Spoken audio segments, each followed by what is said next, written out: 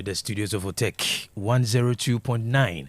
Na mimma wakwa basronkuso emra the Monday's edition of Nyansapo. Ene the first Nyansapo of Ghana month, and as a Ghana busumi.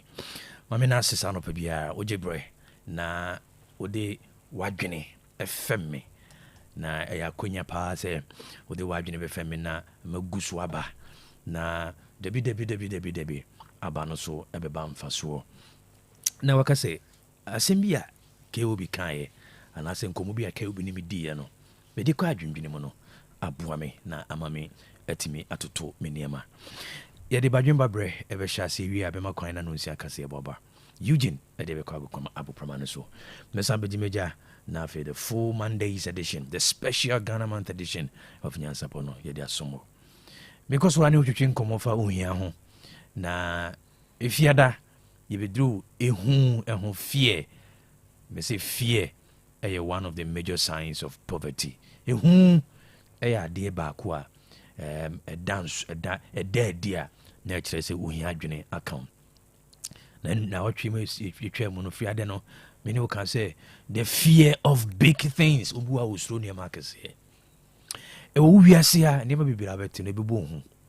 Na no America ni Israel omatu akɔhye Iran so nti nipa bibire abohu third world war ewiase kokese etoso miensa na eba na nipa bibire akoma atu na another aspect of fear na eta gripo nipa any the fear of the unknown and I'm say nipa enim echina asem and I say onim da achi asem ntino na eboni hu onyankrompon ne nyansa mu no hyeda no de daache sie nipa obi aniwa onim ne daache in the next 5 minutes keobi minim de betome in the next 30 minutes minim de betome by the close of the day makra se mekwa ba nanso so minim de betome dai mu enam so onyankopon de saa de ne sie nipa ne nipa nim de besi daache ntino na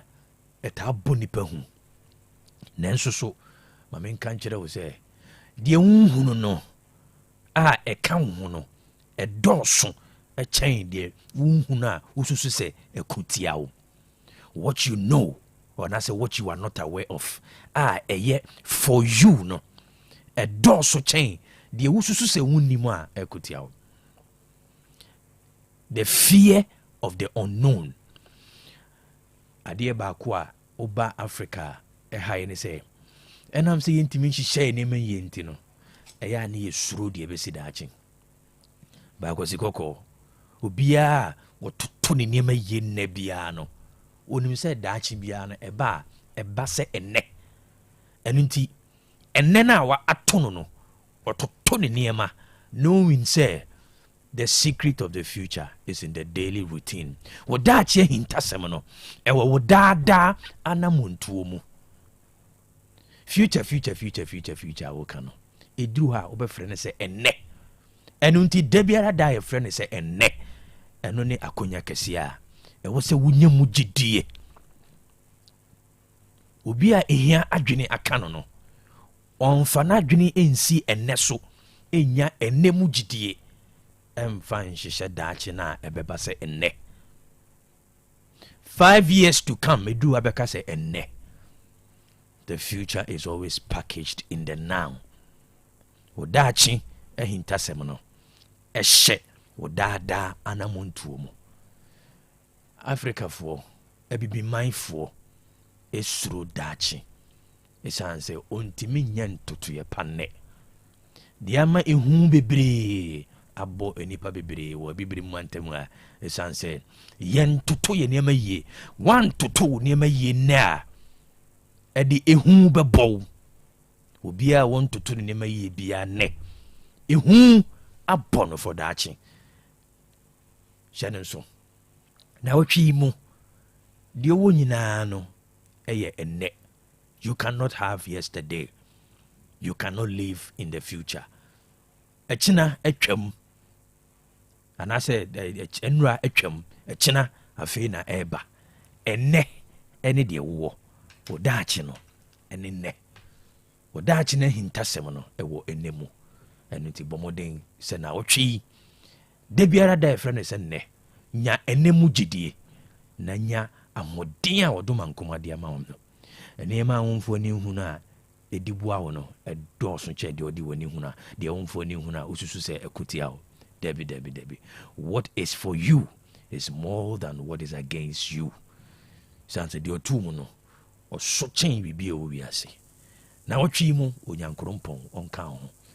In the month of Ghana, wasodia ukudi ojuman. Ihia woni ni diesie efri sa abere akopenso be fri atiase fo asase so no. Onyankopon omoa wo. Onko omoa. Ene de obeton no o ma yento. Oma unyansa wodi betutu anamon ene. Wona wotena baby akasetia wo. Efre wo kra, efre osunsum kansem go so. Efre wo asone ahodo so no. Onyankopon oma onye den enchen watamfo. Se upia ehan endi wanim ene. De odun sabeka bia no enye nhira na wotwi mu. Ba yimpa ya ma se wodum mankoma no onka ho na onye okese na wotwi mu. Mame na sesa no pe oje bre na onemtwetwe nkomo e wo badwemba bre. Me makwan na no sia kasebo aba. Mesan abegimedwa na the Monday's edition of Nyansapo, the Ghana month edition of the Asomo. Me that's it.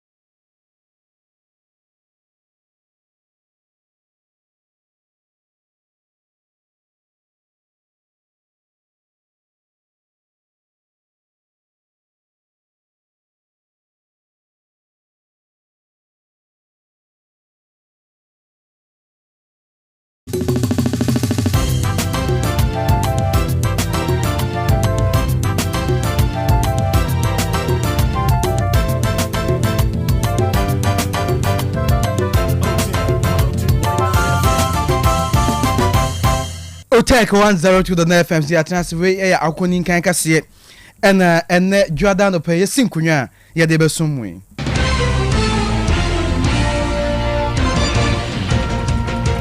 enyan menseme de banu pudu na emu bi abeti enie onipa binimu a wonum eyesen ko befro dade anama akwa ma hodo bi so isi abetodwa se empanimfo atwam sa aman hodo a omo yeso bekoso na man kro ne dintia they want me ankro yede mu chire mu bremu na Chamber of Petroleum Consumers Copec empanifo babonte o kan se fan obo ebetumi akosoro ewo manyimu sabre sawra gutafo o mu chire se enima bi koso o manyimu a emua onkra we dwadefo nkam ko manyimu tomato nkra e de amagana ban apomudin aso ye mu mpanifo ene de tudwa kire se omugu so omo ya hyehyeye encha kra Ghana man nyina tokro bia mu apomudin ho nsem omo beye amatumpon na enuma ye perfect series books re ninguma hodo de abadwa so onya bia nua no eboa party true akyekirefo ne awofo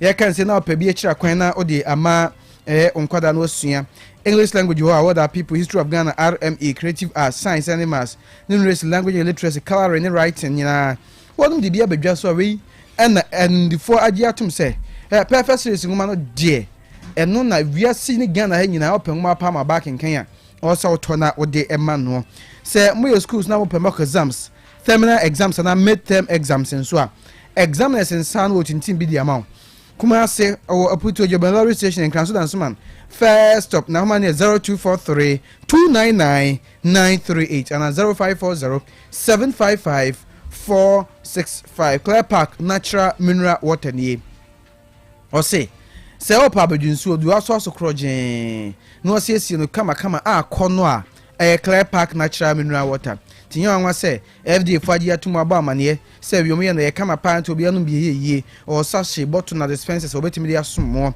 na eye wade na abaso na se eye yie abadinto conventions ahodo retreats ahodo birthday parties ana Clear Park no na ade so medom ebe hia no wase schools companies ahodo mo frɛ brown bi be somo mo so be restaurants akese no nyina mo frod beba na omanfo ba ho no manya bia no Little Angel Ventures so dinko ne bamboo sport ne di hwe ne mu ana kene be ventures so man so data no ahma ne 0244 041913 0244 041913 and 0558 001765 mo first Summers Royal Company namno enika subum Why na asem abani sisi ho osisi mu hyehyew emu ya ekura bam sisi na chia untumi nante na untumi ntenase Dr. Ampomase enkan choso de Ampoma bumpo heba capsules aba adwaman so betimi abo yi sa ha hodo nyina e de afiri ho no mo sanso na mema na prostate ho nsem enti odwonso sem aseye dwonso kanwa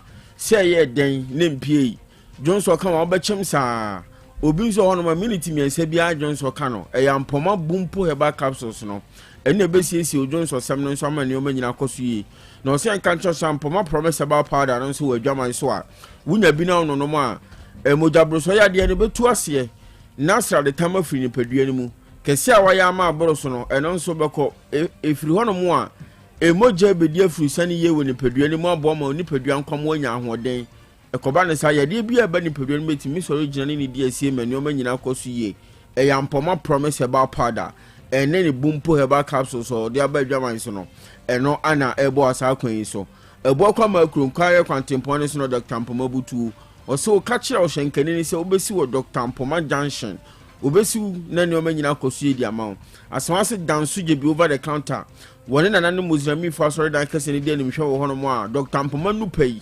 abuso e wase hono mo Dr. Ampoma homa ne 0245 709965 0245 709965 Yensen for penny of agina nchibosi ya kwa source crossing or insemi yama yen same kwao chinchim fidie no fruma emaye and the bio emoshe edi atum Facebook live this Otec 102.9Fm so obaba no benye bia hwe enuanu mi no adon mu akoni nkan motie nkan medie ne kwame agene Boateng professor kokoto na afi abrewaba kofi chumasi ensem no ne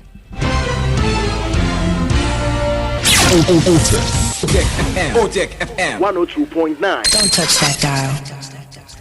Akwantufo ne adwadefo bi ebo madwemu po se wonum ebekọ nkura hodo bi so omo atua won hyen ka ya o so dade almani tudu won kwanso empenfo che se wonum atwitwa sa akwantu no nyina ene se o kire se sa nkuro ahodo ye so obekọ so be se Qatar Kuwait ene nkura hodo bi account Dubai ni nyina no he say tupa ekodiwu a edi ahim ho no okọ no mu enye yie ni na se tupa ekodiwu edi ahim yi ewiem na nam ti ofo dade an ma se o de kọ omo airspace wo wa hwe yi a na ahoka no ma edi asemaba eno ko ba wo bra US man no ni Israel man no aka bom asoma tupa ekodiwu amana ko Iran man ni mu o kire se Iran on penny odi wo mani supreme leader no ye ka say wa frim eno ba ya no Iran man no so wonum so asoma tupa ekodiwu ni bi akọ aman ahodo a US man no atan ye ewo so emu bi ene Dubai UAE afi Kuwait Bahrain ene nkura hodo a ekeka ho na eba asa na o kire se de wiema ye hu no ka se o mankrofo to kwan afa wiema ko ho no be ha dwen timprempren ya dade ana ma hodo a no onwo nkrata so mbetu efri enkran no do ni machim e wo Dubai no o kire se o twade ina mu empenfo che so mo hwe mu ahwe wiem ko bisi bere wiem be dwo hu se ofro dade ana na afa wiem a o ha bia machiri ansampo ena ombe makwan amomanfo akosa nkura hodo no so a wonu amomako enti ye ka say di o chese oguso hwede besie bia no akontfo mpeso mkosa man so no se ekwan no kene a obemama hunu na sansamo a ekoso ya topa ye kodiewu na mframa mu amaya hodo bi so ɛka ho bi ama nneɛma nyinaa gye asi ne benkum so no ɛno na aka ho bi ɛna kyerɛkyerɛfoɔ ma Chamber of Petroleum Consumers COPEC ɛyɛ Duncan Amoa panyin de nsɛm ahodoɔ twodwa na wɔkyerɛ sɛ mprempren Ghana ni bi anhwɛ ne mu sɛ fan oboɔ no ebetumi ama ne mu so paa ɛnya asɛm ketewa wɔkyerɛ mu sɛ bia kɛseɛ baako a wiase mansan nyinaa sɛ wobenya fam wɔ wo man mu a ɛhɔnom ɛna dodoɔ na afa ɛde kɔ man bia mu nanso firi na no memenda topa ye stati sɛ edi ahim ɛwɔ wiemu no ebi entumi ɛmfa hɔnom nkɔ man bia mu a omudwumadi ahodoɔ nyina wɔkyerɛ sɛ watwe asensan ɛno na panyin gyina so a wɔka sɛ betumi ɛde anyinamana sɛ ɛfam ngoboɔ akɔ soro kɛseɛ wɔ man Ghana mu na no na wɔkyerɛ sɛ ɛbra na saa deɛ no ɛnsiiɛ no ankora baako bia na yɛ $67 anaasɛ $69 na firi na no memenda sisi ama ne mu so akodu $91 ɔkyerɛ sɛ ne nyinaa yɛ ɛnyɔma bi ɛkyerɛ sɛ fam ngoboɔ no ebetumi ama ne mu so ɔpa nti sɛ no Ghana ni bi anhwɛ ne mu sɛ ne ɛkɔ so yi ɛkɔ so saa afiri sɛ obi anim brɛ to obetwa ma asumdua ba nti ɛkɔ sɛ ne ɛkɔ yi ade a ɛne ne fam ngo edidi dwuma ɔman Ghana mu no ne boɔ emu bepagya paa yɛnto so na yɛnkɔ adwadifoɔ nkanko wɔ ɔman yi mu wɔn na asrɛ Ghana ban sɛ wɔsrɛ wɔn paa ɛnyɛ bi kɔ so ɔman mu manhwɛ ansekyerɛ nka ɛmoa ɔkyerɛ sɛ nansan bɛhunu no na nkurɔfoɔ firi nkurɔfoɔ aman so aba bɛduru ɔman yi mu na wɔnom asisiesi sotɔ akɛseɛ a ɔmo yɛ bodwabodwa ɛne ɛmɔ akɛseɛ abɛyi okɔ na apadeɛ sidi baako mienu miensen nan ubenya ana ɔmo kyerɛ sɛ daabi Ghana mamara no etia saa deɛ no ɛkɔ so no wɔso mpo obi bɛbɛ ɔman yi mu na aba bɛyɛ adwuma a enipa obi adwuma kɛseɛ na wadaada nneɛma ani afa nkurɔfoɔ adwuma ama ɔman nya so mfa so ɛnyɛ deɛ ɔno bɛsi ɛpono na ne Ghana fo wɔ ha no abɛpre bodwabodwa ho ɔmo yɛ saa deɛ ne ha ɔmo papa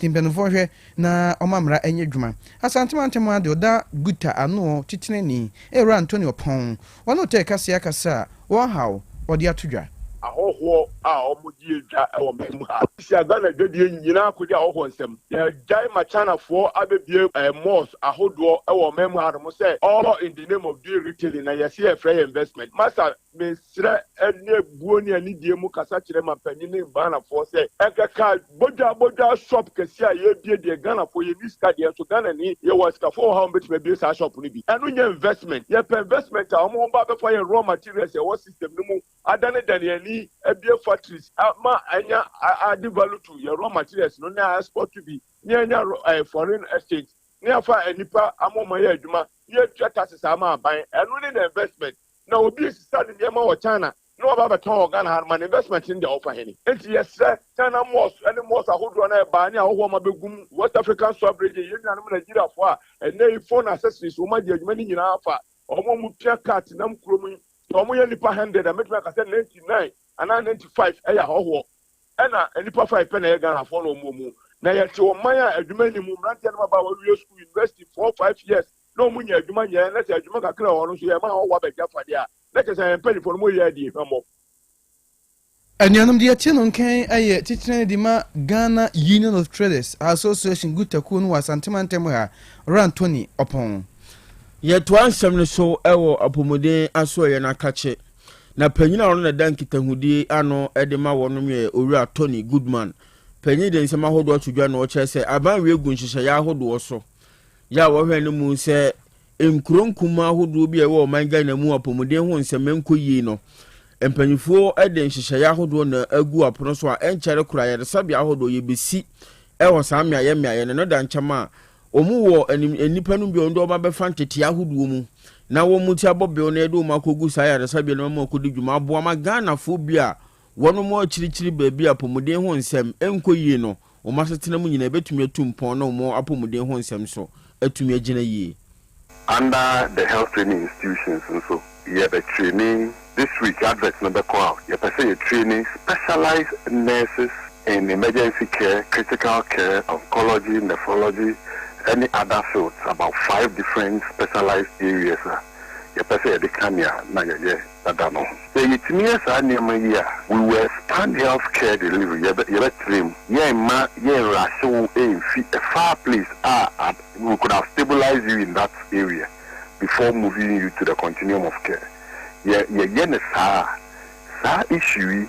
Saying in ISO, Rate Police Hospital, UGMC. I was centralized places now.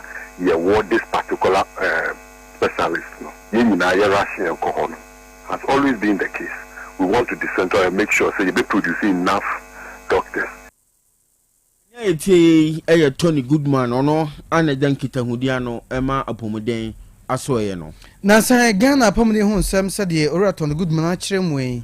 Abeda bidwa srede ya nkrofo twene srene ya basa hwem wo ha hodo mu ni mpenfo ana mu ntu a wonu betimi etu aso ano na opani ba ko eba Ghana pomni hu nsemu a wono abani wo mu pa eye Dr. Kwaku Afriye papa besom se osoafo pen e wo man mu na no yemrahye bedwani sawi oso abato mpesua so ana wo kire se no kure Ghana apomni hu nseno ha wo mu kakra nanso obetimi aka asisu dia se eye chama hodo bebre oso be bebre mato ya man mu hanu a kroba akọ pe ana o mapomudi ne Ghana de ne boso eno ye ekived oso de no to nchen a emi ahodo aka ne de o de to Ghana de ho Ghana wosoro pa o se no nso nkire se Ghana for montana enti osere mpanimfo se enyema ahodo ne aka de bi obetimi ya boa amapomudi ho se nyina na so omonye se be ya timemufo bi ya hodo no bia so kaso okwaya sabia na opemua bia ne nsa be kan basahare so na ono nso eho atono the way me say within the next so many governments the health problems actually the health issues have improved though and the health outcomes have improved, yes, but we are nowhere near where we want to be. Ghana has no reason to compare itself with our peers in the sub-region. Because in sub-region, I will be anywhere. This will be a KZ inquiry. If you with all your problems with KZ inquiry, there will be ahead of us or maybe a car with us. May see the healthcare, the way it's organized in the region, West Africa, Hano. Country beer no Ghana. I'm telling you, I've traveled, now I'm person in both country beer again. Ebusia for the attending can Dr.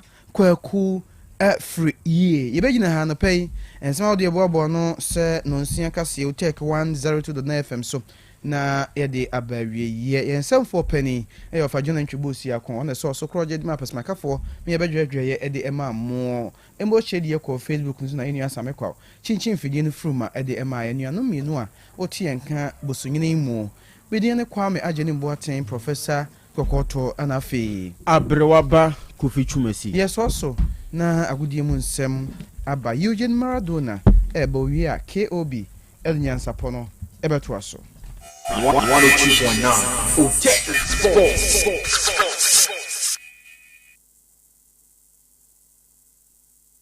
102.9 Otec Sports.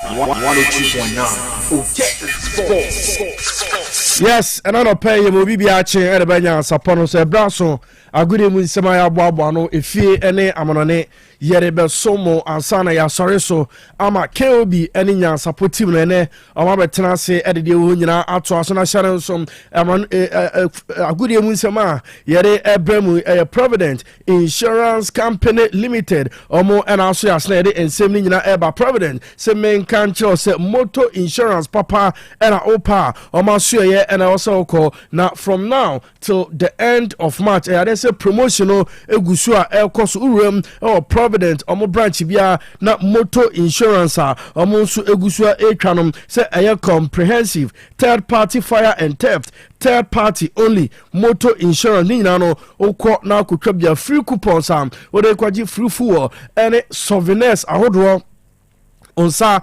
also ebetimi aka ama bibia akoso kama we nyina no Provident Insurance Company Limited o ma so ye na okose na be ya onsa also ebetimi aka ne mapai ni nyina also ebi na Asante Mantemu ano Provident o mo branches no ya de se bebre na also ha also obo awem urem also ame omone decoration no enso Eben Airport omone DVLA opposite in Shire so omone Carbon you know opposite to draw Boasia Stadium Road Linkle Kwano so eho anabehu Providence so almost ewa omobo adwuma amabibia akoso kama enti Providence Insurance Company Limited omaso ye na akopatase omoben Bradaman Sport Kumase DVLA office udro no na ubusa Providence Insurance Company Limited obia enso ebechro omo branch ewo ha omobo adwuma kama enkokom urem station cooperative transport udru honom Asante Mampoa eho ana Providence Insurance Company Limited omobo adwuma kama amabibia enso akoso na Providence se main control se uram mo branch bia na insurance papa no also wakotwa bia make sure se niema also ode kono Ghana card ene o tin number niema mienu wei udi ram ha insurance papa omutwa the amount se na be ya o car also obetimi a travel a very long distance oni police ni bia also entimi enya asem wei Provident man you are covered omo and I see us on pay yari breakfast sports on Abraham Nyansapo over the weekend. Ghana Premier League channel so match day 24 and it's a game so no ninyina enso etimi abawe shasiem nano Friday urem shredru and 11 wonders omotrefie Nations FC and so at the Bonima game no a barrier that wayside Nations issue 2 and 11 wonders and so and to me anti can it way a game on Friday and also a bass na enra Super Sunday games are akano ninyina enso etimi etwas na sei and our results na enna and also Esikwe Bechem United etifie and Karela and the Bonima game no after 90 minutes ubia enso entimi anto atra Brokum Chelsea Golden City Park enna omane Young Apostles game no ewie 1-1 hohoi etelefi hohoi Sports Stadium omo share 1 ema FC Samates 1996 and omo priya omo so entimi anti ekano we a gamer and also a basso urem ampine AAK the second Sports Stadium ho and a baseke Holy Stars nephew eshe 1 and Mark Pando Heart of Lions and so antimi anti ekano Dreams FC and no Tuba AstroTurf omotrefie and Adriana and so at the Bani and the home side Dreams almost share 1 and Adriana and so antimi anti ekano Swedro and a Swedro Oblast and no amene mediama game no na ano edene Nina a baby ya Swedro Oblast oman shebi South na Mediama Sporting Club and so and Timmy and Shabu or Dance Park and the biggest game no and also a basso or Ghana Premier League match day 24 Babiani Gold Stars and no to the Fieshe 2 and my house of folk at Kenmo Bakuntway a sweet victory and a Babiani Gold Stars and so and Sakai over Accra House of Folk na Urem Kumase Baba Yara Sports Stadium and my game way na ano adene Asante Korokom any Vision FC at the Benima game no after 90 minutes ubia enso entimi anto atentano pebro Otec 102.9 Facebook any YouTube ya the highlights no toso enra Asante Korokom any Vision FC gamer and also a basso ema 90 minutes ni na berry ya Koroko anshebi ama Vision FC omoso entimi anshebi na enra game no e berry no. And that's the usual post match, and also etimi kwasoma players, and coaches, and also ekudin komo edifa and game, now room Kumase Asante Koroko, goalkeeper, your friend Mohamed Kamara, and now burn in the performance, and then the man of the match, game and Mohamed Kamara, and Ebia Kumase Asante Koroko, also etimi elusu game 1-on-1 on several occasions, and also etimi SCV Asante Koroko. And a boy no and a man of the match and inside and so etimikano and a Mohamed Kamara also a little disappointed after sa enra Asante Koroko o man timi an win game channel so Dreams the red card ba ni nyina mu no omu ejinam enya draw eri fru Kumasiam omu kopiem e tema Newton yentie Mohamed Kamara on enra gamer Asante Koroko and so entimi an win no. I disappoint small because this game is supposed to win. 10 against 11 is not easy to draw or lose. You're supposed to win. I expect the ball I had, for me, is goal. But the referee didn't take the goal back. You think that should have been a goal for you? Yes. Goal for me or Donzo. Dozo. But it's not over. We try and win the next game. We'll continue small. Yes, and I know Enra man of the match, Mohamed Kamara, or say Enra Hadre, say Kumasi Asante Kroko, or Monso Antimi Ari ni game into way and in summer Mohamed Kamara also a team Akana interim head coach at Kumasi Asante Kroko, Prince Yao Owusu also on happy with results and also a team Abana Asante Kroko on or Shanimu say wins and also a team Abana fans and Ubia any etimi aje. I don't see that as a progress made because we had a lot of chances that we have to take it. You get into the last minute, see what the goalkeeper did there. He had the ball into the net. Just one guy standing over there, just push it in there. It's just running away for the ball to enter by itself. Just touch it and put it in there. So I'm not happy with it. It's not easy. It's not easy. If they're not playing, that's a problem. But they're playing. And there's chances that they're not making it. So I don't know what is going on, but I need to work with them a lot in front of the post. Because there was just some balls just pushing in the pole, but they couldn't do it. Yes, I know Prince Yao Owusu, interim head coach at Kumasi Asante Koroko, or say Onya happy with Enra results and also a team Ebana coach. Says no, Oya worried with a Juma Oya and say Ashaya not season went to me Alpha Anko. I'm trying to do what these boys will put the ball in the net. They could see we're playing. We're attacking them. We're making them get yellow cards. Those yellow cards don't come out easily. The referee just cannot give them yellow card to come out because of the pressure we give on them. So that's what it is. Myself, I'm not worried about it. Hey, it's a game. Yes, and see, I know Prince Yahoo also already ono adwumana no ye on chen the obika and adwumano ontimi enti anyim fi nsem osini nyina ye part of the game ono sisi no o hwe animu se obetimi ama Asante Koroko team no results and also ebetimi abawei interim head coach Prince Owusu Asante Koroko ensema enna ono also etu dana fans ne de ebase na aya na mo ensem kapa yenti enna ensema Asante Koroko omo fans no enna omo kan after the game. Coach no wasa oti dro di no ball so da nye dro wasa uye changes ayene be ka Joseph baba ya bla asalo ne baba ya ba baba ya nu popo te place be 20 ewo because I changes na coach here me amenye me kokoji ko amenye sa changes no and the selection so odi ball no me because who be mo be jaw who must kojo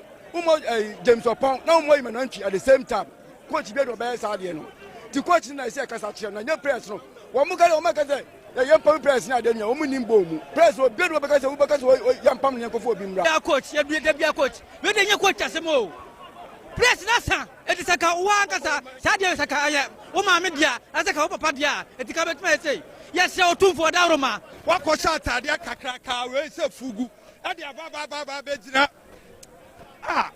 na de kotoko ya class team ana kotoko ya class team wa se atade kakraka we e di untimi kra se kotoko just nice e mo bo won sa kama kra ma ohu kra nya akono ma ya ba be hwe ball no kra ball no nya akono kra ya at least ya de ni to bencha ya hu bibi mira ya pa but ya di blame be ma ye press no e bi ni sabe kotoko e bi nya kotoko material omo sankasa yen ka no kra omo start from aduana has ene ye be back bi omo disappoint here management na eba no ye here changes for technical bench so bia akọ they are not deserve kotoko otu for wakasa mo bono what they are saying now ye here changes to kotoko ye here changes by ye best na bi na be kotoko materials omo ni omo nko the young building team no foforo eno na be boaye kwara ya. Yes, and I know Asante Koroko fans and after say game no 3 points omo peno omo sa enso entimi anka and omo so event omo frustrations ebisi coach na ebi nso si players no omo na enye ade ntiwenia no na ekoso Kumase Baba Yara Sports Stadium twei Ghana Premier League match day 24 and games are and also etimi eba so na after match day 24 say and a table no and also esiti Mediama also egusua lead channel so Mediama league leaders no omako 4 games omo winning game yes no Mediama Sporting Club omo about draw 3 elusu bako still omo egusua omo lead Ghana Premier League table no Mediama edi kan after 24 games, Mediama end up 46 points. Babiani Gold Stars end up winner. Omunyai against Suffolk. And Omo Abeda second. Omo 45 points. Sa and also AC Etie Elonum Suffolk at a third. Omo end up 40 points. Asante Korokom at a fourth. Omo 39 points. Adriana at a fifth. Omo 38 points. FC Samates Abeda sixth. Omo 36 points. Karela United at a seventh. 35 points and a Karela also and a Baseke Holy Stars at a 8th among 32 points also at a league table and also Nations FC among 9th 31 points Vision at a 10th among 31 points Dreams FC Dreams at 11th with 30 points out of Lions 12 among 30 points Bechem United at a 13th among 30 points Swedro Oblast 14th among 28 points Brekum Chelsea at a 15th among 28 points way and I said that here Asiano say and also a City Hall United at a 16th among 27 points Young Apostles 17th among 27 points and 11 Wonders and so it 18th position 9 points and also answer Ghana Premier League table no sway and after match day 24 said the table no and also a city Ghana Premier League near from near room Division 1 over the weekend and there's a games no bebrena and so team akoso ba still highlights in daso oba also oba enjoy the enra Asante Korokom and Vision FC gamer obia and so and team Antwerp Division 1 League Zone 1A match day 21 and there's a Tamale City Omotinefie eshet free ema TF Exponential also etikanu mienu Sankara Nationals ebo 4 ema Burger All Stars also entimi ante wa power etinefie ma Northern City ebo mo ekamienu ema wa power tekanu baako ya PFC eno motifie bo 2 ema RTU also entimi ante ekanienrem zone 1B Brekum Arsenal awoni KC Academy game no eye 2-2 Techiman Liberty Youth omotinefie she 1 Emma Victory Club Warriors and Timmy Anti Can Debbie United at the field ball 4 Emma Legon Cities Omo Anti Economy Mighty Royals at the field 3 Emma Doma Unity at the Canamumian Way is zone 1 big games and also about so over the weekend room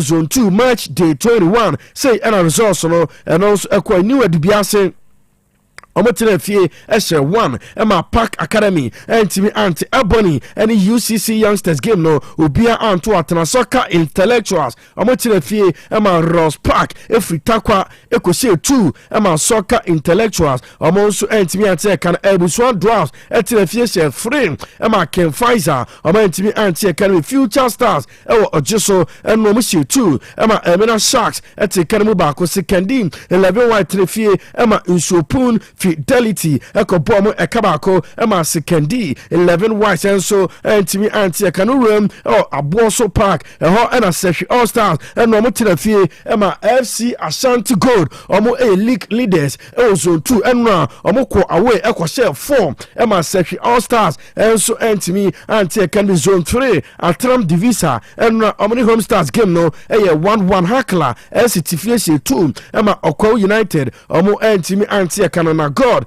and Inter Allies a 2-2 Koforidua Sympathy Etinefie 1 Emma Accra Great Olympics and Timmy Anti Ekano Wafa Etinefie ball 3 Emma Golden Warriors Etikanu Port City Zone 3 almost 3 Emma Great Ambition and so Anti Accra Lions Etifie 3 Emma FC Nania Omo Tekanu Bako and True Democracy and a Golden Kick game no and also a 1-1 way a Division 1 over the weekend results and also a Timmy APM and Yabu Bosso and so Edamanti FF 70C near room Europe and games are and also about so room France Ligue 1 and results no say and then also is a question also Paris FC etrefi and no share 1 OGC Nice and to me anti can a little metropole share 1 Emma Nantes so and to me anti Lorraine and no amene oze game no 2-2 met etrefi Emma Brest eko bomb ekabakwa met and so and to me anti can Olympic Marseille and no etrefi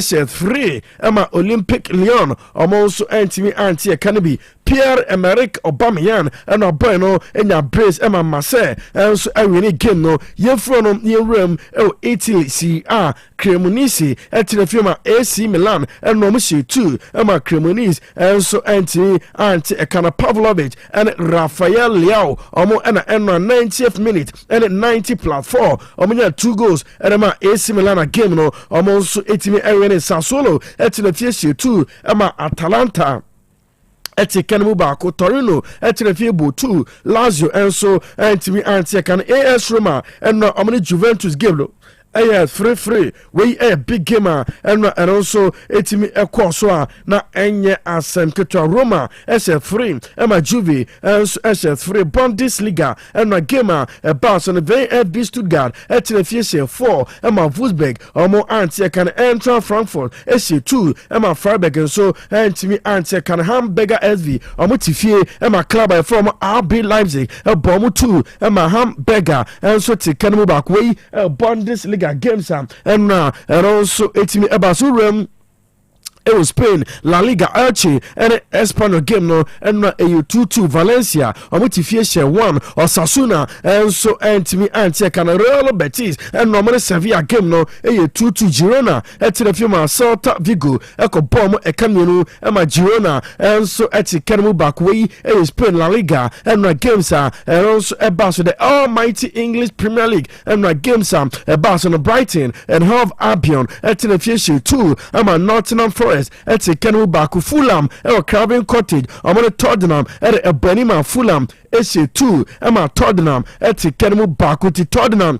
There's a Yama, a Mu Ayatine, and so at a moment, and Old Trafford, the informed team, Europe, and Manchester United from a go down, SC2. Emma Crystal Palace at the Canemu Bako, way a gamer and also a course. So, Old Trafford Boyam, your friend of our Croix on the 4th minute on your first goal. Emma Crystal Palace, second half Bruno Fernandes, penalty or converte, Emma near 1-1, and a Benjamin Sescom, 65th minute on your second goal. Emma Manchester United, says a Man U, across 7 games. Yes, 7 games. Manchester United, Irene 6, a drop back.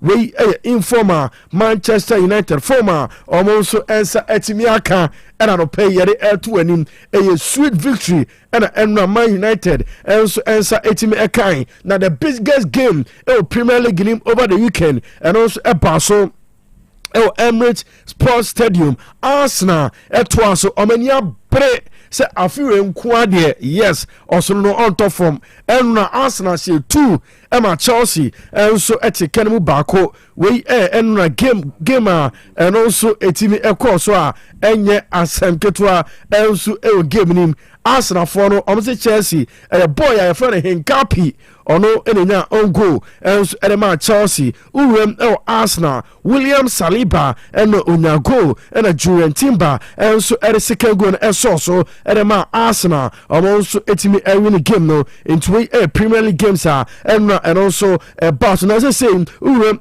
England table now Arsenal lead after 29 games 64 points. Manchester City at a second 28 games 59 points 5 points clear and at that in Tamo City outstanding game bako Orenia Emeka 2 points. Yes, one Renia still Arsenal 5 points, and also at them Manchester United and maybe that Man U 14, 15, 16. Say Manchester United about that third English Premier League nim over the weekend. Aston Villa also elusu game. Man United abeda third 51 points. Aston Villa at a 51 points. Goal difference and a Man United at that third. Man U plus 12. Aston Villa plus 8. And Aston Villa at a 4th almost and a 51 points. Liverpool almost Arabi Chelsea. Liverpool at a 5th. Almost 48 points and a Chelsea at a 6th. Almost 45 points. And say and a table no and also a city English Premier League in Tisa and a games kakra basu Europe no say and also a city Serie A and a Pixar 5:30 among Bologna and Elbo and 7:45 Udine Casio among Fiorentina game no and also a basu and Urem Santiago Bernabeu and 8:00 p.m. Real Madrid and a Getafe at a Bernie way air derby and a Basso Madrid and a Getafe almost Krobako and 8:00 p.m. game no and also Ebetimi Abaso I'm a Bibia Koso come into way games are over the weekend Europe results are APA and the Airbaso and the Abuboso and America Shannon Susano pay a Provident Insurance and a soya sna breakfast sports and also at Abram Upe Insurance Company Papa our motor insurance no or my trabi at Amawa a Provident Insurance Company Limited or my soya and Oko Senebeya free coupons are or the kwaji full free and a souvenirs ahodo say a t-shirt say a pen say a cap ni nyina a Provident Insurance omo and a MLB OG Insurance Papa na wasan agi achede asante mantemo na branches no udru swamia omo ben decoration airport omo ni DVL no opposite in share so omo ni car bank opposite oboase Lenclair Sports Stadium kwano so busa Provident omo branch no obia enso ebechiro patase omo ni brotherman enso eben kumase DVL office inside ho ya say Provident omo branch bako enso ho intiko ne kotwa insurance ni nkokofo ni nyina mudru station ha and a Provident or more mobile adwuma asante mampom a cooperative transport and a behu Provident Insurance Company Limited Shannon so car or Ghana card and tin number nyama mienu we air requirement insurance branch bia ukutano no also ode call na Provident almost deliver a very good job and so at man pay and so ya say or say with Provident man you are covered na bibia and so etimi akoso kama and so ya say na pay breakfast sports no ebram medin e use madonna samo kwam etire fidenechi ebiem ama oti yanka cinema na mo Facebook YouTube pictures any videos ni na audio so ama pay baby a wohwe free bia e Facebook any YouTube no also utimi enya bi hwe yeri si ene Monday ye twa ho aba Keobi ene ni team no my ready at the Monday's edition of Nyansapo no eba ababeto aso Mama yes Junior Papa na omunimbo mu press o bedu because yampam ne nkofo obi mra ya coach ya bia coach we dey nye coach asemo press na sa edisaka wankasa sadia saka aya o ma me dia asaka o papa dia etika betuma say yes o tumfo da roma wako shata dia kakraka we se fugu coach ni wasa o ti dro di rodo ball su da nye dro wasa uye changes ayene be ka Joseph baba ya bla asalo de baba ya ba baba ya nu popo te press be 20 ewo because I change na coach ni ero me amenye me kokoji ko amenye sa change no and the selection so o de ball no me because would be more be jaw who must kojo James Opon now more manantri at the same time coach be do be sa de no the coach na say kasa kire na nya press no wo mu gale o make say ya pam press na de nya o mu nimbo mu press o be do be kasa yampam ne nkofo obi mra ya coach ya bia coach we dey nye coach asemo press na sa edisaka wankasa sadia saka aya o ma me dia asaka o papa dia etika betuma say yes o tumfo da roma wako shata dia kakraka we se fugu ade aba bejina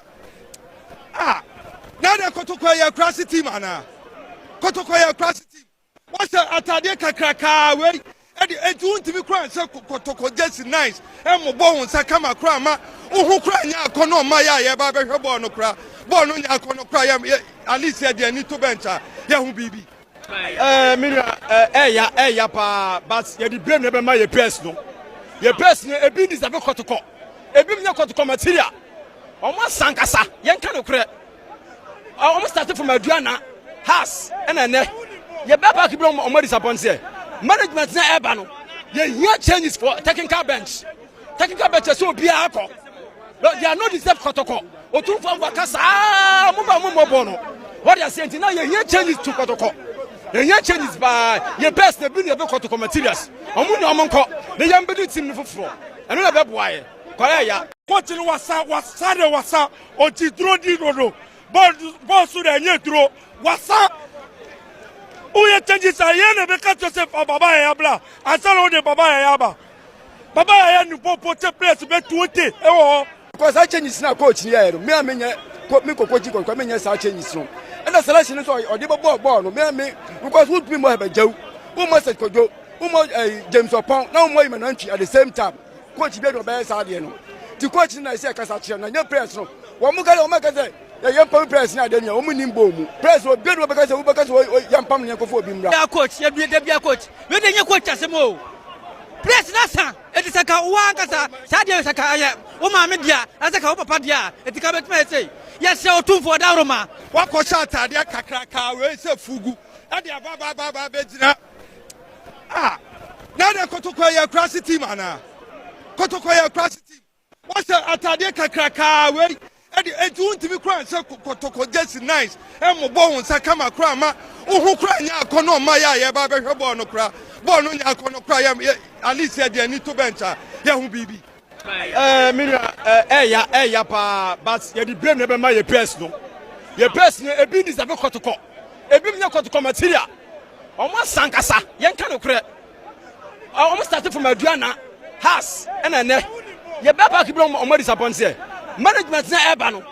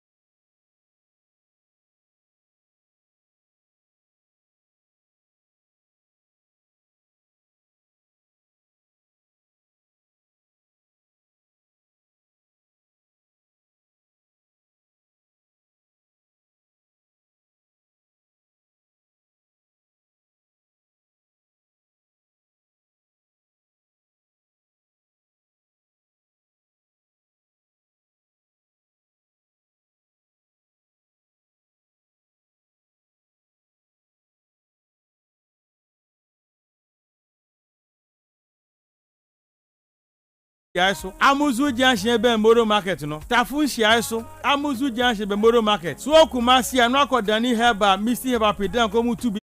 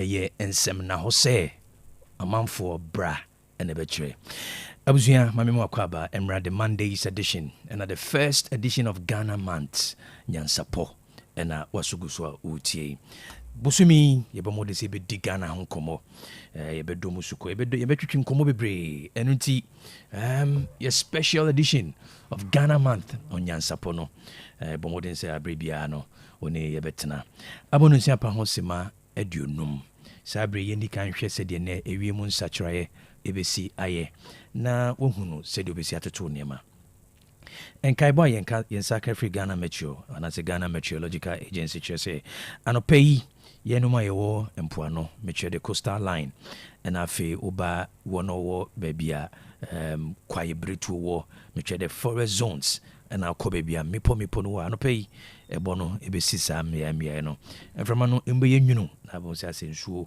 ɛwɔ mframa no kakra broni bɛkyɛ no sɛ ɛyɛ misty condition na ɛda no ɛkɔ n'anim no ɛnɛ yɛhwɛ sɛ ewie mu ɛbɛte yɛbɛnya bright and fair weather ewiem bɛte na woba ɛfiri awia ɛkɔ anwummerɛ so a yɛn a yɛwɔ coastal line no ɛhɔ no nsuo bɛtumi agugu na wokɔ atifi mantam mu deɛ a mekyɛ the northern sector no a ɛpɛ no ɛbɛkɔ so asi hɔ na wei no yɛbɛkɔ so abɔ wɔ no wɔ saa mmea no kɔkɔbɔ yɛbɛbɔ mu kɔkɔ sɛ wɔn ɔde gya ɛdi dwuma no ɛnam ɔpɛ no nti no ɛyɛ ana moahyɛ ne so ama yɛ anɔpɛ yi Kumasi yɛbɛnya partly cloudy condition na temperature no ayɛ 23 degrees Celsius ɛkɔ awia no yɛbɛnya sunny intervals na awia no bɛbɔ na temperature no ayɛ 34 degrees Celsius na ɛkyɛ sɛ wiem bɛyɛ hye anwummerɛ yɛhwɛ sɛ yɛbɛnya thunderstorms anaasɛ nsuo so bɛtumi atotɔ kakra wei sɛ ɛbɛsi anaasɛ ɛnsi no ɛyɛ ɔha mu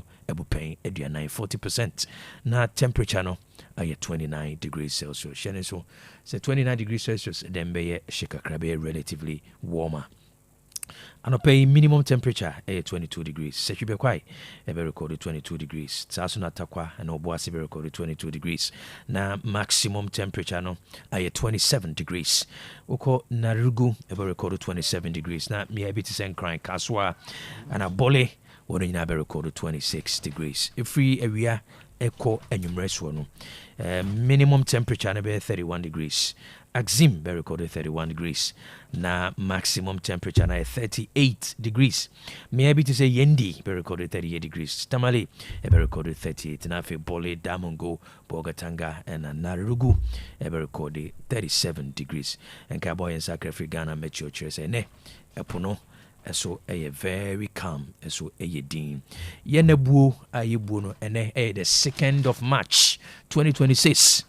Uti free 365 days maka 304 days asa ene in the fuano and 9 na afiwe 2026 akone wiye to shimwa 43 weeks na watchi edua 9 miensa na afi yewo in the fua miensa 43 weeks 3 days na yewo busumino edu under 10 months na busumino afiwe akone wiye and it mekoso aka say dwume wo so dibia no bomodin so be hyase e maremfi se ɛda no ne nyinaa yɛ pɛ ɛna yɛ 2nd March deɛ ɛne 28 February na yɛ pɛ nsunsuno bi anim ɛda no ebi ɛnwa nkyɛn bi ne nyinaa yɛ pɛ na mmom deɛ ɔbɛyɛ no ɛna ɛbɛma nsunsuno abam ɛno nti yɛnhyɛ no so saa mmerɛ yɛma kwan ne yɛmfa Nyansapo business segment ɛntoa so.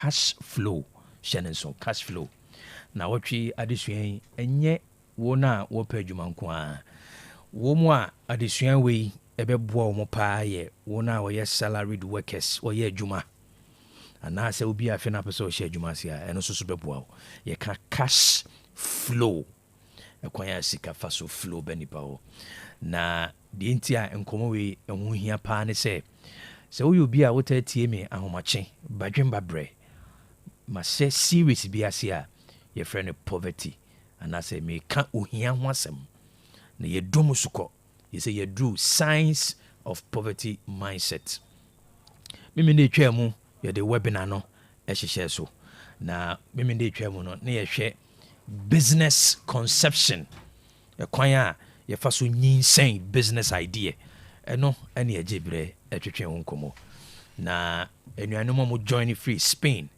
mo join free Belgium na yeni bi di nkomo no na ebi ye adwuma eno nti e ma ye do musuko cash flow onipa bia no ade ba ko a ye de si fapem ne se odasani bia no oni ohia na ekon asase we so your life is all about the battle against poverty shesase mwenso de wuye bia no wo yese ne be ya unkuduru bebi a ho be hia whether you are aware of it or not se woni dan ho anase woni na ho krampo na indirectly oni ohia edi apere na ye heard the concept of money wealth and riches sane ma miense be nyepe na emum ye sha ase di sika ene ka ho asem na sika one of the din ba kweta friend ye cash sisi e wutie me na ye adwuma we ye salaried worker wo salary no e ma wonye financially free you asase we so da.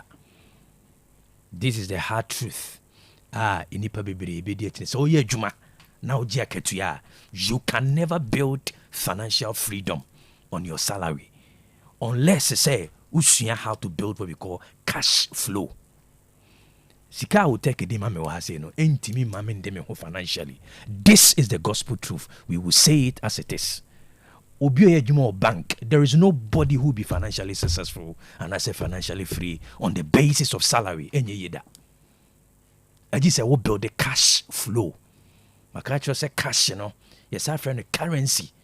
And nante to say electric current. Into wo flow no a day. You need to understand cash flow. Wo cash flow avenues a day. Make a cash flow a different from monthly salary. And then mention that can quite. The only premise I may lay na ma building one a china a say, oh yes, salary worker na utimia. Abrabona uni uhie kono. Salary is not enough for you to fight against poverty. Nititro uwe bibire mu mantem what is oh my Ghana. One we are ubedru baby a ohu be hia. Me say until so be kan woni aguso. Uni uhia e di apere whether you are aware of it or not. Se unimo indirectly de wo ye bia no uni hia na eku. Pese be hia wo aduanim. Pese wo be hia e wo mantete mu. Pese wo be hia baby ado tibeto.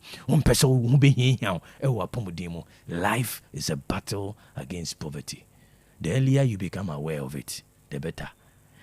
Se unnim ade bia enkyere se hu sunsuaso ne nka ho. Na emum ada wo be hu no you become a step further. Now what mean ade ko na dia sie. The fact say unnim se abrabo eye the fight against poverty no enkyere se hu sunsuaso ne nka ho. Na emum ada wo be hu se abrabo am yiboy. Say indirectly mini ohia na eku. How do you deal with it? Cash flow is one of the key elements. Tinaochi mo, ene naochi di eni mo no. Oye salaried worker, oje busumi aketua for so femi. I will take Nyansapo business segment. You be called cash flow. What is cash flow? Edebe na ose wo. Na oye adwuma, how can you build your cash flows? As baby out tibia no, there should be a flow for you. Se bibi flow ma unchen de bia na e busumi a unye yi papa bia wasase we so da ma me fonsia na me na ase se ojebre na woni metwetwe nkomo Nyansapo business segment chane so this week ye be hwe cash flow. Good morning.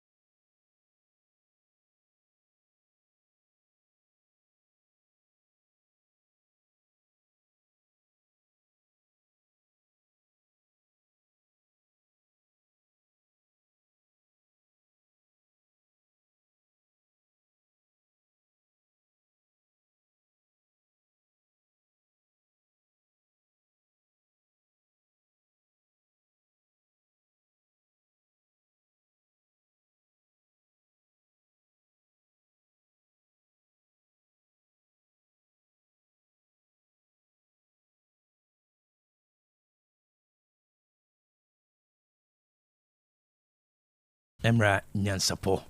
The first Nyansapo trend on Ghana month in Ghana month. Buzumi Ghana Busumi. Ghana di influencia edusian kono 69 years. 69 years I say by now say kana ka we nipa ko sisi ni dan ni manyi ni kama ko pension a what fee as abre investment a waye eso abama no eso ma Ghana dem say sabi dem do that so na musresere or top pressure drew asemo o yade anyway yema etifo akwaba Emra Nyansapo trends in the month of Ghana Heritage Month. Mami Ajua Nyanta Tando Ajua Kwaba. Mejo so Kwaku. Na we know day. We know ye bonidin chamber 3 you know. We bouncy kills by bouncy way. Kills. A so in.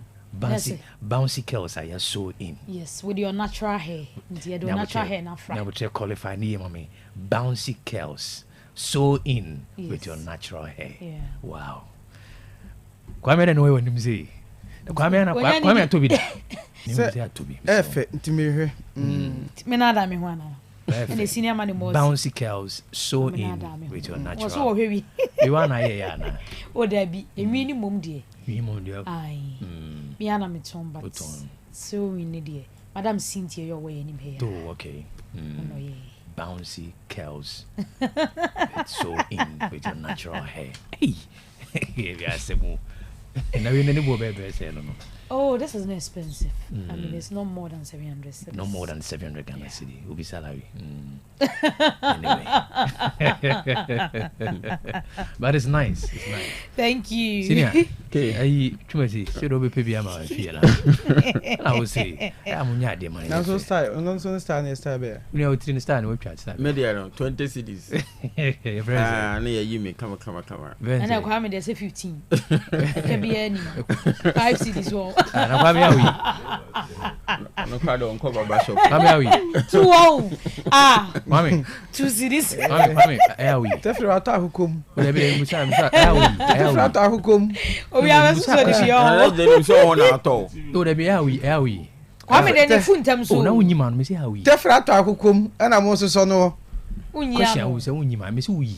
Awi. Unim. Aboju saninti. Obeboka. As unyima no be say. Amati for amati. Okay, mami nyiwa no. Ebacho me motuo ma na ma ya se na. Mitri okay. Se nwi ne motuo me wa ya se. Mitri on. Asa won't anyi. Otayi na no nwi. Senior man Moses said we call you na me. Also my money be 15 we ni. O ade na me nyi me yi. To boss akula. Me pa. What is asema kwa we kan je say wa be kan ni. Obi aka style me. I want to the What's it? Was it team ho. Me go cast producer me choose obi me all right. Beautiful Ghana month. Kwame Ghana.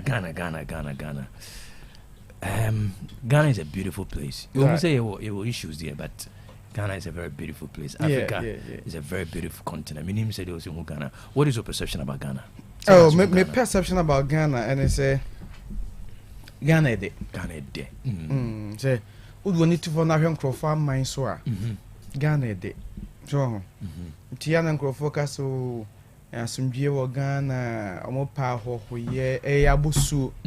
Ya can say any Timono, you be say, baby, and Hayani ye. Okay. Ghana de. You are Ghana near, baby, I will be no. But modern sons will be off from dear. Na Ghana set of mine. I ye a corner said the ocean no. Great. So, the only problem is here is you see any human resources. We have very good human resources. Yeah. But so Benya Grandpa, any about the idea of mine. And only problem I owe. Tin your mom patriotic there. You bet me see your money. So Ghana is good, you know. Ghana de. Here we are. Ever friend to my pefra. Chumazi. I'm a Ghana. Oh my Ghana. Yeah, the young crop wants it. I want pempen so they be drew. So mine 69 years. 69 years. Enough from a fan of some Jane home some dia anka a cool. There's 69 ko ni pass the now kana ko na home jibrem no 9 years in ye. Enti aka bebre ana wo se empany for ye nanka enu aduoson ne de ko bonde dan so awi nanka bonde dan so awi na ne ma ho ha wo mo menya baby petsi so hu wa hye ne ma enti enioma ye de na so ni akle animu so do so yeah adwa Ghana. Kwaku, The land I of think Abed. Ebibrim ha. Ope amanya. Asumdwe bebre wo mu a. Obi aba otumi betena. Ene ne ya Ghana. Ama Ghana. Echo da ya na bisa mo sa de ntina. Ye nuanom yi a omo ewo ye neighboring country si. Omo pe ha basa. Obi ho ade ne kodu obebedu. Obesaba. Oya ne dia obesan aba. Na so omo hodu anko omo ma o. Meaning that we are doing well. But there is more room for improvement. Because I wish your age in a dia because be bring now why you betumi aye. That's right. Emana ye. Now so the ti win die. Eye ye bin kan. Okay. E betumi aye. All right. Yena assassin.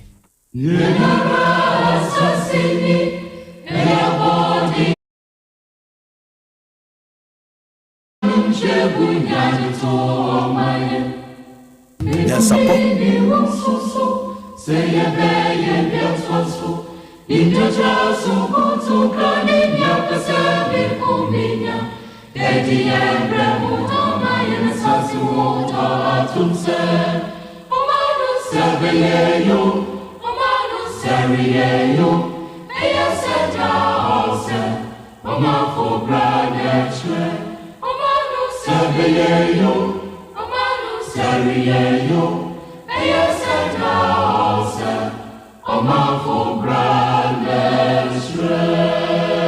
Nyansapo. Kwame. Vanigasi. And you may find a baku na answer the trends number. I say so here may more you were and you who do be a what she shares be a big Kenyan or mine in my mobile ne yanara assassinate. So it is utia or shas yan to follow catcher say o my Ghana assassin a yemene wo dia. Yeah, dear. Yana assassinate a boarding din my yen. So expensive. The entire boarding din my yen is a muja nananam a the cho at the assassin. And so a castle or cabacos no here, unma a dig nimu, even ahead of independent days. And not on your independence, ni or more team feel free. Nam Ghana hold those who said ye bay or bejan near my pa, a diamo mine one. So to see an assassin your body in my muja and the two my and a drew me and one so. Say be at was or dear baby at was so. And permanent by ya, on be a quammy to be any one in name only panoa, a beam so bayano. And I'll see a henny yet was or more money to pong. So on say a drew me also so set ye be at was so. So na baby a yakasepa or say Nimdian trust one koto cram any person. Sa Nimdian trust one. As we move as a normal prophet. O say Sabrina a friend by dream bro. Say Nimdian trust one a high. Social media yatra. Bibia yatra. Bibia be boss nke ye ni moderate no. Yes I ho. So yes I ho Nimdian trust one. Ana nkoto krane yes all dia show bi nsa wonye aso beye aso wonye ade no aso ye ma wonye onye da kokwasa sa jubo se wo de adwuma hye pani ni nsa wo man ska se sidi du on fanya adwuma no obeki kanem se de why sidi adu ni adwuma so bekọ na ye sidi miensa adwuma sidi nso na yera so ordinary Ghanaian no nso adwuma hye ne nsa we ye kasa na dwue obi akotena office onye hwe kosisi ebeduru anwumre to work on miensa Indian trust wo nkotokrane ana pesamin kuminya in fact that's the very thing killing us pesamin kuminya no on say na pesamin kuminya timemufo na kranso o ma endorse say opa be DCCC a na kwatena fi wan fa hwe anko o hu obusun afọ be ka kirew bo de yero no ma be ka kirew yo the position ni mo mo bo hira o na bo ahiye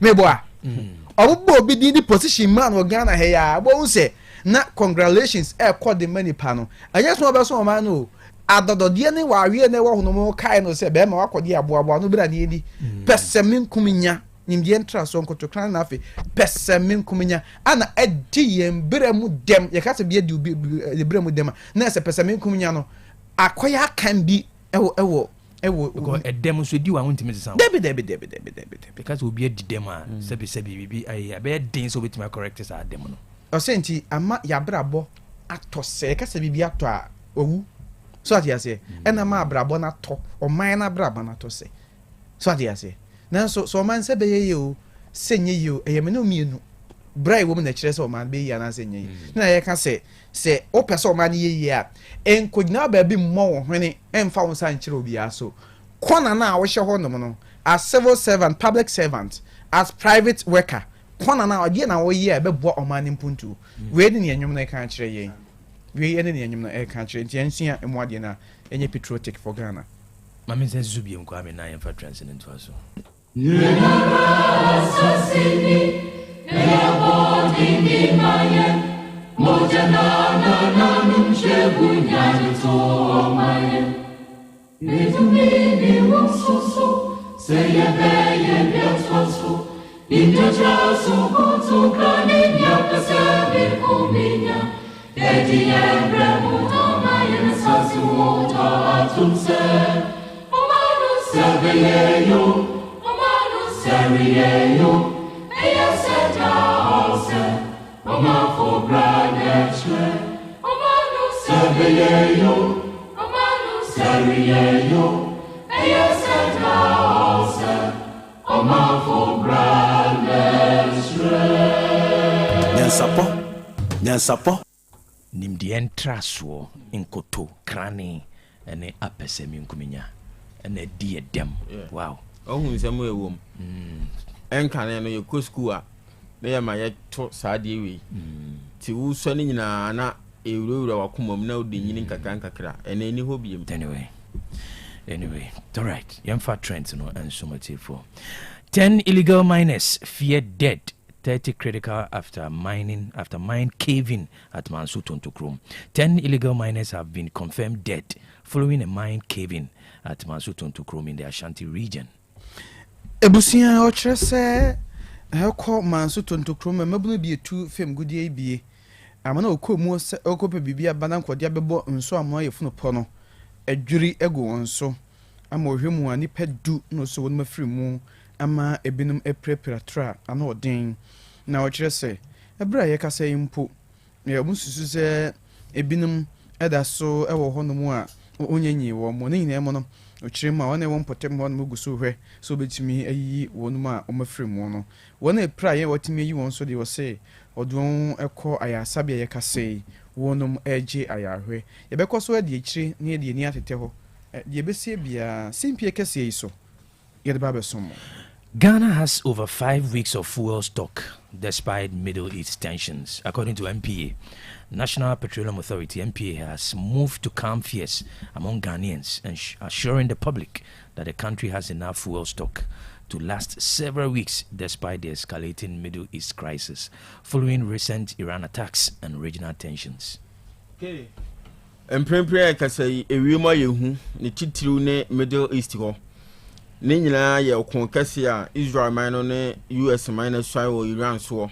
Ye nam so amom nso omo tugum ene kata Dubai nya na ekoba ni se yi enipa num bi edi hu kase ena abija wo mo a Kopek emu mpanifo kra babonti omo nso kire se fam wo bo betumi akosoro ewo man ekoba ni se dodo na anehu atowom so na no na aka hu bi ena National Petroleum Authority panyipa wo no eda wo mano ya Abbas Ibrahim na panyi wabekire nsemu ena wo kire se oye Ghana ni na otesa nsem bi si akoma to yam na wo mo boa wo mo ho papa National Petroleum Authority no wo mo boa wo mo ho a fam wo ahodo a wo mo wo ya wo mo de asie no ebetumi ahwe o man Ghana be se na wo twe enum de kon na wo twe nsia so a ahokyere ma na wo twe nsia asemo enti bi de 100 years ni 50 years e na wo twinum interested enti Ghana fo nkoma to mo yamu a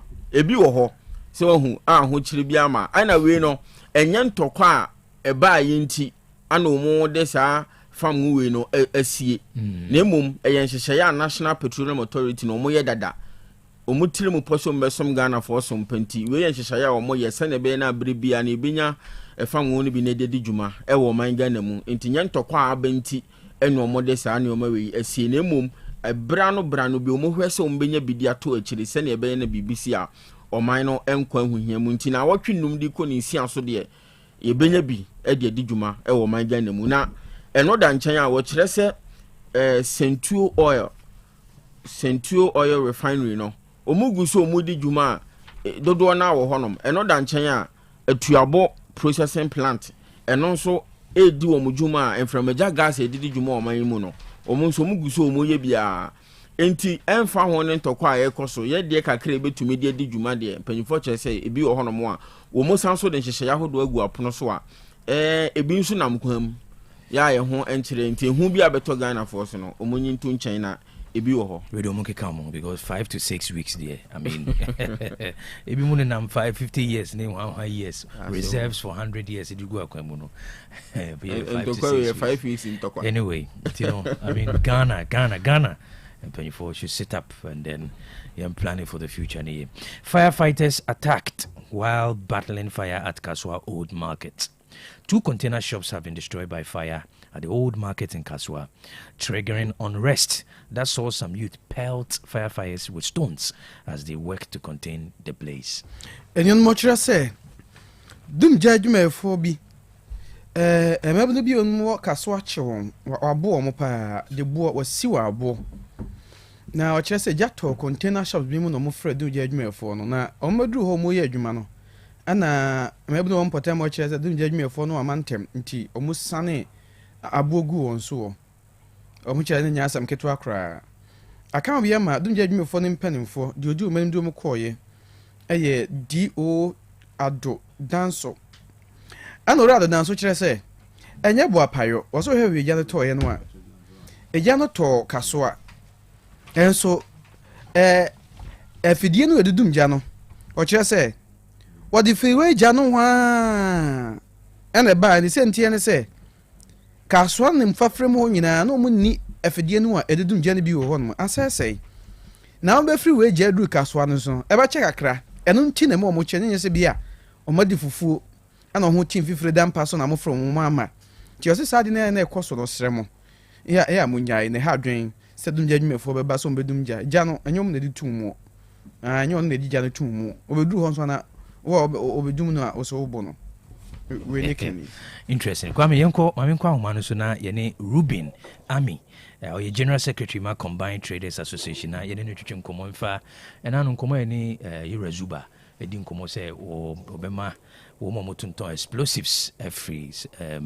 Kumasi KJTR City Market no na yebebe Ruben emwache emwakwa baba Otec 102.9. Good morning me Joseph ne na hello Ruben. Hello good morning ba jote menka metu nkapa yeah na enano ye ne Yurazuba twetwe nkomo na o kyerɛ wona woton explosive Dubai market wono yebeyi wono every ho na it appears say mo bi wo ha moni agye ho mo baake saa anamoto na meyo tunana.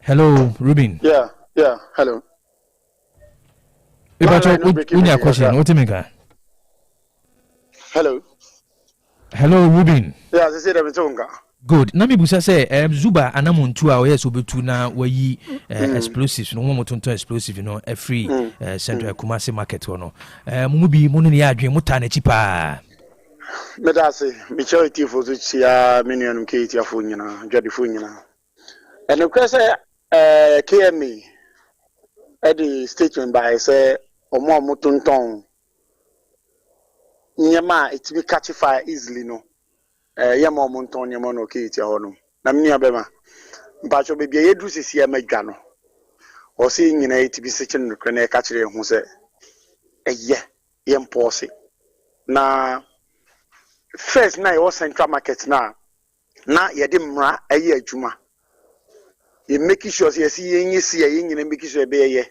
aye back yetia se trimde bi ne ba ye su se den ne ba ye su yen fafi wo ye kaniem nyina afra no se say dey do time also ye stand straight your steps den tina mechanism ye was central market no ni ma ye ka se ne omunyin fiketi anye se na omunton no central market na omunton bi o central market be na omun kan bom enton ne say chemicals na omunton no ebi o wa heat kakra kan no na we ekoso we ma and right me peja minia yenya ja close to about 8 and 9 okay yetia meti bi dem say simbaka church out of 8 and 9 no 6 or 7 as a result of these chemicals.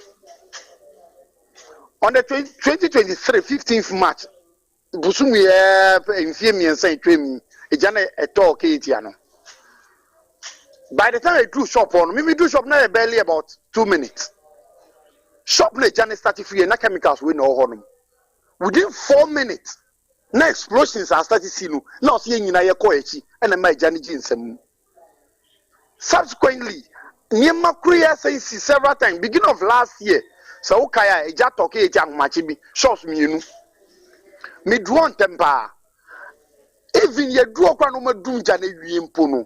Saint na, a bofaya ye do sunum for close to 1 week. Nam still meet me at Chipae. Yen you know motons ha chemicals no. Now no Friday, you see our young Asia and make a semichro say. I was see a 32 and a movie say, okay, yen go back, yen mano. The next thing, yen be something for say him fan a modern mind say about Tony mano. Obianca so Obia Joe Bishop in Finisem, and the yen now and Mobimba Joe Bishop in Finisem, there be. But products now Tongo Joe Mona, a easily explosive, me catch fire easily, a megano, a brewer, and I cast a product no. Ye free genu. Na nyame adum me also be pay bia mayen. The hian say be say him na opa mayen. Quickly yen hwe how to prepare that place. Number 3, ye ne me yoso nka say yesre no se sa na tie dia and o making sure so mo ton sa product ni na bi no. O mu nyina ba the same area. Say be obi ntina krom na obi nkotena ba bi enka say me dwa no ateko. Those are the discussions. But you go so ye my time. 3 weeks ago, and fire service did letter buy. Timer Sunday be the same chemicals. Yeah, Jato contain a beam of first floor. Maybe a sheet 2023 no. The letter by seeing sa chemicals in film. Yes, see, okay. The mammo time by the close of February. No more you near Mamunia Munia. Meaning a new end of February. Any last week Wednesday na eja. The same chemical. A Sandy Jabai no. But Wednesday the end Yankupon the day one for fee. Say a see time a see ye. And can see a numre and I will be any job on. Because just about 3 steps away and our transformers are a power carrying in our. In Tankesi and a job be any what I am in Tema and the explosion start here and the cost short transform ma. Me never imagine at the Quebec okay here. And can then come on a menu dino. Yes, ye this year you more. Cabana ye didn't come say a man soon a fast of a CCK Jamayen before Yako. Ruby, quick one. Management in a week pa and I say Jodifona no masoding. Problem way me the a bigger poor management. Me the bigger poor management and me find Gani or Muda, they am a catcher of mo. Me see a budget shops na ye letting out policy no. Management has a right, has a duty, say, intermittently on back around every shop. I will say now run your shop. Me and Biton can tell you quite musician to Marco Kata fan regulator and a socket and I am managing I say this or making sure say me call by some rano. And you can manage your call round pan or more round pa for the past 6 years. Come realizing who say I'm out for on chemicals we or my can in a boom. It does say I withdraw and I be a film. The management try on hand a yin idea do I say and then you know so I almost on Yamano. When you say all central market, Yamun can you in a move or monomoton carbide, then it can no more Juma Bronson or monomoton liquid so Munyama, no more 31st December market, a binus no more difference. I can shop for no more different side.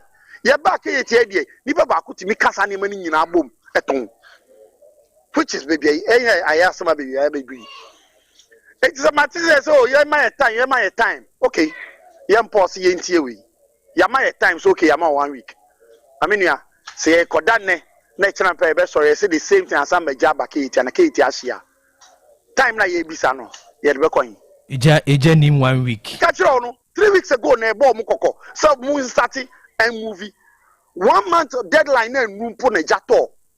another shop in the same shop. Now, I mean, last Friday, many management faces when you are quite echo around Kakrabi, our first flat and foresight.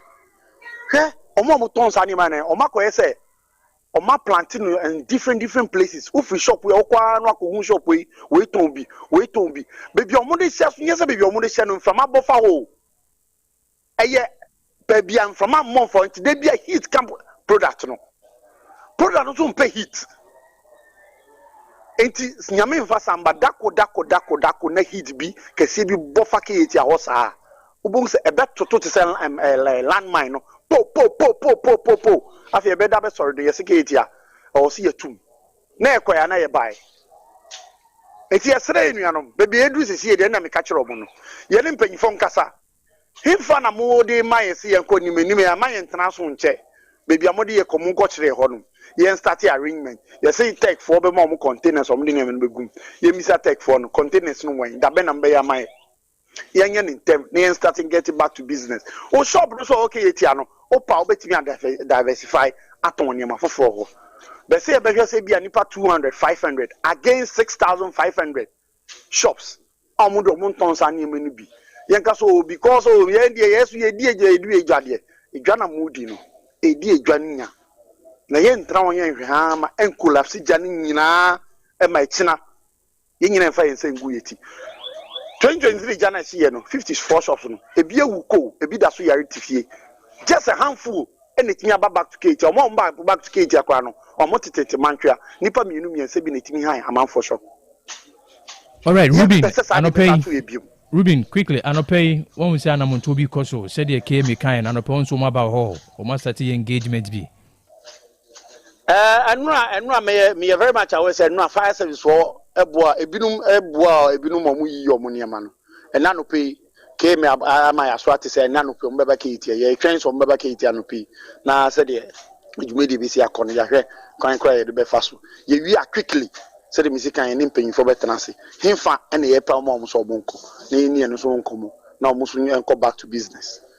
Ruben Ami Bedasi Sanope Ojibre Nane Tuchinkomo.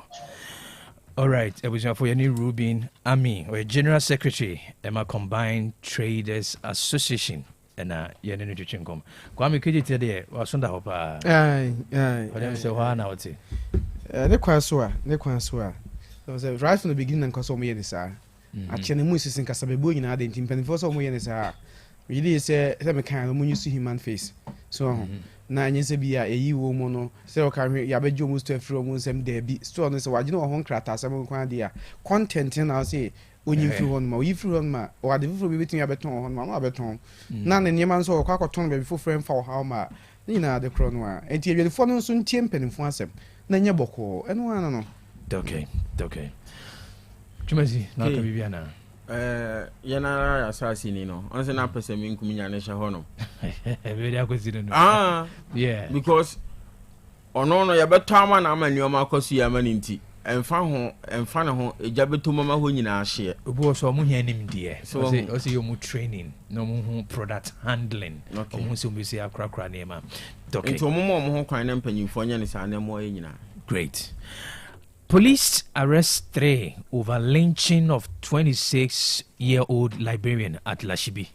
3 persons have been arrested by the Sakumono District Police Command for allegedly lynching Austin Tingi, a 26-year-old librarian.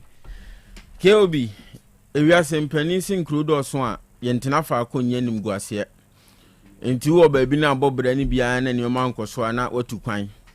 Enti krachi wanya mfinhyana aduonu nsia 26 years. Austin Tingi said ye wabodin no. O Liberia man no dehye ene watu kwan ba o man Ghana mu a odi ne nkui kakra. Na Lashibi ECG fo ati na yenchen ho baabi. Ena Sakumono District Police Command no. Patrol team ne kyerese wo mo ho ana wo munya course ahodo. Se kwan bi a enipa num bi de krachi bi faso wo sampotam ho no ma nyentam ama ho no mo a enipa betumi ahwere ne nkwan ka ho bi ma wo tu mirikatente kopie mu aso ho no mokoya mpani ampani nuane ampa krachi a watu kwan free Liberia man ma be pie o man Ghana mu ha no wo ma bro ne ma ne kon ho ne tiri ho kyese ne nyina twitwa emprempre e kase kurampo krachi na to na nanom e won se do wow eno na aka hu bia ma posifo yi ache enipa miensa bi osusu se wo mo ana na edi mutintiman pa brokrachi nam so ama wafiri mu enti Francis Amuzu 44 years se ebere kase posifo kura ne panchi William Addison 36 years and afi Vincent Adzika ononso ewo 34 years a emrante miensa we se ebere kase de Sakomono District Police Command no nsam womo edin seme ya krache Austin Tenge wononso efri Liberia manimu a obedi pa kakra o manga na mu abehye ne nkwanhyegu no na enipa miensa ya kire wo mu yi yebuso mo se die benti ano mato ahye krache ne so abro no sa nam so mu afiri mu a wo kire se o mo kronfo ayira enti kronfo na ne Austin koshi aye se nya Austin ne kronfo no enti mo hwehwe o mo kronfo o manhu no ana Austin mekope bibia bedi ene me beye eden abeba busua wo hono mo a krache no wahwere ne nkwan. Okay, I don't know if the story is a what there guess this story no Nana Grada to be released on March 3rd after sentence cuts. She began her custodial term on 3rd July 2025 and will have her sentence reduced under the country's remission scheme, which allows eligible inmates to have up to 1/3 of their sentence remitted for good conduct. Kwame I don't mean saying na way evangelist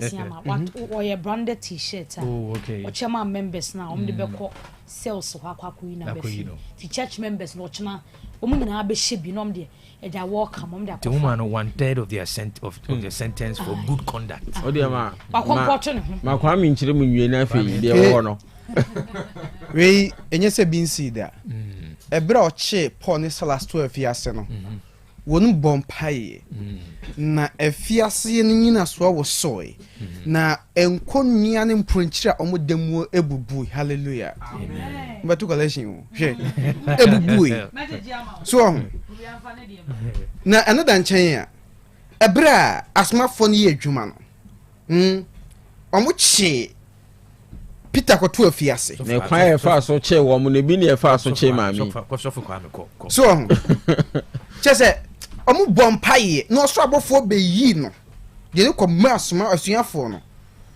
eti nana grada akoda afiase from konfu penny to sofuba penny eno abompaye a kire nyankrompon nyankopon yi lawyer man se ko me bofo lawyer ko ne ko yi ne bra no ma waka ese wo kire se so did 2 movies ya bibire no tena ye dunai dunu enko beche he ko bra na ba berewa me ka bibia ye say wo kire se odini ko court no court ba ko share se onko dam dunum no na ne lawyer say de bi boni a wa ye nya ho asotwe no me dia ma no okay na mo sa akokin kan sem ni mu na we court foforo so atena so na court foforo atena so no ana o kire se de bi o mo hwe mu abone no na no ma fine no ma na tue ska no kire se wate na do do de kwada fiase no so nti ye ka se o kire mo nyame adoma bosumi ni de to so mi ense nyame adoma ochina nyame adoma ochina ana na grada wo san so aba wo free prison wo san aba be na so fu dwuma so ati ase mu amu ho mu a okoye mu kan asem tia no bi obi abete ne dwe ewo abuzigi fan club abuzigi na sabketo ochina die but no ko ye just prefect we no ko asesa we come here just prefect unlike before tie when say obana so ko e mafi no mo mfi no media no so man for afi no no guest prefect and yes afi die we no disrespect to Nana Grada bempeni say na biya obia pe kwasi agro obia mpena wo so ati ase wo ye edina ko prison so no kwa ko ye Grada ording ording ti o se mi admochina mi admochina mi shows another trending story social media we dey kwa koshia no ye gina ye kwa koshia TikTok live ye dey don pintini menta kwa koshia anyway but interesting there we no penny for nyanjo no so my 15 years to 1 year they say baby must for the sentence or nay hash so the month so but bia emra 5 anyway I mean, let's see nyama. And no more no munya tell you say good conduct as my year. Yes, I tell you so for. Into Sadia, so say when I tell you so befi. Nana, Patricia. Okay. Baba Sadiq Abdullahi appointed as High Commissioner to Nigeria. President John Dramani Mahama has appointed Baba Sadiq Abdullahi Abu as the High Commissioner designate to Nigeria. KOB, Panyina na osi Omaiga na nemu ewo Nigeria mainumu. Ura Baba Jama. Na senyina yenimu no ayawaso East aperapere abeda ho. Nti eni disi amanyuku no mu koto aba.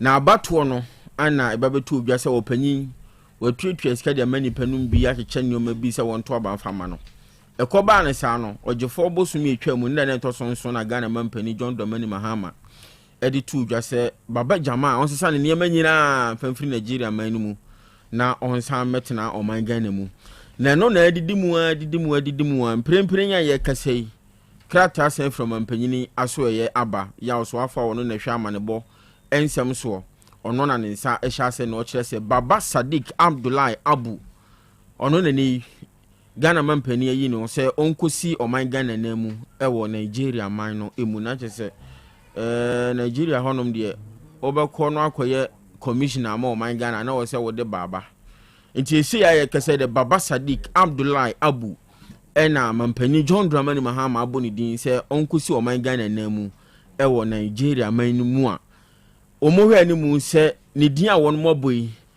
obeji atomu se obedi se adwuma no anase onye ntomu tin panyifo so wo twen acceptance e de free Baba Sadiq Abdullahi Abu ehono mo a emprempren de ono ene panyifo abo ne din se nkusi o man Ghana na mu Nigeria man no emu. Okay. Yebekwa manone na answer na mama ko Facebook na me acknowledge messages aba. Christiana there, Auntie Christy, I'm sure say I think over the weekend your birthday. Happy birthday. Say good morning boss. Thank God it's Monday. Have a great day. You sure say your birthday was over the weekend. So happy belated birthday. Christiana there. I think so Germany. Kwame Fusu Achuma Boko Abotanso was in Nyansapo. He was so fantastic.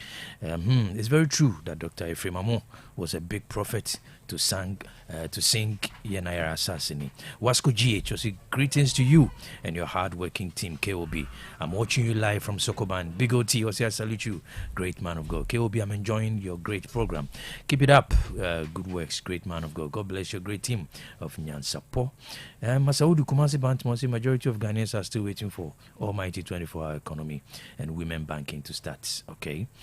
Also commenting on Felix Kwekuche, aka Grandpa. I'm a Komosi KOB. War brew in the superpower countries. Will it be pleasant or facetious, including Africa? The end will justify the means regards to war. Ajua, you are looking good. Mensa Saba, North Central, good morning. The best morning show in Kumasi Metropolis. Regards to Chairman Kuka, Chairman Wuntumi. Okay. Emmanuel Mankwa, Kuntumri Brahababume, KOB, good morning. We thank God for another beautiful Monday. Greetings to Joseph Bio of Atimpesetia. Uibu Boateng, Achuma Inibehin, member MPP, Media Patriots, Mr. President. It's true, you have provided 1 million within 2025. Why are your own party locking government offices? Okay. Nana Kojo Bounce. Good morning, KOB. Listening to you from Adeset Executive Hair Grooming Launch, Abyss Park, Ashtown. Kwaku Owusu Boateng watch you live from Kote, One Down City, Ghana, Nigeria, US, Russia, and One Down City is the same air. Why this way? Okay, Kwaku Sakodosi KOB, good morning. We thank God for the second match. I'm from Bantima Market, Sakode Fashion. Okay, keep it up. All right. Any comments and account your Facebook page and so to join here. Say the be a canon. You like no comment, no share, no be so be a share. Over the weekend, Israel. Israel launches retaliatory strikes against Hezbollah across Lebanon. Lebanon's Iran-backed Hezbollah militant group said on Monday it launched rockets and drones at Israel overnight in retaliation for killing of Iranian Supreme Leader Ayatollah Ali Khamenei. Israel retaliated by launching strikes against Lebanon's capital city of Beirut. Beirut. Yes, also. Abusianfo sabre ya yekasa yi fiti na watwe awie ye nano memre dano ane no ane kwasia dade ya ne so no US Israel attacker wɔn ɛde akɔ Iran man no ɛso ɛma wɔn supreme leader sabre wafiri mu na wafiri mu no a besi sabre yɛ ayɛkasa yi ɛho nsɛm no ɛnkɔ dae Israel for de aba abɛto dwa sɛ wokɔ Lebanon a wɔn nso ayɔ wɔn ho sɛ wɔn taa Iran fo akyi enti wɔn afa kwan bi so ato wɔn missiles yi wɔn tututu bi de egu wɔn nkurɔfoɔ so enti wei de wɔn bɔ ama ne yɛ sɛ wɔn nyina yie paa sanse deɛ wɔn ma hyɛseɛ no wɔn Israel man no wɔn bɛwie enti no ani across Lebanon baabi a wɔn nso bɛtoto de egu baabi a ɛma baabi a wɔn nso nkurɔfoɔ wɔ biada obiara bɛnya ne kyɛfa ɛwɔ mu na sɛdeɛ adeɛ no akɔyɛ no asa agorɔ wowɔ hɔ dima yaw na yɛto kɔ ha ne yɛto kɔ ha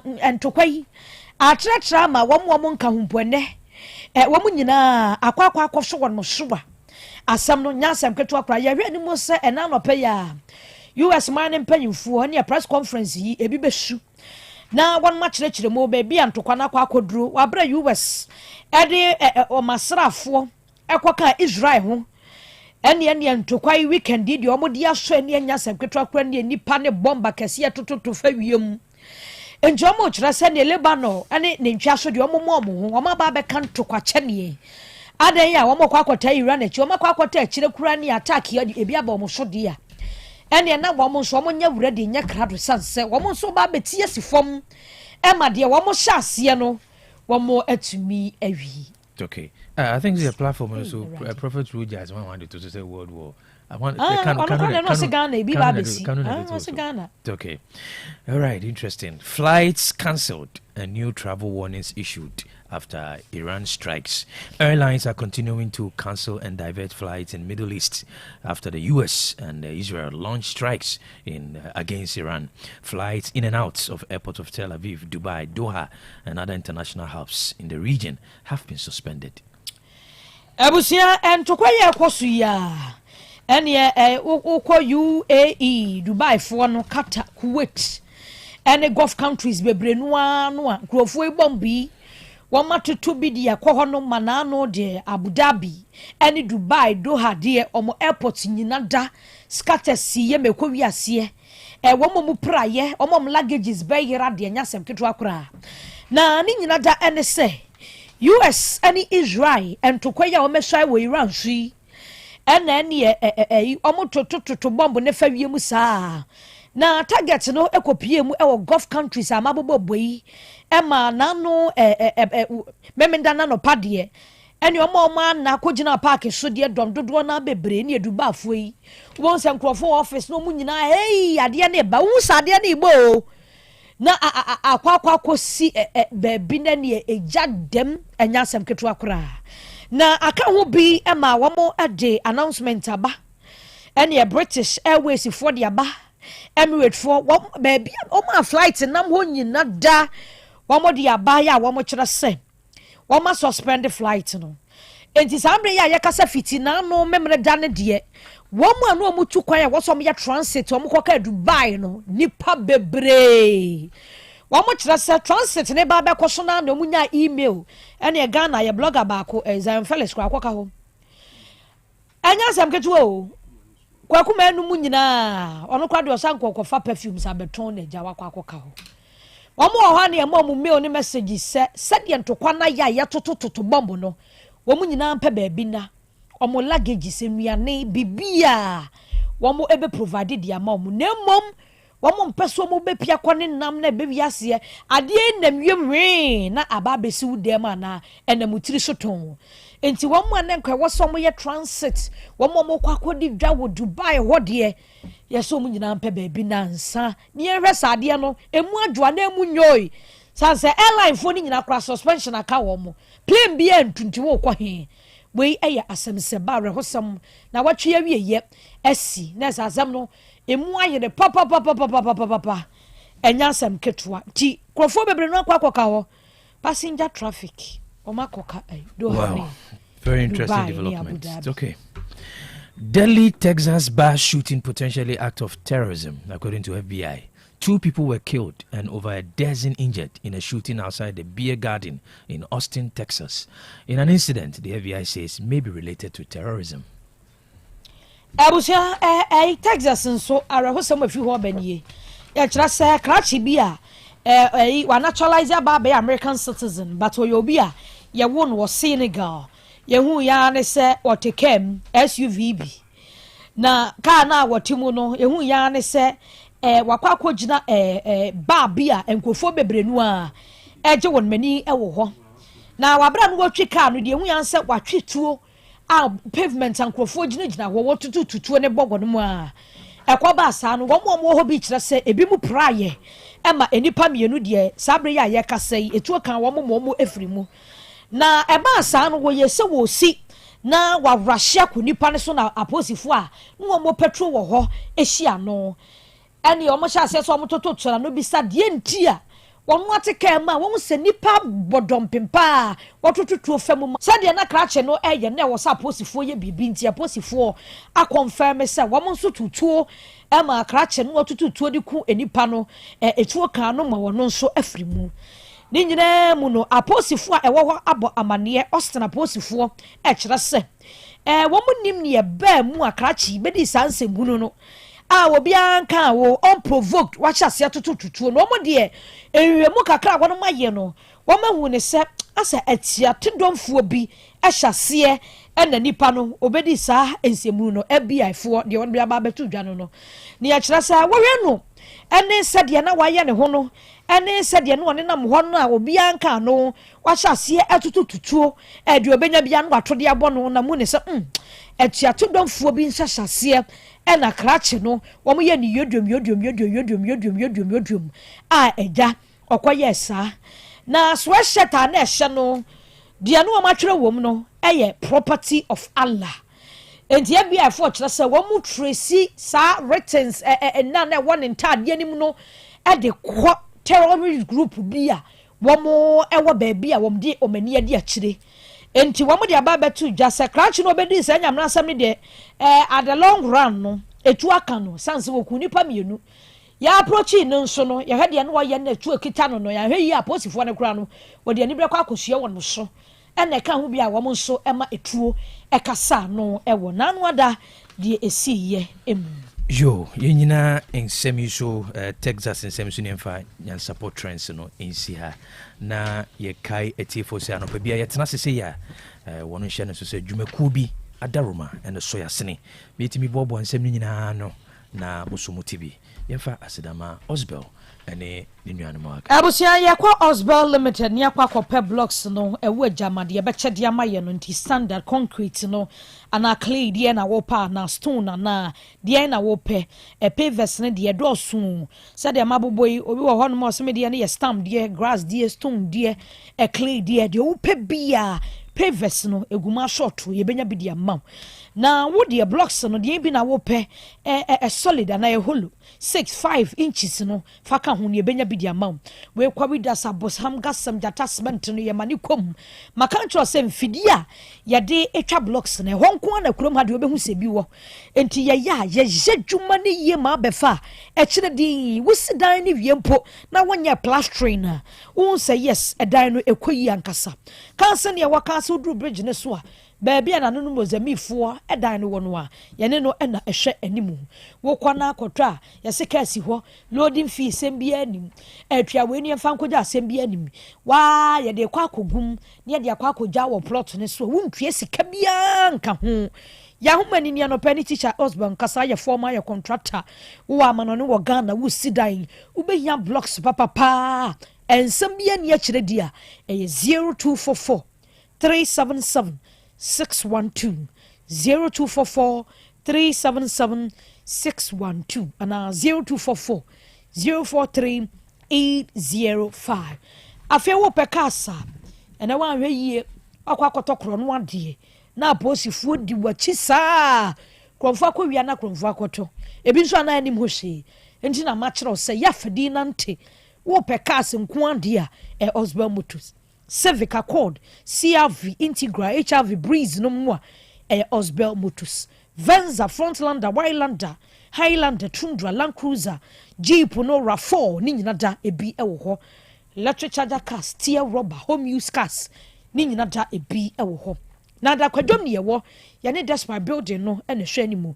bedu wani atrabo ani mo kakra Osbel Mutus ahoma ne ye 0244 377 612 0244 377 612 uni teacher Osbel din koma kansa nenso obeboa blocks na wo penso a obeboa Samaritan Villa Restaurant in the conference center wase men kancho se wo pe baabi a ehwo no tweka de sembia de ni ho omo accommodation hotel rooms ne so masiesie mu yie na kakra bi ne ebeje wo a obi ahode wom sanse wo per standard executive deluxe ni nyina da ebi ewo ho air condition fully yaya di amawo ehwo so na wo ba beda wo pe baabi ado case besi kra dia spacious environment bibia wo ho enti wedding na ye wo topono conferences program bi abeye beje dom no medafue ye kanfo dia ma sansa ha dia wo ba sika kakra bi ne ebeje wo na ye the space no dia ma wedding bi ba event bi ba furniture mbo ho a Samaritan ya wo gym so wo ho bia pe bia kwa akotrete wapomu spa services ye be miama waposo ya wo ya no bibia be koma ho ato na wonim se ho no wo yi de mabbo so nyina firi ho no mu a wo ye aduane restaurant so wo ho a pe bia didi abenya buffet option wo betumi selected ye wo pe wo nyina ye package a oba Samaritan a ye de ema wo ebi apaso ye reservation buku na wakwa akwadwojo ho a 0322 495180 0322 495180 and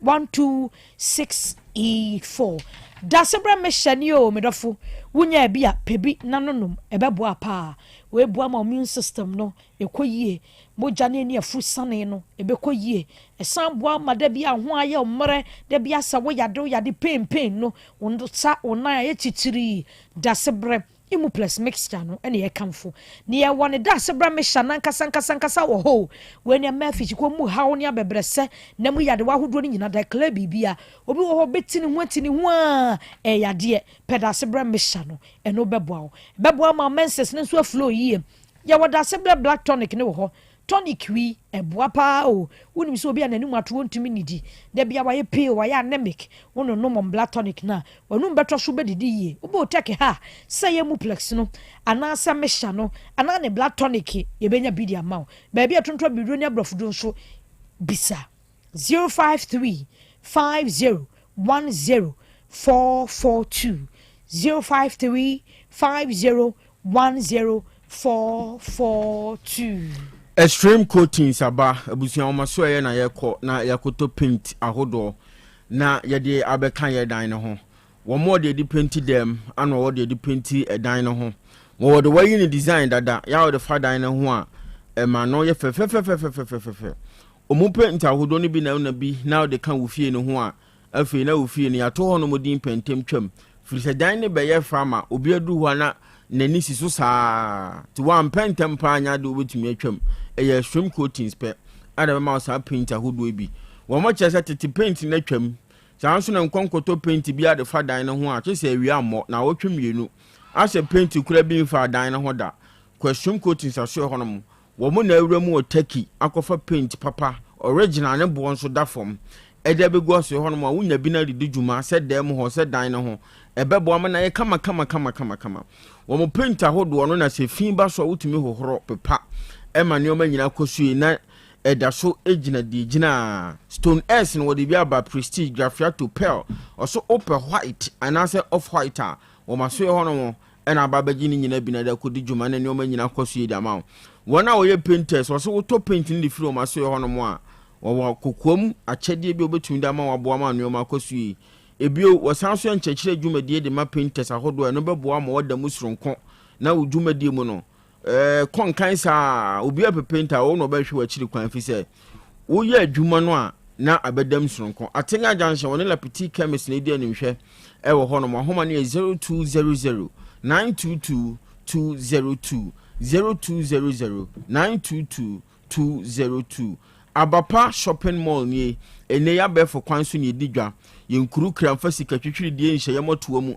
enanti kumasi abontene so uti anye na akoton krofo yinsemu a obesu no atwa adwo abapa mo so tenafie dwodwon ho nani wo mu endigwa obe download o mo app no say Play Store na say App Store na wanya abotre na wahwe mu a de kura wo hwe ne mu no na wo ne mpanyifo atokese wo sa kwan no so wo se ba bia wo bi o man ga na yimu don hwere adunu nan tem o de ade kura beboa na enioma nyina kwasu di ama wo se nka kire so sika wo de to ade no so bia na mo ano ohia TV bi fridge bi na sika no mo ano betuma ni susu di ama wo no se bo ano pe na de ade kura bro phones ahodo woton bi laptops ahodo fan TV brand bia size bia wo mo ewo bi wo hono mo enioma edidi djuma wo kitchen so ne nyina bi abapa shopping mall so wo de bi abegwase omo portable washing machine so da so ewo hono mo 399 Ghana cedis esi nioma horo mpabo nyina ne djumadi a edi no eso pa eye abapa shopping mall wo mo aso ye hope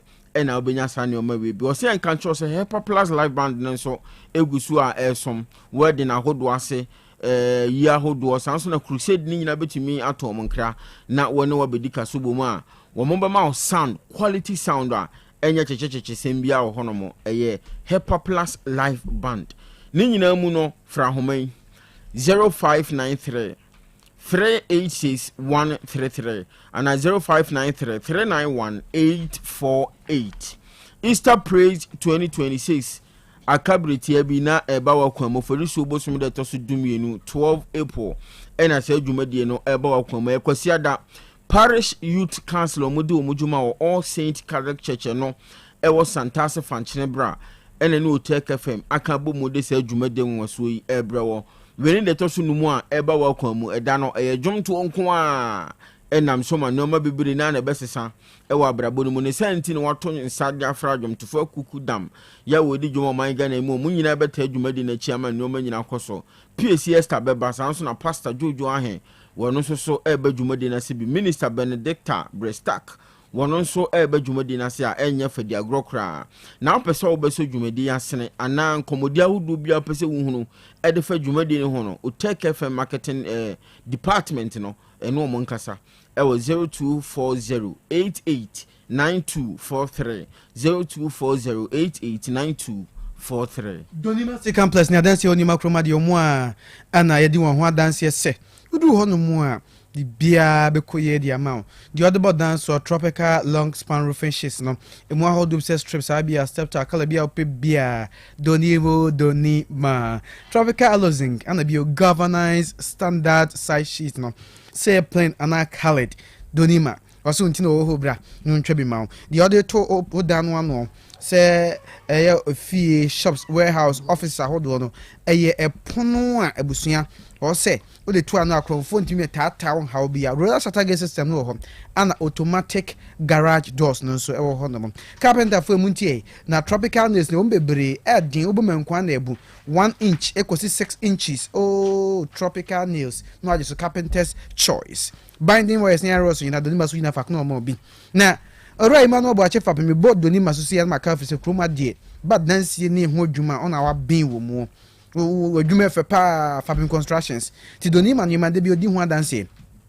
enti no mo so mo nko na mo so bedi ho adanse also my free technical service now paper products say boss paper products oh kwajibi na moton kama tena kese no Kumasi asafo ya bianche on Ghana Revenue Authority tamale catholic in David Jancho en kranso kantamando Ghana Commercial Bank na techima wenchi kwanso kenten na ya dombo achifie wa eno oni kaso bomai 0244 12 6625 and 0540 10 1555 ejaba jewelry ebusia se campaign panade ahodo on de kroma ejaba ho ana obi ekro ejabo ejaba oh enokra meka chro no ejaba he odi sa ope gold drink ana diamond ringa okoba na de mebo abreme why wato gold no de fa bo abreme na ka che me kokoto kan na me koye so ye pepepe na akọ so kra he dubaka samanka ni ye nse nse jaba honom no so ope promise ring engagement wedding rings aye gold and diamond oh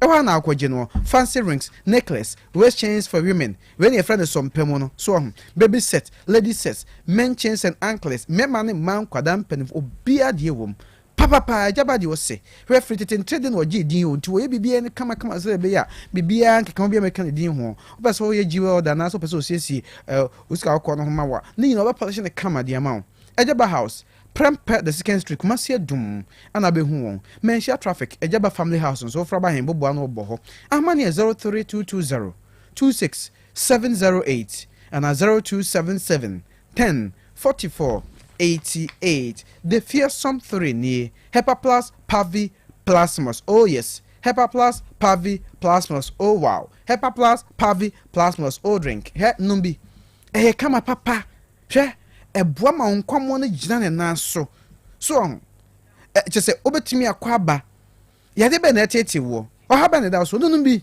Hepa Plus Pavi Plus with the fearsome 3 no oni so ntopa ye ni na adwuma kro no na ye ko bi oton no bia obo Otec FM hanu a from the two nya bi fra homa na ni mpanifo ni nkomo 0542 77 8572 and 0542 807 907 bio 0591 367898 Otec School of Journalism and Communication Studies napta sajatum Ghana Education Service asen school way opeso ben central ni mapaka sakronte kasa projina kasa mbrebe poso kasa mani chama ntimfi chama ntrenu sa dia sansa kukutia kutwa no jemfra manjedia so a ha na bana baje ntete a chechefo hukru dom na eche wade studio ho ma be practical so wi a ansa no aba betra kesiem so ho en central man nkrabata hodo ni nyina busia ochre na the more down here graphic design blogging and vlogging video and audio editing some crossover by attachment to am yehunum free school bo munim boy Otec school die oh my goodness bra na besua de ukra wase NSS ya the level dem wonyam friendship die nu ukra dem bra be kire wade kama kuma asia so as no Otec school na ewo Otec from premises say ya o dey imagine say we school mu a school for ebo say ke obi twem oh boss aha no menya ne say oh do be na na adwo twem a oh bonehead I tell you show some of many say was it no on the child in your case friend bonehead no church almost and the producer boy bob so I couldn't time or back me mean case producer metro me mean can producer metro be am case producer metro me can producer metro me make as a producer kase ba no ba wo say mutimi call in chain no church so production no fa we sha you free hat and then the additional bonus our benye Otec school ha no bra why 0547 823 005 and 0243 842 007 announcement ya wo say Marchi enye Ghana month keke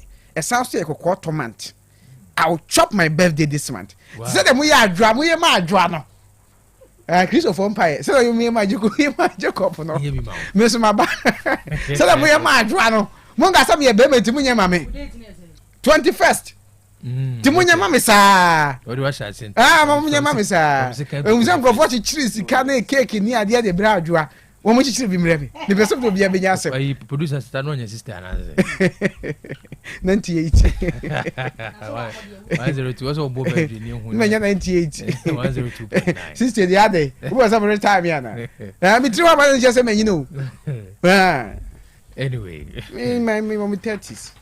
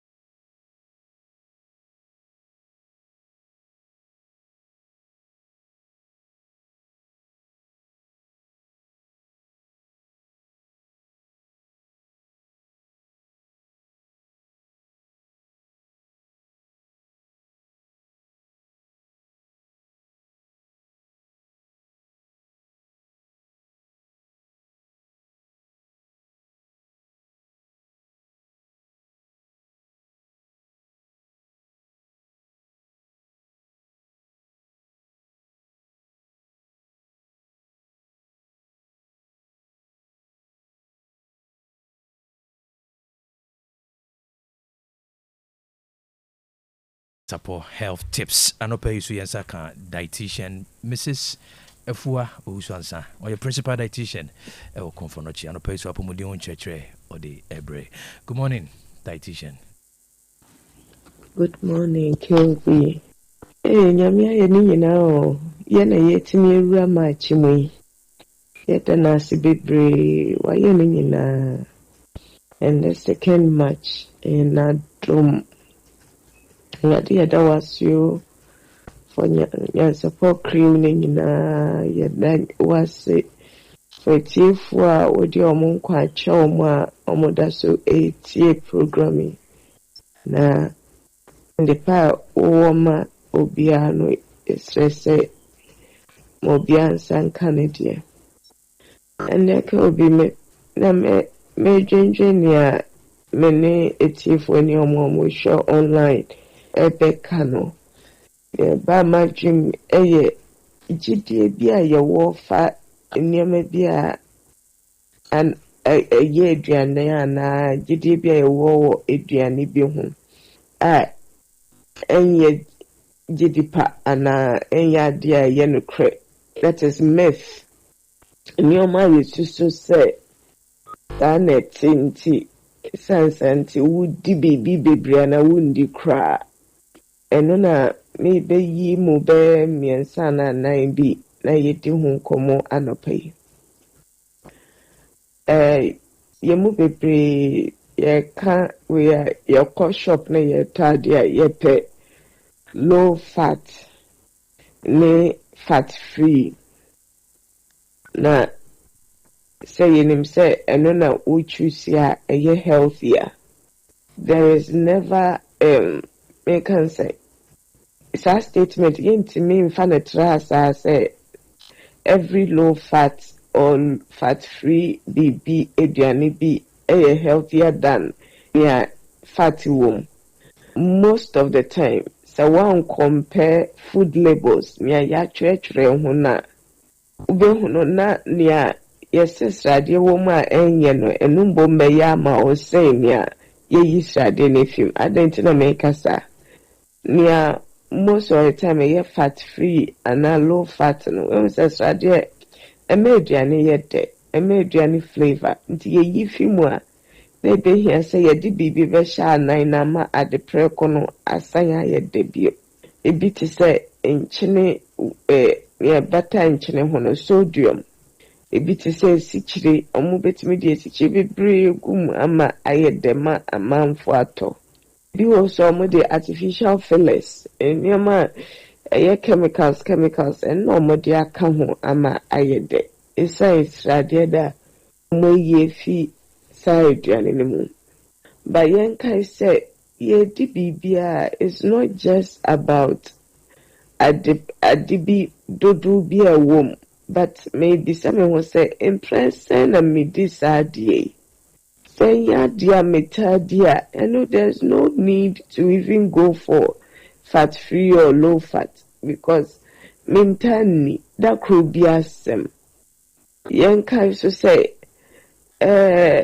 ya kana sano angwa a yenye fi srade anyway mu angwa nkasa enye adipone emaye nenso pa ewa angwa hune se honte no doso nti wama dwumadie bi ambata ho a ye exercise ebema omudo na kosro obia ni ho a ebe se obe anabe hia se obeyi angwa efi ne duane obi wa yenya kase wonya fatty liver na ne mudo akosro no ejai angwa bia ode baka aduane ya kase angwa wodwumadie bia odi wo aduane se yedi aduane ni bia wo nyane pa bia ye form of fat soluble vitamins na che se ansa mo betimi ewura owidie mu no ebehia lorry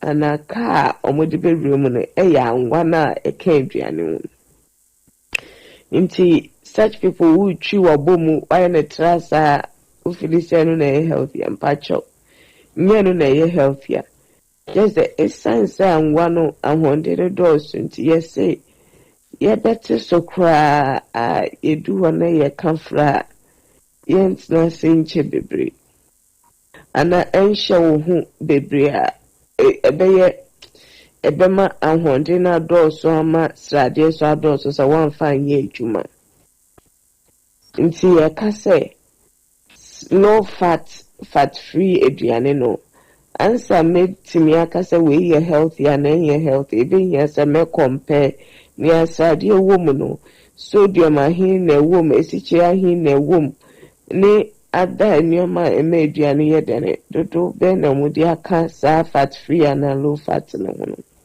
The other thing is say there is this belief is say starch nnuane ɛnyɛ petrol starch aduane no yentina me bodinsa but it's more of carbohydrates aduane yɛ efidie so much say carbohydrate ne eno ne yadwe ne yakoma omo preferred fuel na just say petrol mo ni je ho pa omunya fi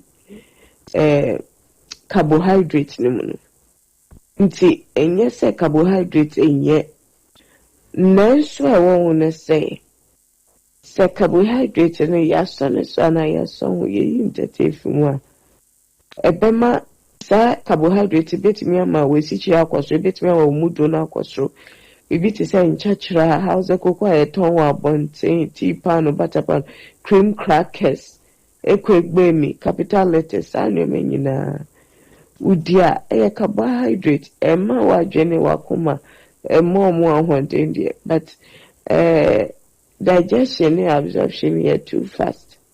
See a bit me aha dwen say wudi ni bebre kakra bi a wode ka aduane ho de ha dwen ba wudi ni bebre eno ye nim say a bit me atwetwe how bebre amount na maka say ye aduane ankasa no ye ndidi say mmema ye didi based on activity amede kwaye nti me nkwaye edwuma dodo bia ehia say meduane no so mema adoso because yes edi how bebre. The other thing meka wansem yemu bebre ya te gluten a natural protein ewo nameduane nti yenya gluten that is nam emfaso a ewo isamu that is wheat nti eno na say ewo mu bebre it is say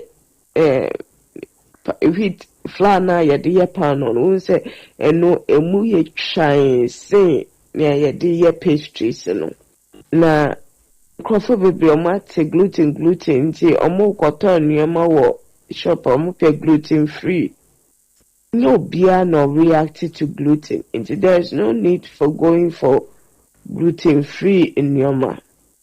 Gluten also one emphasis, but you say cool be dear, you're too sensitive to gluten. Titru omo celiac disease. Some no udi bibia gluten woman omunya bad reaction.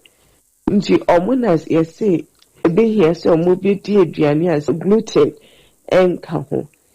Nti bibi ti say pan no bibi ayede samaye de omo de no metimi akofa composite flour bi ti say oats metimi afa fonio powder metimi afa any other thing apart from wheat flour nti eno ne gluten issue no to when you be a diagnosed with celiac disease and patcho here so be gluten free aduane ba wa woman na say o pese wo sesen ni omo so obetimi aye nti ene ye di nkomo afa low fat ne fat free gide bi ankofo hu say eno yesen full fat de no ni ade ba ko bi me kai bibi te say milk we obi a want no milk we are diabetic or we are hypertension. There is no need to go for low fat and fat free. Who says say ye stradene fisa nyamano so mpa the other minerals say calcium ne magnesium na de ne the cancer de no yi film tinache say omo na so omo fortify omo de sa nyamano bi ka ho nti sɛ wohwɛ na wontaa ɛno milk woyɛ obi a wotaa no milk a ɛno ɛnhia sɛ wobɛkɔ akɔtɔ fat free and free fat nneɛma basically nti nyame akyɛ nneɛma bebree keobi nti sradeɛ gluten carbohydrates angwa a yɛde ka yɛ aduane ho wei mu nyinaa yɛ ade a yɛnhwɛ yɛn na yɛndidi nhyɛ nyame anuonyam yɛmfa adwento nea yɛdi no so sɛ menkae sɛ nyame yɛ bɛma nti na medi aduane sɛ but mede kɔyɛ adwuma bi na aboa me nyame yɛ adom a ɔkyena yɛbɛtoa yɛn nkɔmmɔdie no so medase ya Bolivia Daroma and so yasne ya yene dietitian di enkomo future life enuane no weigh 23 vitamins and minerals 19 amino acid omega 3 inulin selenium high energy protein and a dietary fiber ne mabrusu nyina da eye enuane nro wo di aduane ba ko na nya enuane nro we enum nyina edi adanse ese emfa ho ne sede yade na ne yeden asitie biada unya future life enuane edia wonkokora sanse yade no de ne yeden na unya aduane bidia esa ema wo hotowo medafo ba bibia da wo bia so wa ama no ne se wo wo mayimu ye delivery kwa ba bia ebia na ebi kura benwa ye be ma direction ema won so wakwa akope bi ato enuane na guma wodo bebre your future life zero future life o future life protein future life smart fiber mortabella life tonic repair food beauty food de amabobo boso nyina da enuane ahodo me se akwada wo ne foforo mpo apesa akwada no ni nyini mu no wonyine yie na yade akura mono no wodu akwa akaso penkwada de Mr. Yadom ne kani ma me se wa mo be ma obia wa be kwa akodi adanse so full alignment woni multi home no ehwe anim wo manim ho no wo matwere wakakra future life fedini 90 ahoma ne ye 0246 010150 0246 010150 na 0242 878 090 Ebusian for original lemon chocolate toothpaste na ya pose wo pedro ade betwu se wanu mbetro so se ne benya modern na ye fita de amaboa e original lemonade chocolate toothpaste wudie no so fi o moringa enso e wo ho peppermint ne so wo ho e wo mahodo ne miensa enti se ye original lemonade no eno bidie kakra e de akakado kakra ne de lemon na fra sa ne aye no wo pe moringa na moringa ha ban ya ye nimu ya ene ye de enti obi wo pe green no a ya pe eno e bebo apa peppermint no wo pe do di twe ne sia na no mba hyehye ne kakra ne santi ene de peppermint chocolate toothpaste na ba wo di twe sia bo ho kakra wo mti e boss ye chinam no bacteria ma bi ebeba wanum a wonfa wanim hunu no e kle bibia ma ne firi won kranfo wo be ko kan hyi e hwa homa ne 0243 814 661 kuma se adekala sabro seni me ben solid fm ahoma ne 0248 955 510 kejetia dubai store number F756 e hwa homa ne 0244 710 308 530 catering services yakopa aduane na di wonde na aduane die ni nyina kaja ekoyie ankasa entite green no t-shirt no papa bi upe plain rice jollof no ana banku ne tilapia ni nkruma fry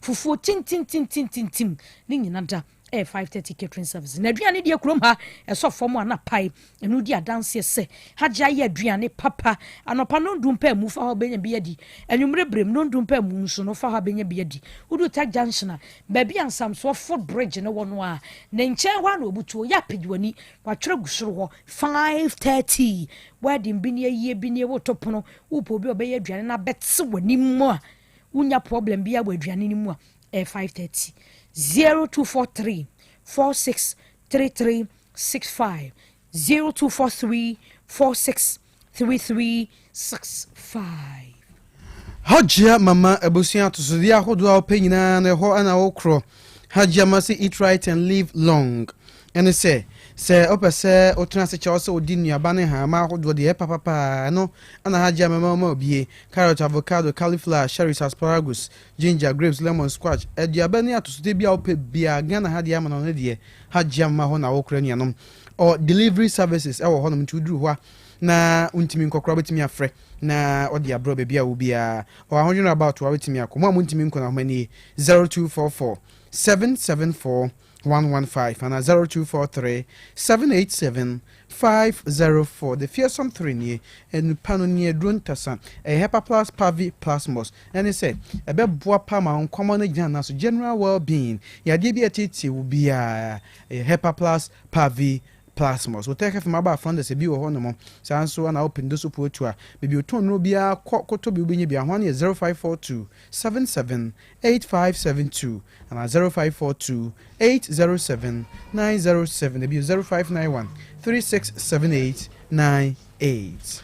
Ensuo mankwa enti wo no nsuo na wano nsupa ensupa no ye clear park natural mineral water efrisa bia ya mpanifo ye sansuo we de ba adwaman so na hote enti nsuo no ba hote pa ye bi koni pedoni me bebo ma ni o manyina koso ye dia mawo kono no monkwa nchen nsuo bia nkofa ha mfa ma ho ene ewie mu nsuo aye hye enti ntwan man sukom ne wansa no wanom brano na de kakra gu mi na se eye clear park no a ene de sa adwuma no ne senti na wedding ahodo ase birthday parties ase yi na se honom conventions no retreat ahodo nyina clear park no a ana ye de suma hoho schools ahodo ajatum companies ajatum inteno ane ne oman medidi dwuma wonya bia wo ka chi adehye wodu nkwa nyina Little Angel Ventures wo abuso wona bamboo sport ni dia ni mhwe sanso na Keneben Ventures wo manso da tano ye nsuo no bi ewo honom na wona wo kofa baaye eye San Mars Royal Company Limited into pensuo ni bi de dwuma na wo ne wo mato kese wo ma homa ne 0244 041913 and 0558 001765. Lightweight Company Limited ni abusia wonom na de dissolve toilet facility no aba enkane de no kwan na de faso no de atwam yen moka kofa ubi megina wo so oba betwe na mantem ho nyina funya acha mfie mienu afeko na asan yema na o se betwe bobo kasa boka ne preko neton safre lightweight mu mpanimfo no ma dissolve toilet facility ni bi mfama we no enka bi animu emoka nso efisi onkoto cement nkoto iron rods so hu coverty sem bi anka ho enye biogas sem na enye biodigester eyade ketuwa bi ana ode be hye fam ho nti ewo honom kura na obi mpo hu se ehanom ena saade ewi ehye na da bia me ka cho so otrofo osimedance ni wa fruit shen woni ba bia no wayi ni dance bro Otec FM hanom na behwe bi ya ye bi wo hanom wa ya nkyerɛ kura wuhu sanso na pramso hene na jampontu otoso mienu wa ye bi no so enioma ekoso ye de ma no na namafo april last stop bi ho na owusu makru market ho so bi ho Matias of Uganda Jubilee School wonom aye bi sanso na Reverend Isaac Amankwa so kobu aman wo ben abroma ho so wa ye bi ho no ma Francho Krobo Owusu and Evelyn ayebi Samtak Farms ebi honom St Gregory the Great Major Seminary honom so ebi honom sanso na Christ the Teacher College of Education womo ayebi Prempa Assembly Hall na de wa hwedwumadi ahodo ekoso honom da bia ni padom na ehia wo enso nkohu se ye tweda we kire se unya bi na we wo fie honom abebo amani o manyina koso de ma Aseda House wone Kesman FM edi elimhwe wo ho 0244 591 861 and 0597 522 839. Okay. All right. That's it. Chumezi. Ene Monday will be a better nipa wa community na. KOB. A chair T4. Okay. Nya chat pa my hene. Nana adusei atwerwa ampem. Ohene onkwaso. Okay. Moni adwuma. Okay. Nana Kwaku Owusu nso kwa brebu mfa hene. Okay. Ohene no pe nso ye moache. Great. Yeah. Tiki. Mami Ajwa. Kwaku yenchia voice note for you. Voice note for. Ene ye maame no muntumi mfa bi menyina. Bi wo ha de bi otie pia na nso. Omodoso. Ontumi kra mfa dini ene ne mame ye mo. Enchia safo ni nyina na no pe ye ma won mache. Okay. All right. Kwame Ajeni Boateng na kokoto etiadwam. Ene dwo. Amamre ene amanie addition Kwame Ayekrado odi ebre. Pitro kaka mi o minro kaka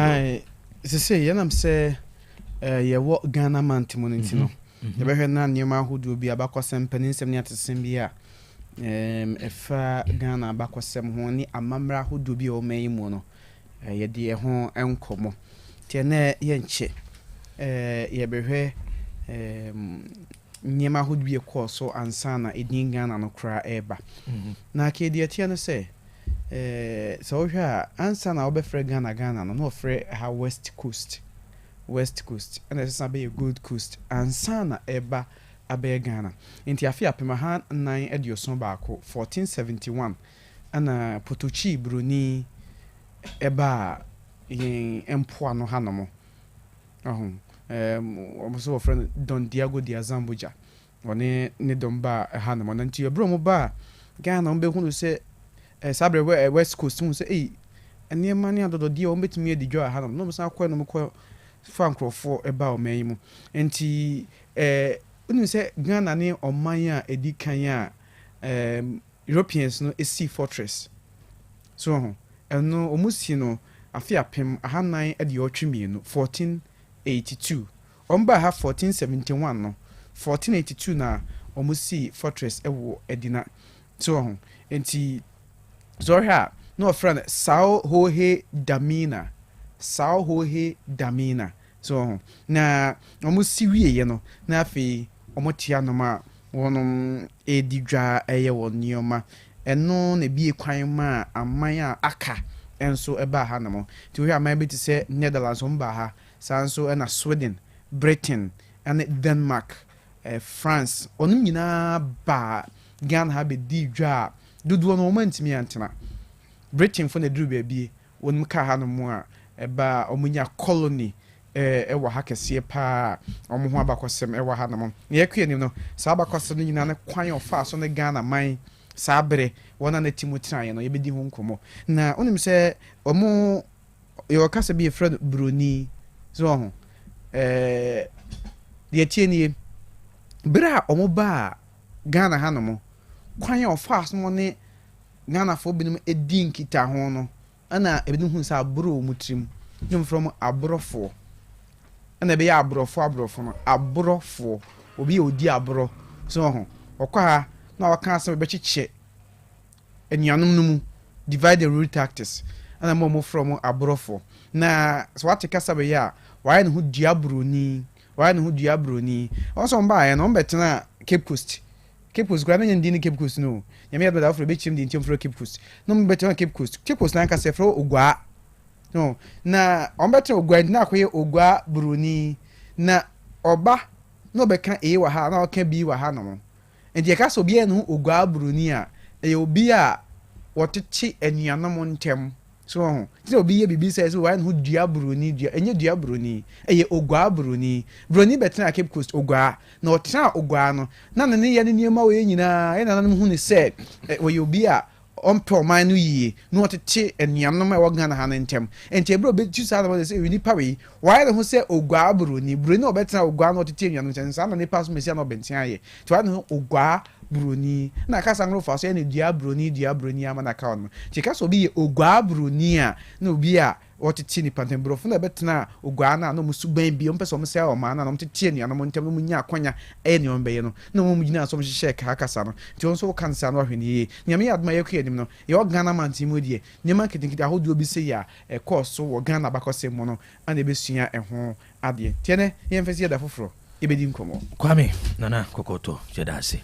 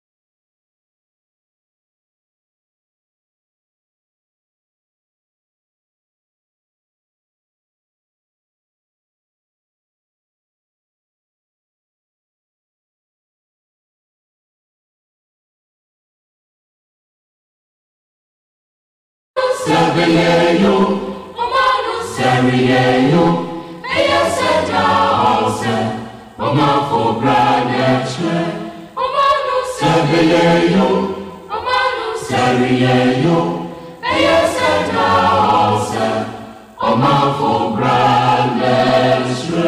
Otec 102.9 FM, the pride of Ashanti. Nimdien Traswo, Nkotokrani. Na apese me nkumenya west na every nimdien traswo ina na obuni nimdien traswo nkoto krani ni apese nkumenya yes okay nimdien traswo isi anu kra brime no anu no ahunum we muse mi nyina anya adwuma aro kansem pa o muse mi nyina nkosi hwe tete jaibo o se ebo na ekenya we no ne dia keka ni nyina o se ebo na esa kenya ye na esa de ram koda ebe national we they are national symbols. That's right. They are very effective after independence 60s 70s but eba no there baby we are say drum no sisi no there am for hwe o daily bread o ko bi what you say am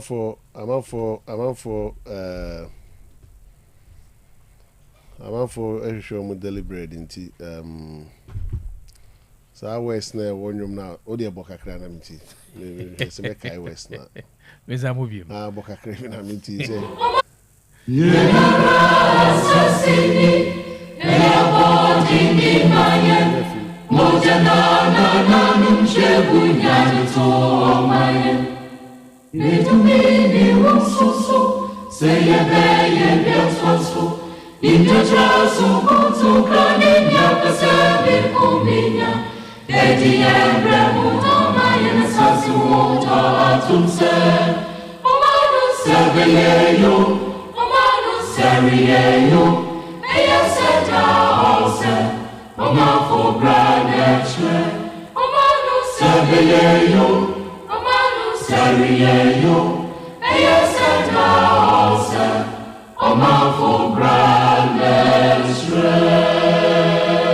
Sasini Eabodi maye Mojana numshebunya to maye Nitumini wonsoso seyebe biasoso Intraso kutukane nyakasebe kuminya Edi ebremu tamaye sasu ota atumse Omanu sebeyeyo Omanu seriyeyo Eya seta ose Omafo branetre Omanu sebeyeyo Omanu seriyeyo Eya seta ose Omafo branetre Tia gune dia sana okay ndu say so mine be you say nye you amanfo bra na betire say ni nti na enye no sa na bra bono come on sem make am say nti say o mine be be ko na amanfo bra na betire ni But bra no wo hwe bra no pa dia enkuyi free pennies obesi akora so obi enkuyi but key was in nimdi entraso nkutokane pesemi nkunya nimdi entraso and on say suene mama na boso and then one say ohunu sai dadada no ohunu ne makachro say when it comes to knowledge that time na na pay independence and I say nationalist movement started in West Africa no Constate unsa abrofo no mo tiagore ka frachia sa na enche mamenchia benye sa be bia master take I ran me come up for the Sahel region we dey on toka so koso Middle East and them some kapa mamenchia Alhaji Dauda Menchia Government Hospital okay very wonderful man Alhaji Dauda fantastic Adano I mean he's a wonderful man Alhaji Dauda, good morning. Na menchia Dr. Apia so. Dr. Apia. Menchia Government Hospital. Alhaji Dauda HR. And Dr. Apia. Okay, very good morning to all of you. Okay. Very wonderful personalities. Ni enchi omo mu adwuma wo ni nyina. Okay. Yenim say hospital adwuma no ahometi. ahomete pa adwuma ahomete but under very limited resources, but they are doing their best. Yeah, sometimes you meet me one or two issues about healthcare providers. Generally, we share conditions near the Ghana. Then sometimes they are the about body also. I'm almost say almost yadi. Almost me can make sure man pay. Keobi. Nationalist movement. I won't say Abrofine Fanti Chiefs no consign the bond of 1844. They can be big to be so. No more sign the bond of 1844. No moon same day. Be brave.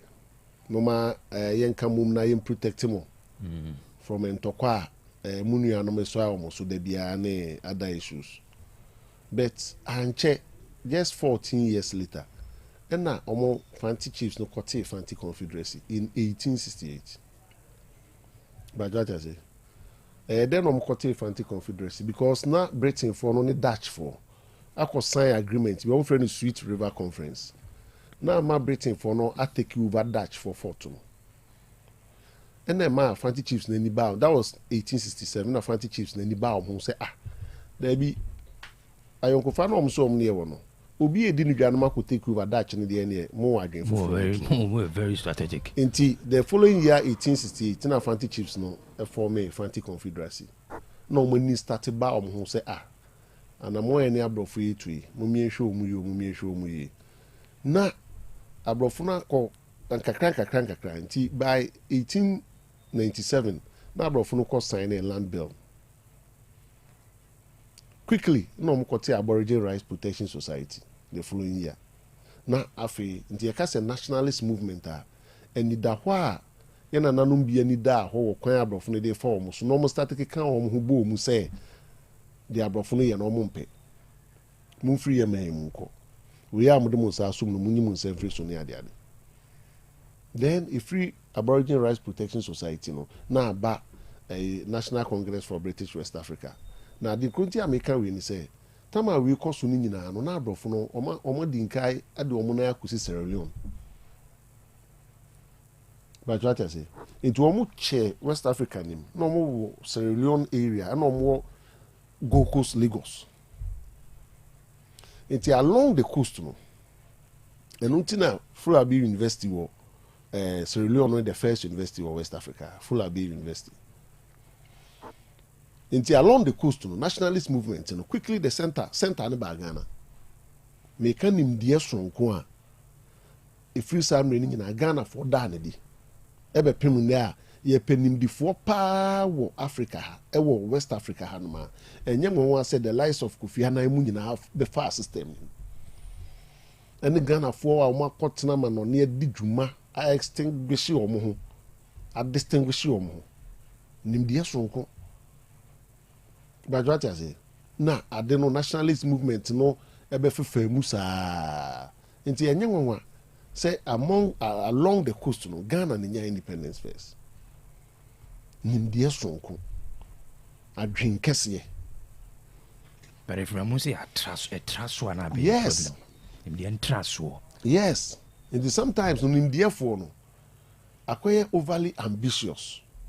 Akoye onim ne moroso onim ekwa ofa so ye adwuma no na wa ne ma enwu akwami meanwhile you have the knowledge it is a songs we no ne redemption songs no ne niema ye national anthem no de hwemu west but what I say at the end of the day what happened. Enti the more nipa ne bebre na akwa knowledge, the more I produce doctors, the more I produce professors, the more nipa bebre ko college no. The what I say, nipa bebre ko college, nipa bebre ko high school, the more amanfo akwa skills no. Doc mama doctor se chia kwa ba. I say the waji space oh. The key space. I'm Monday no. Was waji. I'm sheda na me born katanashu.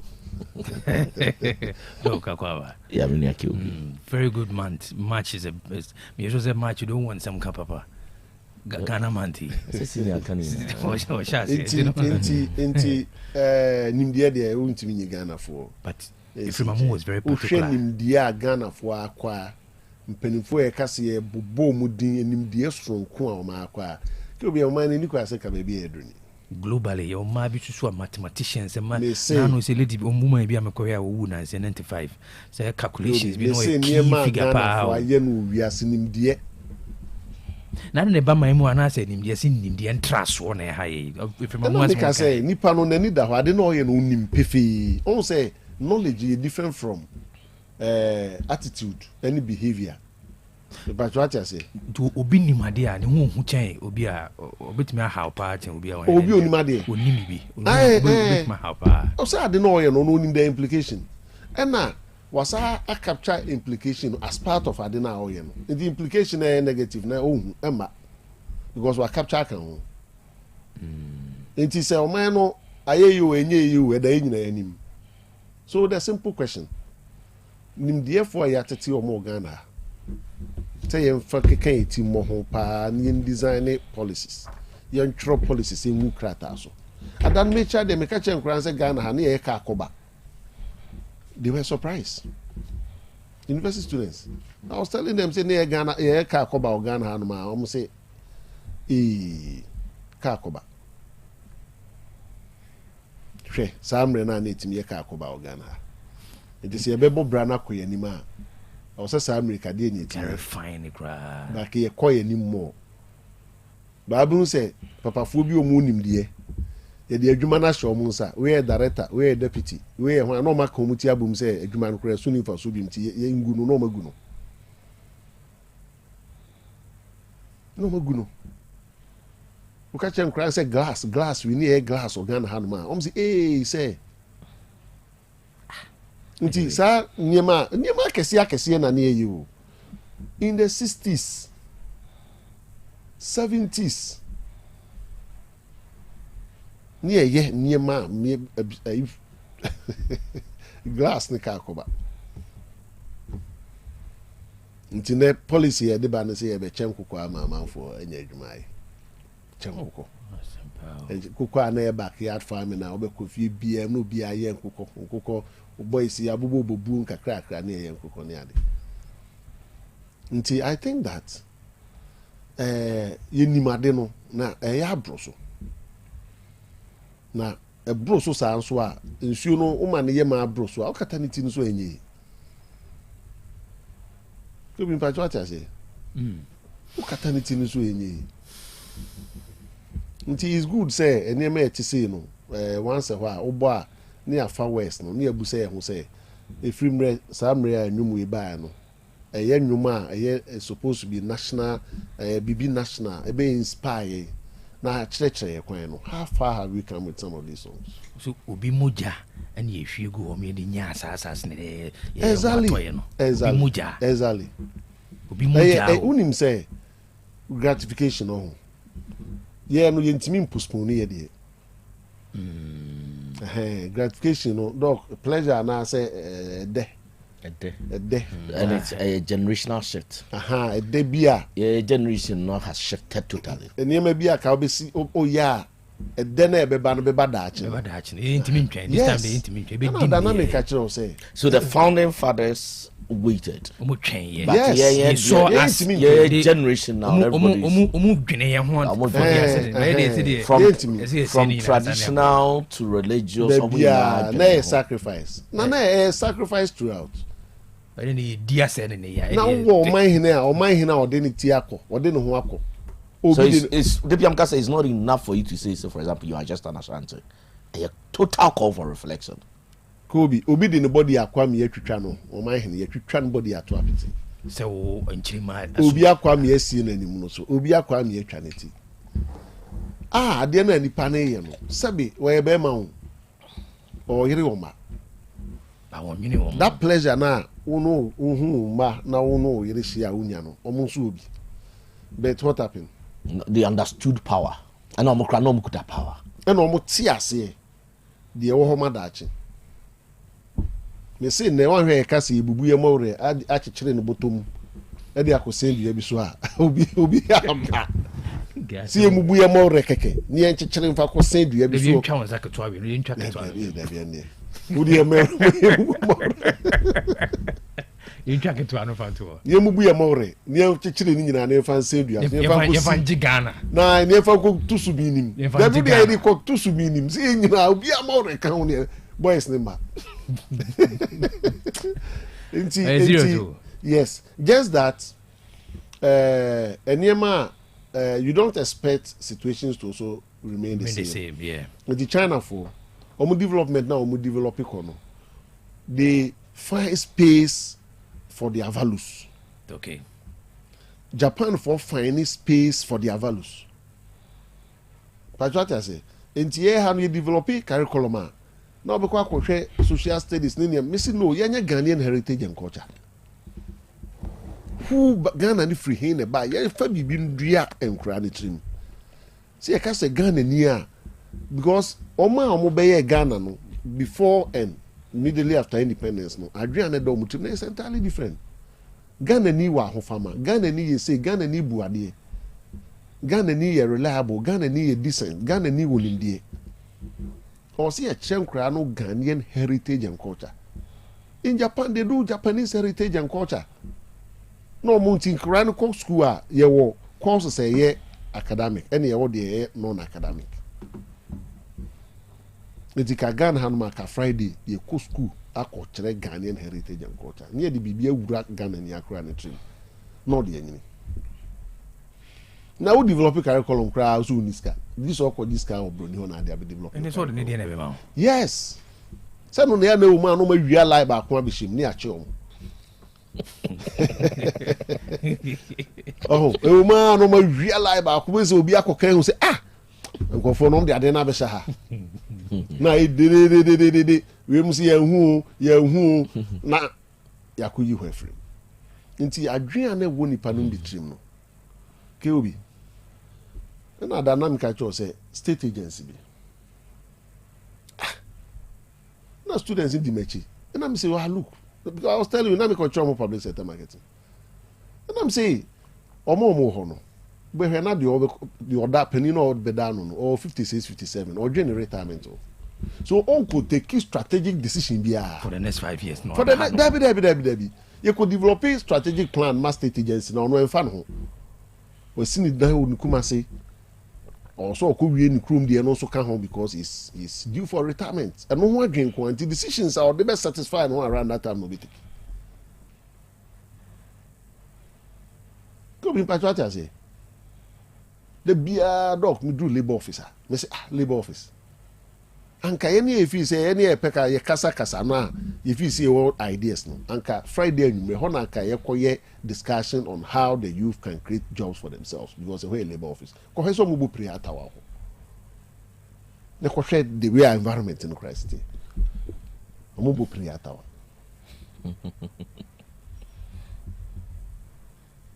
Nti nimde de Ghana for bi every aspect of our life. Be bia ni ho a wo de be fa unya Ghana ni a be stand out of Africa. But how are we using it? Doc, I'm pick it Dr. Techi thoughts. We there doc me to me ba no obonyum. Na me say na nyum we there wo na dia be duru he. Ti enyo bite no ye no. Debi me bite be ba. Oh, debi there enyum no ho exposition kwan na kakra bi na ma. Doc, me so say this man dey on some kapa. Oh, we have a lot of things to say. Good morning, KOB. Doc, good morning. Yeah, chair for you now. And in a special way, me chair of Kwame Fori. Them say a Friday or Thursday, he listens to the show very well. Okay. Until the senior, but I don't know whether senior Nakasada or UK. Oh, okay. Or Pewasampa. Oh, okay. UK the NSA I saw say no fair, very knowledgeable. So sometimes my feedback, right? To how we think, our philosophy. Wow. To me, where is it afternoon? And you usually normal be frame in the afternoon, evening. Because them say normally, but me who say seniors I call them when I pay you for at that time. I didn't. Yeah, there's so I have to stop everything I'm doing. I mean, answer. Senior prayer. San office tea. Should be your cigar and some TV. Okay. Then also we should pay attention because Meki Station mentioned your name, my name, and Professor Jampo. So what the gentleman is actually saying, government spokesperson. Oh, okay. Yeah, and I want to, and the fact that the person knows our names are still showing. So we are government, government. But for some of us, Kasama government a KH appointment, you know. Some of us know our wealth. Look, me try. Hey, democracy now. You say a phone. Emu sense me be any. Democracy na emu be feel say any balance. Emu sense me be any. To me dey me only edge dog say may man no attention. We should not give him attention. I was a senior. Be on who followers of God. What do you me say? And we are scholars. So let also no, you I wish that we don't give such people attention. But I also want to because I mean better radio. No. You see, senior, yes, you're jankophobia. Exactly. Sometimes you have to say. Senior, do you know what it is doing? Some scholars have decided not to engage in national discourse. And some of us decided to put ourselves there. It's minimum there and family. Yeah. But how you use our agenda no to push certain people away from national discourse. I mean, national discourse are quite a strategy. Yeah. They target certain people. Oh, me boy for me, you. But yeah, I'm warning them. Will continue to say what it is. Yeah. But saying you pay a minor, and he's a young man. Saying you pay your minor, yantuaso. Right. So, Kobe. You move beyond. Editor, we development journalism. Development journalism. The definition here two angles. Development journalism. Either say nyema ekoswa enye no. And I'll be come I'll be train abaya adwesi so. When you do that, yes, when you do that, you are doing development journalism. That's right. And now say nyema you can endorse it. Then you are also doing development journalism. Inti ebia I wish we don't give those people. Yeah. But you see, senior, we also, in the America, we have so many professors and scholars who have decided to boycott national discourse because of these things. Sometimes some people even feel that some of us here too bold to push yourself out there. But I said, some of us have been influenced by DNA. Patriotic song is something I reflect on it. Exactly. We cannot have a generation almost say on mine and catch it on. You feel some of your baby. Yes. And I just want to put it on trouble. When this senior at TSA, most of those appointed by government, no. Some of us cannot beat us to anything. If your intention is to appointment, who told you yet? Who told you that? Government upon government and offer your option, but we decide. No, I'm also say it be mutu amonse. Go be mutu amonse ni enya bedi enya. And many, especially young people now, agenda. How much money will you get?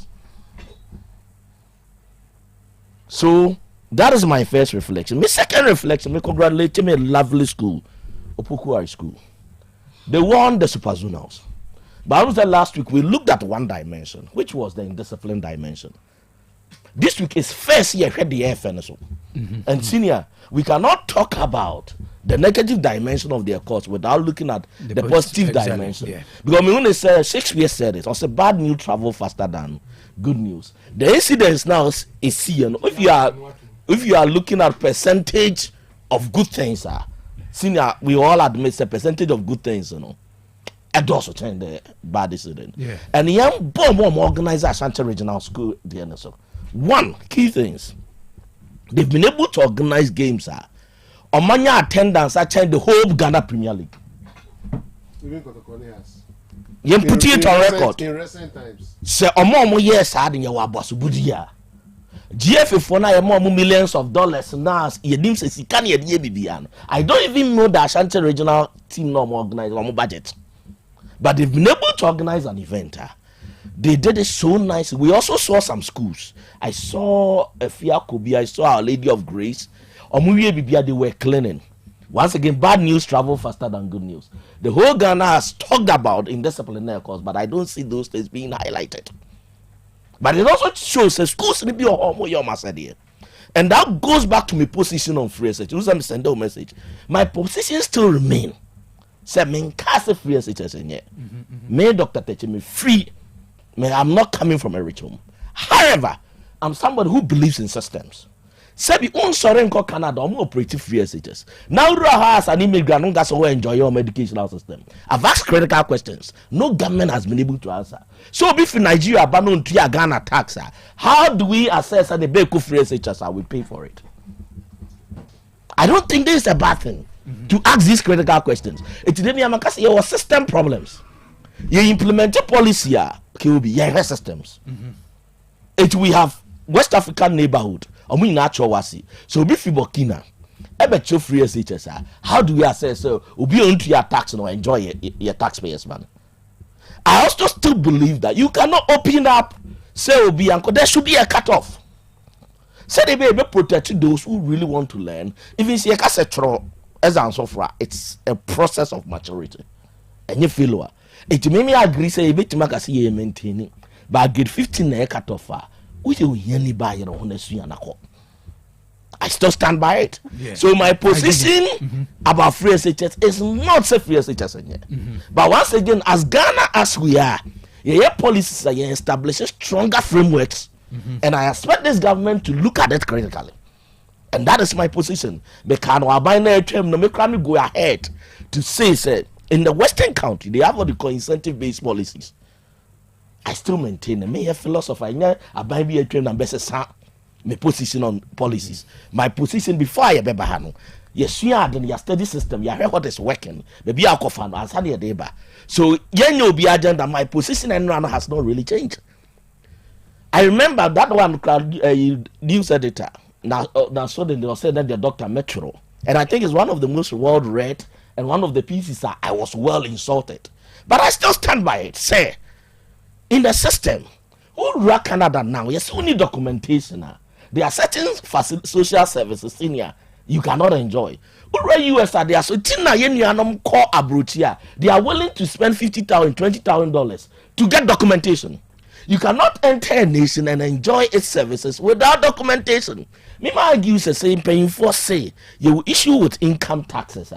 Use the free SHS as a means to encourage parents to start paying their income tax. It's a chronic economy. Let them push, apply. Let them apply. My parents now apply with the tax certificate from GRA. The parent now unemployed. Let GRA give the parent unemployed certificate. See now, you know what it will do? We'll even be able to track needy students or we hear help at the university level. Now, when you ask the education minister now, how many needy students do we have at the university level? Can they tell us? We built a nation with systems. And me, Dan Mikawaha, I've said the national pledge so many times. And the Mijidino, a bear no me say Makas, I promise on my Anna to be faithful and loyal to Ghana, my mother. Namako Sunyade, that we input in policymakers. Now, Abia decided so far. We cannot leave it open. Let's build structures to sustain the free SH policy. Toby, that is my position on the free SHS policy. See, a big giant said the Etiana Yasem. He'll be finally. Me last minute say open them. But my menka with my bow pukwari abaso pa school I was sending my there. Yes, sports. My man pictures be. But he'll be me person we na moya witness. But answer the pictures in the bebano. But say jati pransu di FIFA they say. Oh, congratulations, senior. Chia me view. Say me share chat. Me chat na say musumu. But he'll be eka suzono. On my when you what talent. But we don't have systems to develop the talent. Senior, talents are yehuwaha.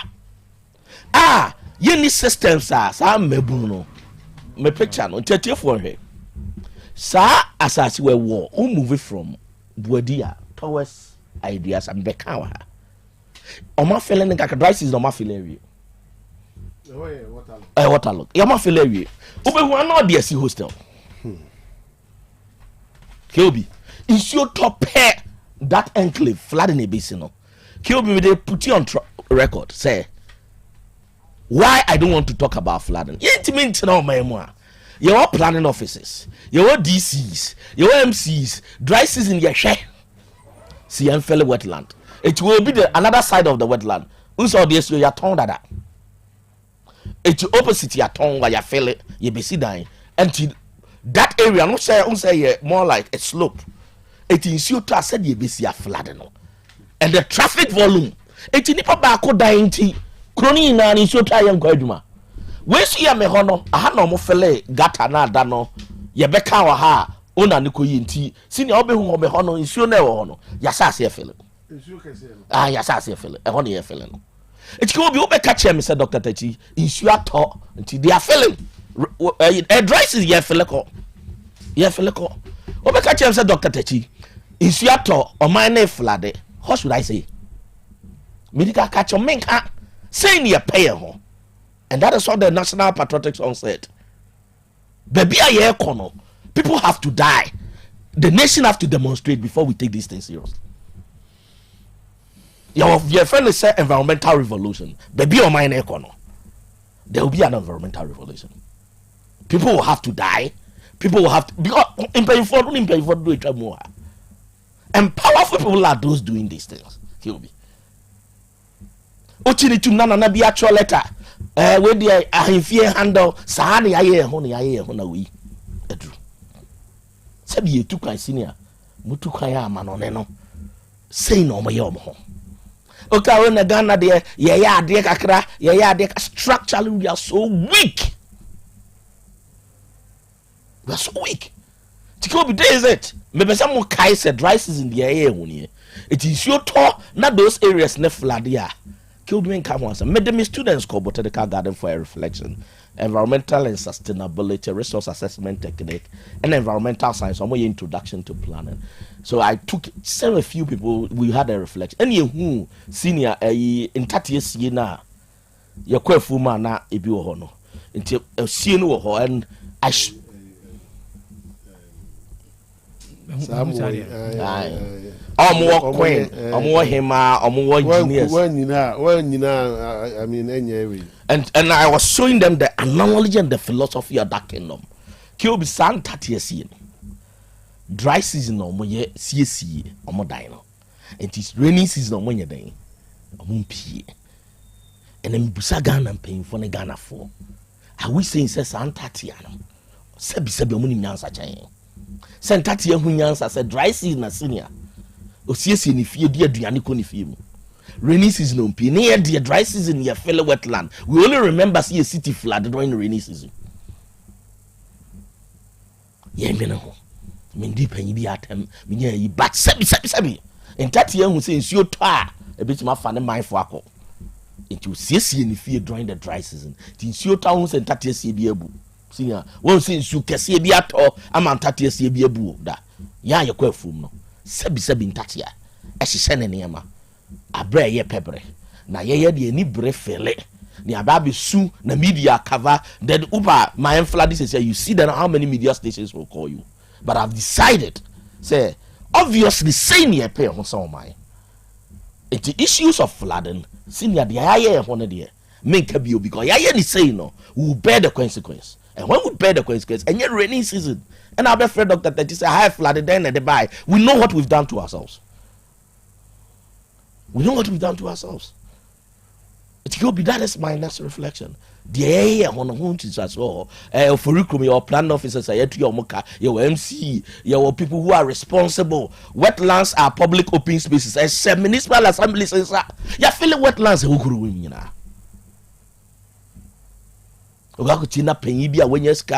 I did my research in the city of Vancouver City. I honestly rather are buying these places to give the cities. Because when you say I was a bonnet japa, they are home. Sabi kuro we flood ya mo $1 million ina mo beche mo say that kuro we mo so kill be your actions the picture we are on the path to destruction. Yana Dr. Barnabas say some of us are hard but a cause effect relationship.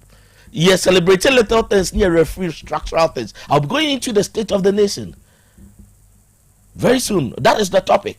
But you forget structural things now. The cause and effects are there. And yes, so being Ghana, yes, so be see who only negative things about Ghana, but the price, the cost is there. Go pay it. Tikobi, that is that. Good morning. Good morning.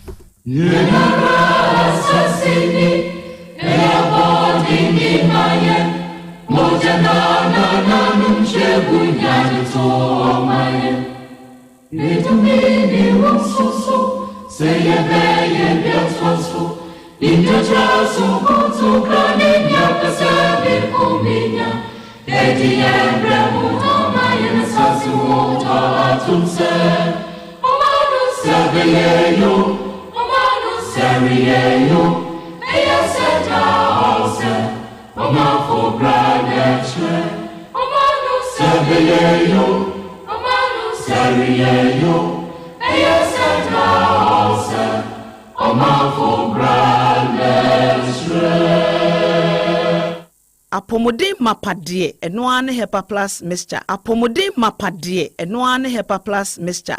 Hey, unia, Pavi, and the Black Smokes Mr. No, malaria dronana. Anne, say, and I'm sorry, who be the same wife, you know, you're testing positive. I am no.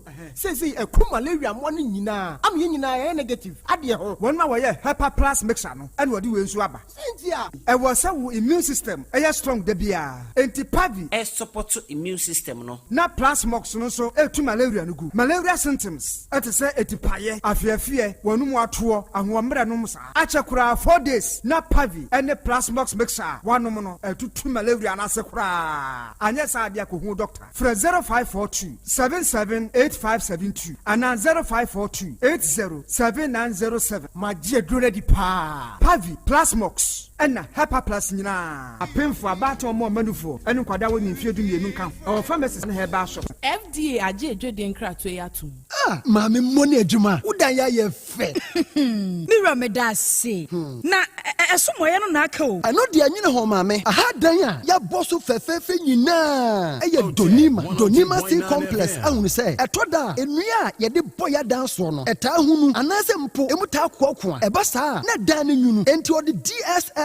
Losing steel trusses and Nadia, ye do go down swaba, and then Pia Utumi de Goso, F4, and then you're not saying, and this out the DSL, losing steel trusses, a go down so we are now the Donima, NMK premium roofing sheets, and chancing a Boswaka.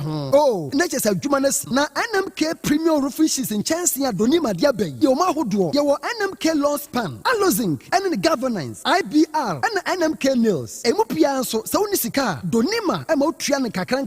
When your latest producer, Donima Diaba, Abeka Dadane.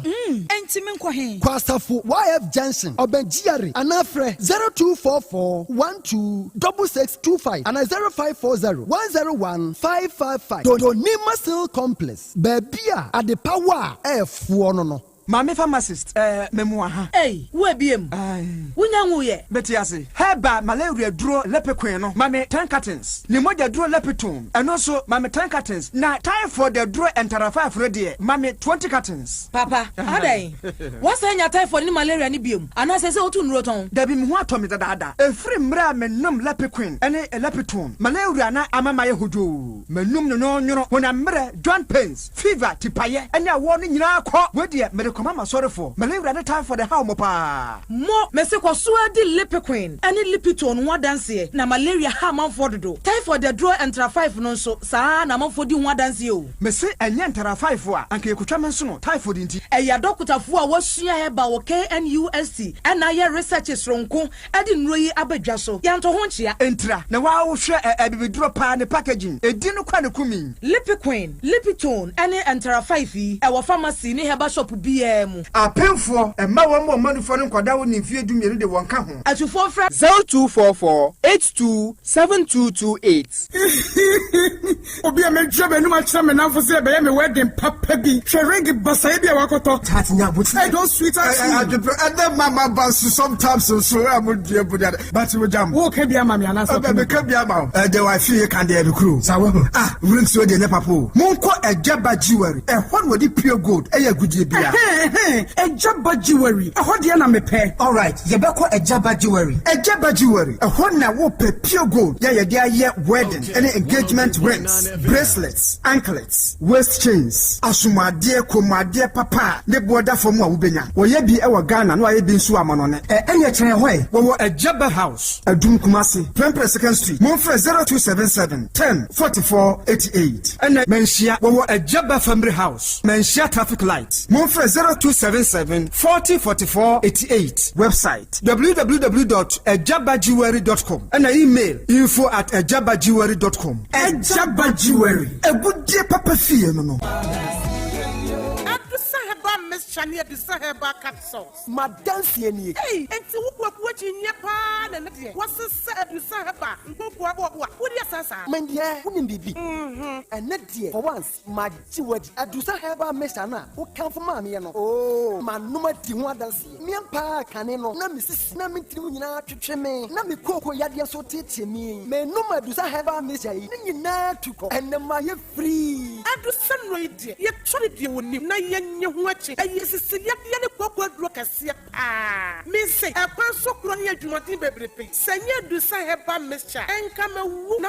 What don't I cry? Miss Mabua Pasu. Nan say, Ujina Brand. A fire do say her back capsules. No, say, some Mijina, who's a me a Bamamua. A Jenny, a young crap. I do some rate. Oh, be to me. I just a painful. A battery I want for down for anyone I want to fit to me. Kumasi, at a phone out of phone call to say about Santa in the clinic. I was swimming macro, go filling station down Wemu, and the swim Pentecost I saw down. I feel and then I have a shopping from a CPM. 10500 110 115. I do say heba, my dancing.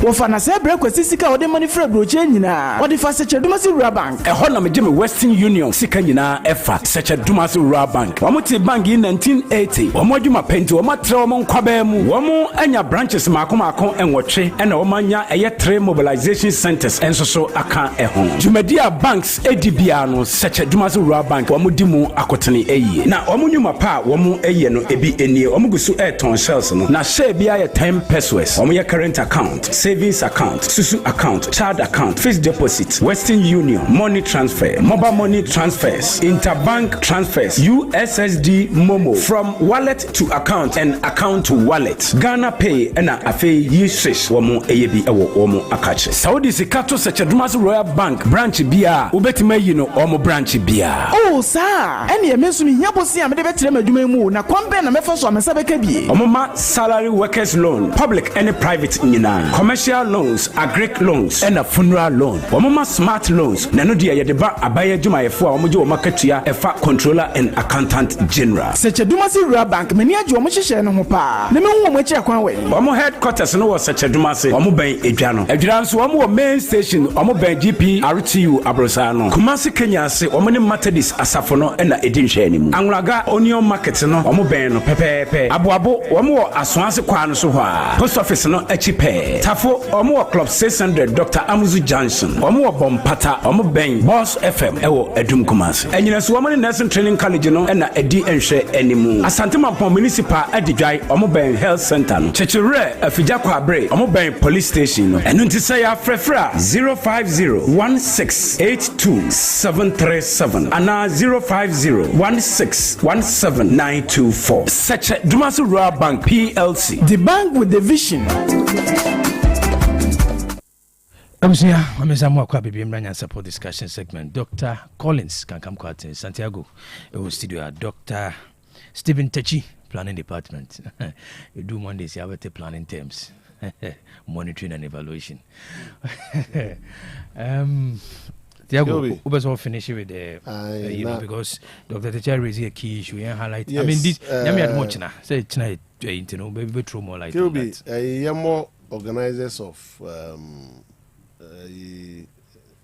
Entakuno. Yemo Mabasu say, oh my idea. and I ever super zonals no em say how many organizers I think we could mention them say GS more sports committee okay it means Ashanti region they have a committee okay you mudin ball mabaswa they've done a human job nti me sure say so kasa no be brain no one way or the other shape almost decisions I timi aboama at the end of the day yenti bibi omo ba ya go back to omo school mu ne few nkrebi enso omo ko bibi no omo police peke omo minim dia kwa akosi die keobi doc organizers no there are so many things considering mileage sa super zonals when interko no wono I'm sure or say omutimi ye niema money and niema bigger because bigger they should be able to attract sponsorship. They should be able to attract sponsorship a year kese kakra a bit to me very symbolic. Also surprisingly apart from my sports stadium dog ubinya KNUS in when tartan tracks. But the tracks the crown is stated standard for intimacy say omo mileage na ade na ekono ke obi da bia mka say relieve yet global village enti bibia ode be call platform no bia no should be globally oriented products and whether we like it or not ye ko social media ni hu Kenya for mo so tumika o you ask yourself Argentina Malawi for seem to be dominating. Say Malawi, almost dominating middle distance. No, 400 meters. No, ne. I don't know Malawi for no. Kobe, what you say? Isn't Namibia right? Namibia. Malawi for the money areas out. When you be Namibia, good. Yeah, be Namibia. Yeah. It's Kobe. The American say mileage na adiene nyano. And need the way any pen need the nipa to the stadium. I am money aden. Organizers know they should go beyond this. Omoko consultant, marketing consultant, be now on from how they can market the thing. Do you know that in the year to attract investors from abroad to come and pick talents? Because Enkrano, our movie no do na no omoko ye omoko to make my investors or notably US. Omo mafufa fem do na doc me who. Boy be on social media no call 400 meters hurdles ma who was last year say friend Odinki or say yes I listened to his in the post was he also US Bello University or geoscience BB no to Mikama school was a US now structured sports yes and then I'm catch Kilby say talent need display you know. You just need a leader because Ghana wa do match the systems by and yes so we all can depict exceptional quality or naturalize no into the American systems organizers no omo betimi aye go further e duru sa ntako ya ubenya schools on be free US ababe hwe bia be pick but it's not about the organizers it's somebody is in charge of the educational ministry who say planning your potentials opportunities and challenges. Who here leaders are or follows was no. I think I will turn it into another model. Sally the near New Ghana. Dog, me localize it. I didn't answer. San Abia, the Beko, because your Ken University campus and me who say schools be free US ababe monitor boys in be football. Inti organizers no more money ko honoma. Ebe buana buankra ni na. You see that on this day you have schools coming here. No more be prepare, omo be pick talent. Edi omako. But what I say, what the two chance wa then I make and say locally. Kra no betimi anya sponsorship. Any ade ama ebeboa nkra no. Na senior worker sponsors yen sponsors so business for. Na Miss Ghana. We should also focus on things that will help build our future. Those sponsors no they are program it say the likes of farmer come on say BB product beer targeting that's a huge market Kobe what's our product beer Milo drinks for no sanitary part for no ne because see that me who no market no so train drinks for no ne events now most sponsor ni be no so I think they are corporate organizers no mo pair marketing consultants no mo share how senior consultant not here no dey can we dey say me can ya mo we me can free we say me mo list no say be a mo be document no matter how they can approach some of them near the na enkra ne bread do na scholarships of opportunities they me mo be say 5,000 or bb near. I mean fully that girl no also 3 days were 2 mika 14. So the organization should look at that. Also, now because a relay is not introduce I can't count the doors no. And see the bit must say in the future. Yes, all overstretching now. 3 days and trying to be finish be on more finish here near the national you pulling or a acronym near there. Into almost 3 days or so minim there. So we call heat. We call 100, 200. And no more potentials and no more other games. It can be true. We call 100, 200.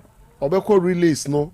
Obeko heat asako obeko fana obeko heat obeko fana obeko so it may be true and or Muslim at that time no fast so ebia enti keobi omo hwe sa ne me tete sa ne nyina in fact like I said no dog yeah time no na man for free other regions be hwebi students mo say so keep so nice the balloons what him say etwaso sa people want to come to schools in Kumasi say be omo be opportunity to also showcase their see that me person be me who so was be winning no na person be na me meeting be we share you man who so was winning no na person the last time Ghana ni akore 5,000 meters wako 13 5,000 meters no mo ko say kra one the guy no ebeka 2 one guy no keobi ebeka 2 rounds now start his speed to go to finish.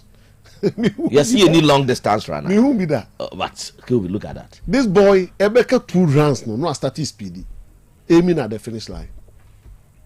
Then Blessed Owusu, I wish them enabled Owusu this year. You might can't say kakrebi ogunasum. First year boy very wonderful. Until the air can say organizers in the media made to a mom.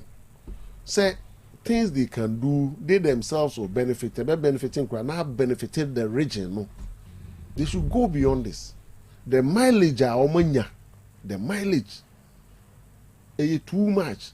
Now, the other doctor can say talent no more no. Oh, say elsewhere no college games, university games. They don't joke with it in US and Canada. College games, university games. I want to pick your national athletes in yeah, here they no so. So kra no wie free ha no ma. Dodo na no beto school so akọ university ni de keka ho. E ho de no so to say how na university games no receive nkra no. So nke ho de no so ye well organized. Ka mo say we ka ekoso no. Universities no do almost sports unit for no be betona ba be pick talent. Elsewhere in US I no me no. Omo be fire nkra no ko ball for no ade nyina ko school. No mo ko ball school league. Because they are well organized. Come in Patriot say, and not senka. On say, I had a medical ministry. No, senka free hair corner. And how are we able to move it to the university level or colleges level or whichever level? How are we able to move it? Then enthusiasm na inyan wa hanoni attention. Yeah, this attention as our university level. No. Then we are able to pick our national athletes from there. But in most cases, no. Of Freehanum no call university. Now university no on fast post no serious. It means that I can't question and no. Enti stakeholders say what's idea we no ni nyina konwan ba be see Ministry of Youth and Sports and Ministry of Sports for no. Attention e dey man me to say. Nkrana bomo dey pa. Nimrika omutu no dey say o dey hwebi. Oh, what do we can hwebi ya? Yes, enti organizers no KOB. Omo betimi idea say the mileage, the market ni krom ni huge. The market is huge. Omo betimi ai bibia brosa. Na nkwan mu need me for attract more sports equipment. E betimi a leader to aso ama. How much that Tartan trust cost? Tartan tracks you can see you be a cost say. So we see doctor. Then you have the only sports stadium in one of the sports regions. Shedding the tracks there. Can am for both. Inti it's a shame. Which are really up to social media. Oh, your sports minister when you move. Say Ghana, a national sports. Minimum how much Tartan tracks. Minimum how much it will cost to constructed that. We are gradually becoming a nation. But the same way, the carpet be system mountain say yeah. Well, grass in egu. No, I can hang carpet there. Yes, it's a carpet. We see a astroturf. This animal. I mean, we can also look at that one. Now, yeah, and dog. We also the sure say I'm students in so. So students need be. So students. Okwari secretly they say also the headmaster was very appreciated. It was a project by the old students. Yeah, I'm sure. They may want to consider. But I'm quite the Kumasi Sports Stadium. The nature of the Tatan. No, say if you're able to localize it, a boy going crowd him in foot room to Mika. Also, me enter houses. Maybe I say the mattress. So students mattress no more that's dormitory. No more packy ya. Crabba kukuri and him come off. No say maybe show no hamamu. Me person just say ye may near kohua. So some of the schools so share how much prepare students spend in putting up on kitchen now. One day they may want to decide some of better tracks. But I won't say in most parents and I say most Ghanaians are the essence of sports. Market no sports market.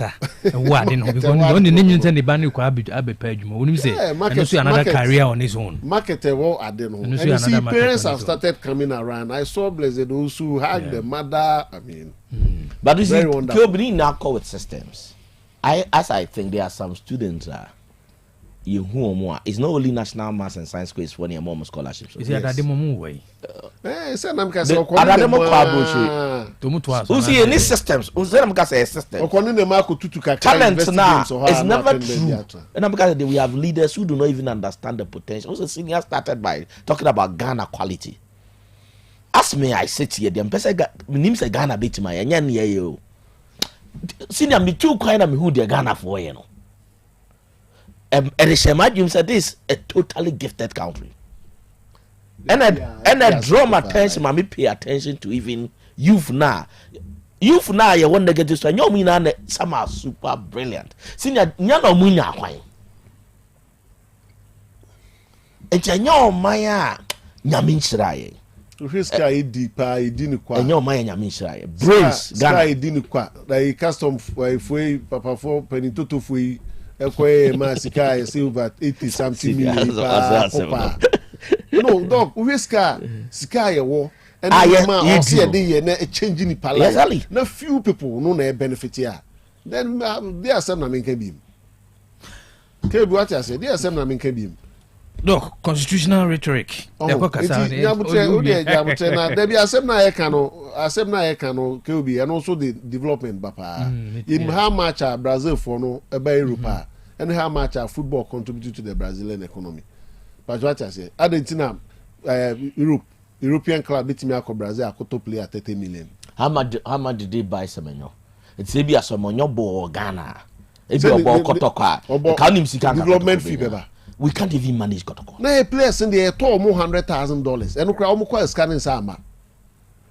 Near top player of Ghana $110,000, $150,000. Them said to do I talk Ghana player free Ghana could direct I bear $1 million or so. A missing there. It's being transing who say I don't know there is business in it. It's any say the bit me contribute massively to the economy. We don't have we have politicians, but we don't really have leaders. So they don't even have interest in their cause. We say Tatan tracks all Ghana. It be no international standard. No. It's about Kubiam say you camp but see that the issue is a Ghana relating. Now was in common winning gold medal. I'm called Drobo because some crowd with systems I was here the training you know. Anyhow. The Tatan tracks they are even running on international standard. To be that developing the pan up to the international level. So we don't even have infrastructure to train it. Some crowd will come more dighton. Here experts to guide them on development. It's Ghana and yes, oh no, Nimbo and the 9 we got picture our boss across sign that. We're in thousands no more pretty proud. Nobody monitors anything. But a big baby shares out of City Ghana war. I don't matter the way you know. She had the confidence of the St. Louis girl. First year girl. Normally I say Ghana or confidence it kills a lot of things. The age and then the confidence. because that race no tension will move. Hey, na super zone 100 meters, 200 meters. Now kind of no. It is Ababa we by this time. Super zonas, no, say it was super zonas 100 meters, 200 meters. Monitoring them and other things. So hey, Gaza. But you come and paying for it. It's not enough, say. Also, your sports minister, what paid $30 million so the World Cup, Blasters score World Cup. We don't believe in systems. We don't believe. Obi Obeka said the youth is the future. They don't believe in that because Sikaya they support Blaster. You $1 million crack high school games are transformation. To come and meet empty. We don't believe in these things. Tikobi, me mom the best rem paying for. Young for more motesana, more akoma. Special love. They be say areas like sports, environment. Who do you be call her? What's an akoma? Agrek. Sports, it takes a lot of people. Say when we talk about Jumenu, Abrofono, some sports be a genie. Senior, that has always been my debate on the who diversify from the educational structure. Chidana Mekawa, me. White lady be ejini pa bebre free normal administrative work na ye ko tena office akopa adwuma no kwabofo bebre do mo talent ni didi ho won it when a lot of them will end up say also normal university program got the no systems ni nyina akopa adwuma bum abra ke ye sa side ni ya ko mu nyina ma me application for job ni ko mu mem bi kra. That is how a man for achire o man. It is a musical you see the industry such that or exhibiting the talent to begin with. Yes, a sponsor. Hollywood is a whole economy. GDP of Ghana. Vacancy applying for jobs. Mario school be compared to money. But yeah, no more talent. Be brain. Any talent. That's so complicated. Oh, okay. And now the doctor can come. Me no. They say, oh, me na share spice ni ma. Na mkukuru muti ya mi. I don't have voice kofu ya. No, some man can eso make us embarrass. Anyway, doc, yes switch imbra. No. Yanko yemra. Okay, but you were from. Unim from. Omumba no more talent no. Omumwa omuna nkura no ha. Omubuana systems na support omo no bua. And I say an schools no be recruiting. Yeah. And I meje omo say yemungura other regions because ye de nimu ode. Ye de no na e kama. The border other regions now. Best certainly seen in our school Kumasi normal because Ashanti region in Taku. Doc, Sona, State of the Nation address. State of the National address. QB, my position has not changed. And then it was on the State of the Nation or the entire point. I said, may read the document now into detail just to. Oh, I mean, I was on my phone right now.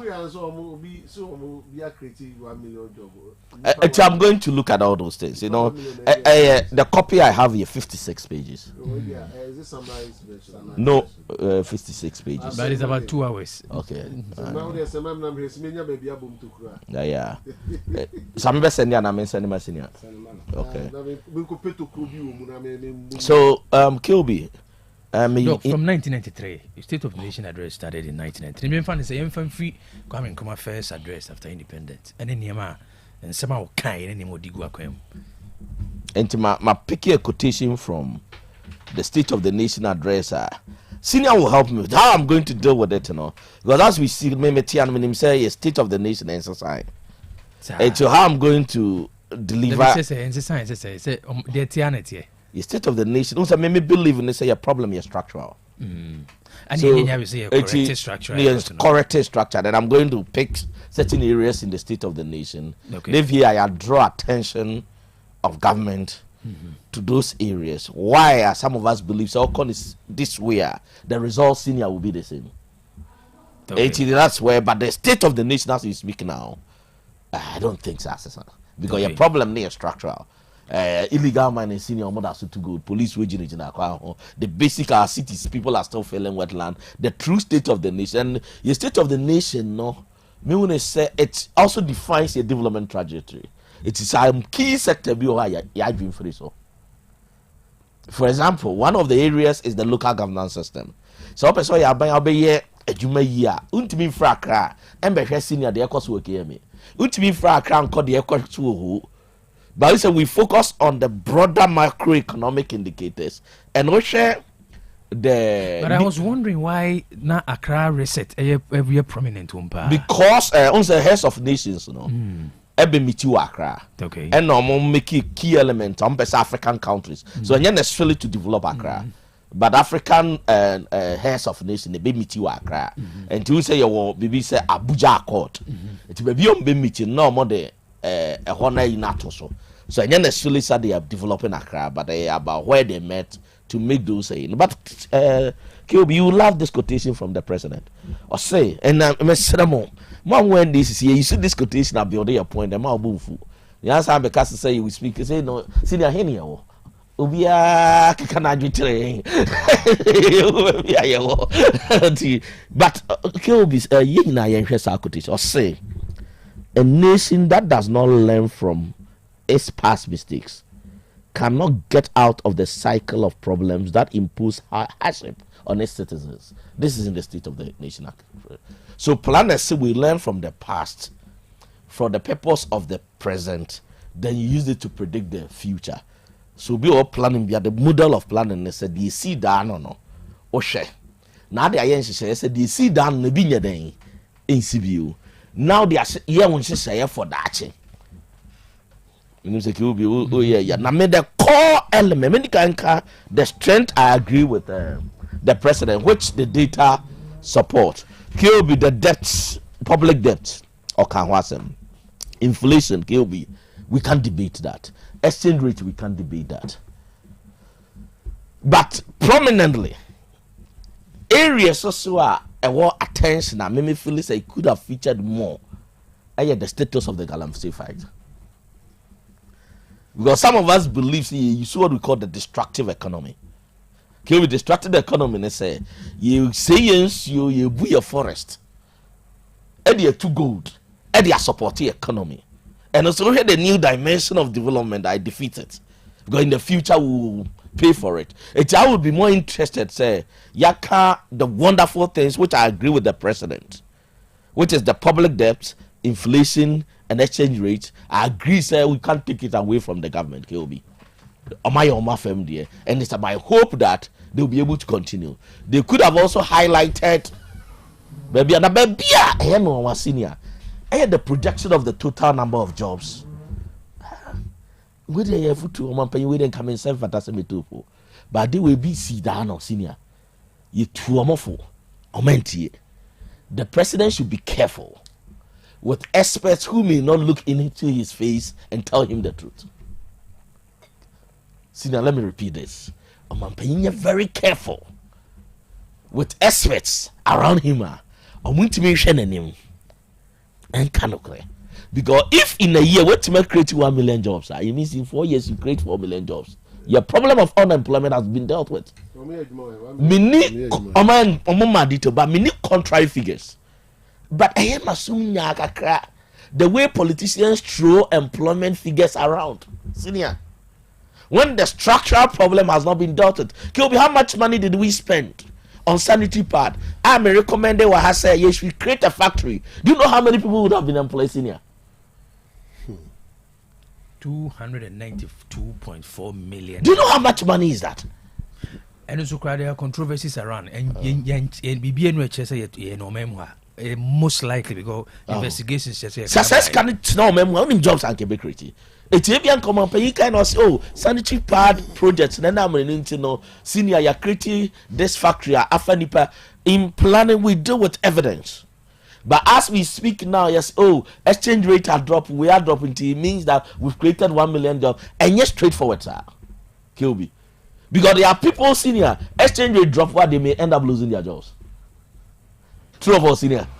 Only one sector now. So if you assume, say, what to hold the inflation, what to hold the exchange rate, therefore it leads to job creation, you're careful, kakra. It may catch you on my pain, say, when you're careful. Especially me who say most leaders senior got themselves back no amount for be that green book. Yes. Now project you see it complete in a green book. You go to field. It was not there. And then no me in that 10 where they talked about 6 million jobs. It may name those who did the research and while they are tuning those figures, but Kilby, share or how a diamond our policymakers should be careful with the employment figures. And for the sake of President Nare Piti, careful. It mean any contrary figures, but me share the structural issue. Say sanitary pad crano. Yakoto near the bar. Me say the structure is still there. It's your employment yakofawe. Kill me.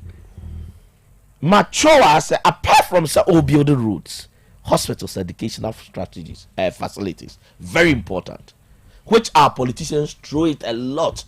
We have clear-cut policy on how to deal with the structure that make us. So, you know, paying state of the nation now. Wama figures be he talked about 606 agriculture. Then I will link it to the external shocks now. Why down on the car say mempeso be throw away argument say COVID now my economy na crashing and that's what be repeat say by this time the president in state of the nation should have gotten the signals. No free the Gulf state to the senior KOB in the state of the nation or be acknowledging new strategies. In the Russia-Ukraine, my argument was that and yet Russia saw no attacking Ukraine. So a nation must look at strategies to take advantage and also look at how to minimize the shocks. In the state of the nation, I felt that one of the major highlights was the signals. Senior, MPA. So what the MPA say you should not be worried. MPA say was 6 weeks. Yeah, no 70 account. MPA. National Petroleum Fund. I say for 5 weeks to use. Intimia what say nya no 170 account. What Toby I will build a bigger picture. They tell me can the MP. That was say nya dog me ba so am to kwana start na ensusuanso na de beba wiase no. 5 weeks. Yeah can nya MPA for 70 account. Bigger economic. By this time we shouldn't even be. We don't want anybody to come and tell us because of US Iran war ninti. I mean to tax. Obia or finance and our economics they be why policy they be under the circumstances unim. Say when the problems start to say unity and near more so we are now building strong capacity. It could be I felt that Momoko hide behind it I can't say because of Iran. It should have. It's quite a detailed document, but my baby I agree me areas I feel say senior you pay attention and Kasa external shock so tall. The president indicated that TOR is now operational. If TOR is operational, then strategically you invest more into it. Because Alan said people are giving credit to the TOR guy now. I think he's doing very well. I've heard about him. I've heard about him. Yes, Alan he's doing. Allow leaders to operate or minor and so TOR will become a major senior driver. So Ghana bit managing the external shocks. So if in the state of the nation, if the president will say kudos to them, but how will TOR help Ghana to manage the external shocks? That is the next question. What's the expert now? How we do that? So good news to the government. TOR operational. Good news to Maka public debt, to Maka inflation. Now let's go to agriculture policy. Senior, they are looking at building. Imported about 660 tractors, then 400 combined harvesters. I've said it before, sir. Senior, the structure has been exercised from previous government. Steady structure now, exercise for previous. If you read the Global Agriculture and Food Security Program now, they are looking at $20 million. Our more targeted 12 districts, looking at 50,000 farmers. Give me position on this. That since we are apart from maybe a Kwame Nkrumah, since 1990, the agriculture policy senior has been a total number of farmers are support. But remember, I say, a good national best farmer system. It is a procurement winner now. Could we have discussed with the district and national best farmers? Said then now we here, maybe a way into poultry. To produce, let's say, 1 million vets. And not plan and senior friendly needs assessment. It will be to buy a needs assessment for all the national best farmers. Nanka, sa input we no.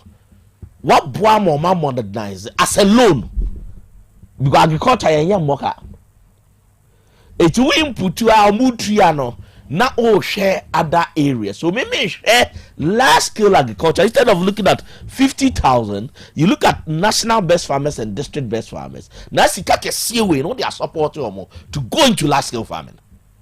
But when you look at $20 million, senior jokes are because Dr. Fuku normally make this argument. You say nipa yield per hectare no form. Yeah, efficiency will form. The national policy should not be supporting say Dr. Techimi featuring me garden eggs. It's a cut off free fertilizer the amame. We should be looking at the higher level policy. That is the rule of government. What we've been doing is you support 50,000 farmers, but 50,000 will be 500. Not what support with the $20 million. They can employ over 1 million people. There's a go bit to me. It was steady agriculture policy from planting for food and jobs. Make assassin way. Look at how much money we invested in planting for food and jobs. But only a cut off fertilizer way or target it. But there are people who are doing serious agriculture. It took the taxpayers' money, senior. I support you. Be out from Komobi Diagro. Out of the 16 regions, every region be raising 50 farmers or mukuta large scale capacity or produce per this number. The percentage of Americans or more farmers or more just about 1% or so. It's yen will be a person the enketing. Dana make chair, senior come in. Ghana for pet me the enketing. Yeah, penny man keting. But we've gotten to the stage where moving to serious last killer will be supporting Bastilla and Yabeka Koto tomatoes working now. Yeah, also near fault because also Ghana neighbor to say an animal no mokoko kumu. Oh, we are carry America crack, we are carry America crack, we are carry crack. So the other time I was even advising that, or say you start, I mean, associations, okay, any cocoa for no shoe, you interest in starting going to cocoa plantation. So be our old students now. Mode not what's that platform now? You should be looking at that. Oh no.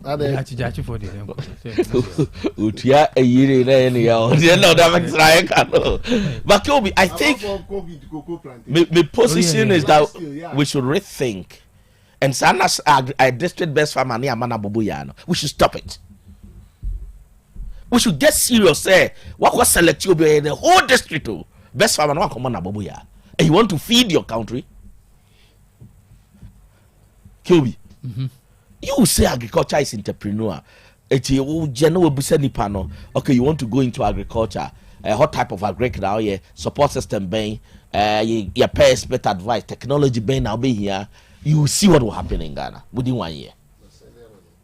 It is a 660 structure tractor near the Adam said we could have done needs assessment near their support to targeted farmers. On this kind of work. Well, after what is structure? 600 and something, no more dead. It will be really the structure is still preventing us from also over here 154 million euros. A Italy Ghana project on medical irrigation. Once again, in Yesika Ketwa. AGM situation here, we not still as a dry season we can produce. We need to start seeing results because says we are Burkina for the year tomatoes, no senior. But you're investing in planting for food and jobs more than Burkina investing in the agriculture, if you care to know. But the results planning for her be almost input, output, outcome. It's input to a good planner will look at outcome new impact and yet she can out the pay. But how do you say then Abba? It's not about only the money. We want to see the results. After investing 154 million euros, are we able to farm all year round? That will be the fundamental question. And an impact on food prices in the same. And that is what planners look at. Finally, KOB, the president acknowledged that as we speak now, KOB share $400 million annual poultry import bill. A chief until make an intimate pack of beyond the argument. Why? Since COVID time, and here you may say your cast external shocks are the position as not in KOB. Yani aye hosa. It's poultry akokwa senior kotono. $400 million. Yes, when this is every year, yes, it's $400 million. I got ton cocoa foods at the back. Every feed country. So the president responds, which I think that the president may have to look at it once again. The cocoa policy. We could have small scale, as Senior said, cultural, but we should also look at large scale. Name somebody like Boris B. No baby. But there is evidence that Papa Naya and the family drew baby. Or say brought farms more. Can we give how many of these farmers have government invested in them? How many of them? It will call EU near the other. They are investing in these farmers to cut down their production so that cost them. I don't know. Obi Kres or the Komasamia or Obinya Skako supporting the opposition. It has been politics, but Catalonia at that time, Dako farms from level of Mudu, you know. See a bomb wanka by this time, I can feed Africa. It could be when I sit here, I'm not even looking at. See a feed inquire who your advantage of the African market.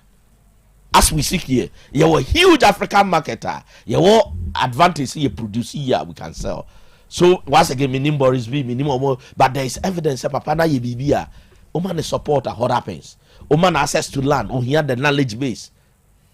So Kyobi, the import bill, I don't think the Kete policy can do with it. It's yen restructure your policy. Finally, Kyobi, recommendations, Bombato, Ghana politicians, Obetina,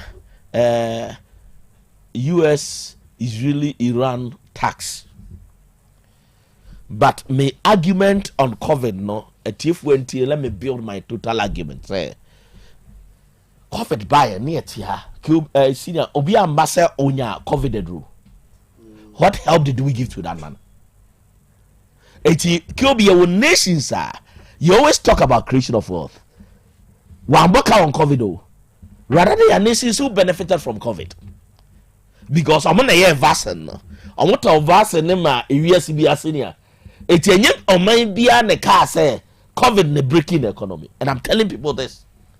But yeah, COVID by not almost all our top universities, apart from your KCC and Gucci, you're too lab. Kill me. Because I buy me so that I say, I'm a professor B, Sikaka Kraw, KST, KNUST. I a researcher find the COVID vaccine. You're too lab, Musi, a Cambru, Yam, and I a vaccine. Kill me. I've also researchers, and most of them. A classmate of some of the professors here. He been insulting me explanation as here. So in our mind, okay, the poverty mindset. In our mind, no, near si bruyinya vasen and family. But not bruyinya research, no, or require obefa so any advantage from the COVID. Now you shall say complain it's a COVID. A breaky economy. After the COVID crisis, I made a recommendation here that. From the planning perspective, when your crisis we are, you need to document what are the effects, know what my lessons. Say there be a that be if there is another external shocks or man or how bit for COVID lessons, you know. Okay, can we look at any report, looking at how much money we spent? By we see we are at home, no bit for document, you know. SBF frame. No. Okay, be finally Russia Ukraine. And also I don't got me analysis before. Say, senior, we are planning for beyond friend special analysis. We are special analysis of Europe. Ukraine and now the most fertile land. Europe, Kyobi. It's all now there was a signal say Russia Kwaku attack the most fertile land. Europe. It's all your policy maker. How do you do? It's also a fertile land. Because by all means, food prices will do what? Go up. It's all your policy maker. You invest more. In the agricultural sector, Kyobi, any basic, very very basic. The other one is not Ghana importing most of our fertilizer senior from Ukraine. It will just a signal now as we speak. There will be a friend segregation of waste. Ghana, you're going to zero separation and segregation of waste. Zoom lie on the Yakakra, but Osha agriculture is not science. So because compost waste is one of the best. It's a Russia Kwaku attacking Ukraine. Now on our top fertilizers are. Kyobi, don't you really look at how to create composting to support your agriculture sector? Yeah. Kyobi, came out and see me explaining say, and I'm Russia, Ukraine, want the economy not collapse. Yeah. Are you not getting my position? Tell me, you're so political. Say when you are discussing technicalities, people don't get you. Kilby, once again, the US-Iran war. US sorry and Otobombo. Yatsana has senior my background. He's interested in geopolitics, bro. It's not quite I'm picking information. Or just a can was a man. It's you a policy maker. By this time, and now you're a leader. By this time, you're expert. Okay, what are the shocks we can get? Quite best a bit to take advantage near minimize the shocks, you know. These are the areas of opportunities. As we speak, Dubai, the biggest tourism sector, senior, was shut down the airport. Kilby, do you know the number of tourist centers in Ghana? Lagos and Tree, any of the other near, you know.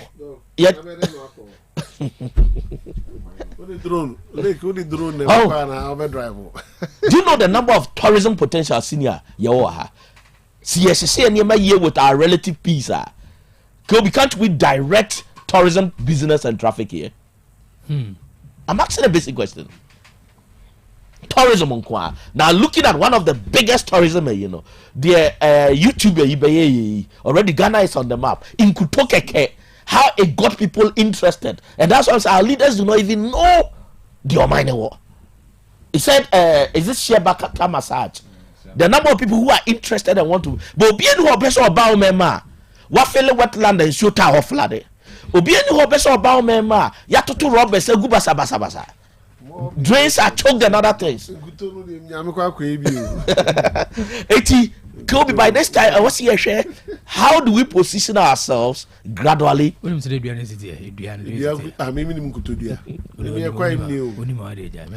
do we position ourselves to take advantage? See, Dubai airspace in Africa, we are relatively peaceful. It's Africans near Dubai. How do we channel them here? And here, really higher level thinking. The next one. Yes, Ghana is net exporter of oil. But senior, yes, a certain amount of oil. All the same oil in now raw. Enko manone, enko work on it. Now the country see a two bomb we run into economy has been affected. This time there were 5 weeks reserved. No, let's not talk about. I don't want to go there. But Kobe, I'm talking about the structural issues. What oil? What's the oil now? Now that catch him say be a to bomb. Yes, we are not net exporter of oil, but yeah, na near costro. Near putting in policies to make sure the majority of our oil, effect the bare minimal. Lastly, a fuel assembly eka. The entire city of Vancouver, running on electric buses. Kobe, you don't expect that city will be affected by any effect on fuel. Now they are electric cars. So by this time, senior policymakers should be monitoring. Your trotro funds, should we start targeting, say, big owners, you know? Yeah, imported trotro model and a company Baba and Sabo, specially designed trotro running on maybe solar. So there be any changes in fuel. And there's so much impact on the Ghanaian. Finally, agricultural productivity. Say agriculture, food prices is linked to fuel a lot because of the location of our farms. It took us in North America, major routes, or designing such as a major road along it, you know, and a farms, you know. It will now the came now it cut down transport cost. If Ghana to me cut that way, senior your food inflation will be dealt with. Yes. Filling station. Kilby make us same way drawing COVID time. Filling station. A Kumasi Accra road left right a fool uto noba near the back deep in the forest. No be a procurement so you could road. On what come Malaysia or be a benewo. A dear bone my home buying. If any agro Kumasi Tamale road left right.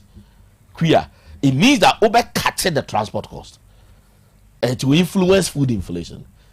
Kilby, what I'm saying is that there is a reason why there is a policy. And when we call planning school or say problems will always come. There are problems you cannot plan for it. There are problems that are beyond you. But yeah, problem now is say the entire economy no rely on the external economy. You import toothpick, you import nantwie, you import tomatoes, you import bibia. Eti niema ya ankasa ye limited. That is why sepeta bola wo baby affect you know. So my argument is it's not enough for the leaders who are supposed to correct the structures to explain it to us. We really need to restructure the economy to make sure say gradually we move to self-sufficiency. My way, and just say it's serious to be self-sufficient. It's that I may argue strongly say, and me and the normal say Ghana near for the basket. Akobokina koto tomatoes. You cannot develop an economy and semi tomatoes got all about. Then the leaders who have been appointed to solve the problem will explain it to us. Say, oh, there is terrorism in Ghana for. We say, our parliament say soldier for no mongadi omo. That is the solution. Yes, that is the solution. And you see that they may make and say the signals are there. See, you perceive take advantage of the situation we could, and you better minimize the shocks. Luckily, we could have clear cut policies, bold policies. Maybe I documentation be affected when oil or less than 10% of the revenue. So you don't go and blame external shocks. Say, oh, this is my position on the state of the nation and its implication for the external signal. Say the situation there, our cities are still flooding, but there are signals. You can't take it away from the government. The exchange rate, it is true. The inflationary rate of managers is true. The public debt, the evidence is there. However, issues like employment, 1 million or more, you're careful.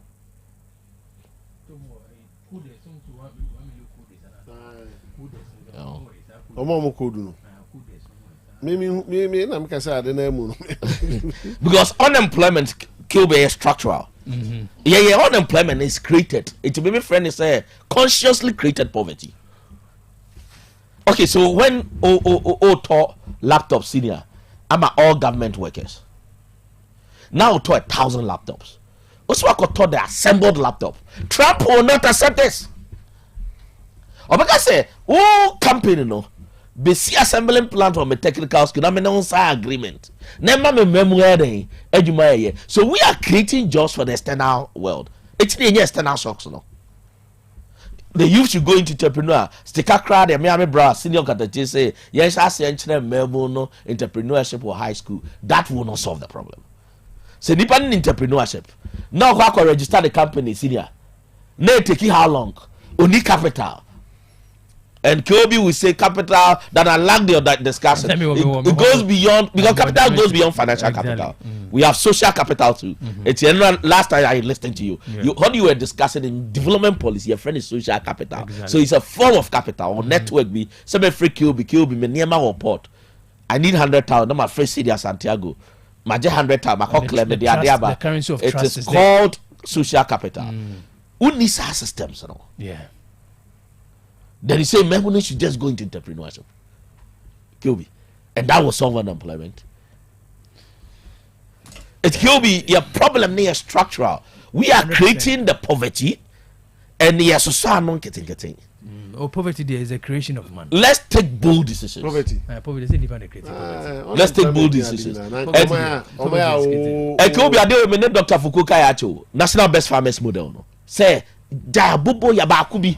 I check across say, we need national best, and then you take interview. I do a move many better. Meaning, and I got to the year.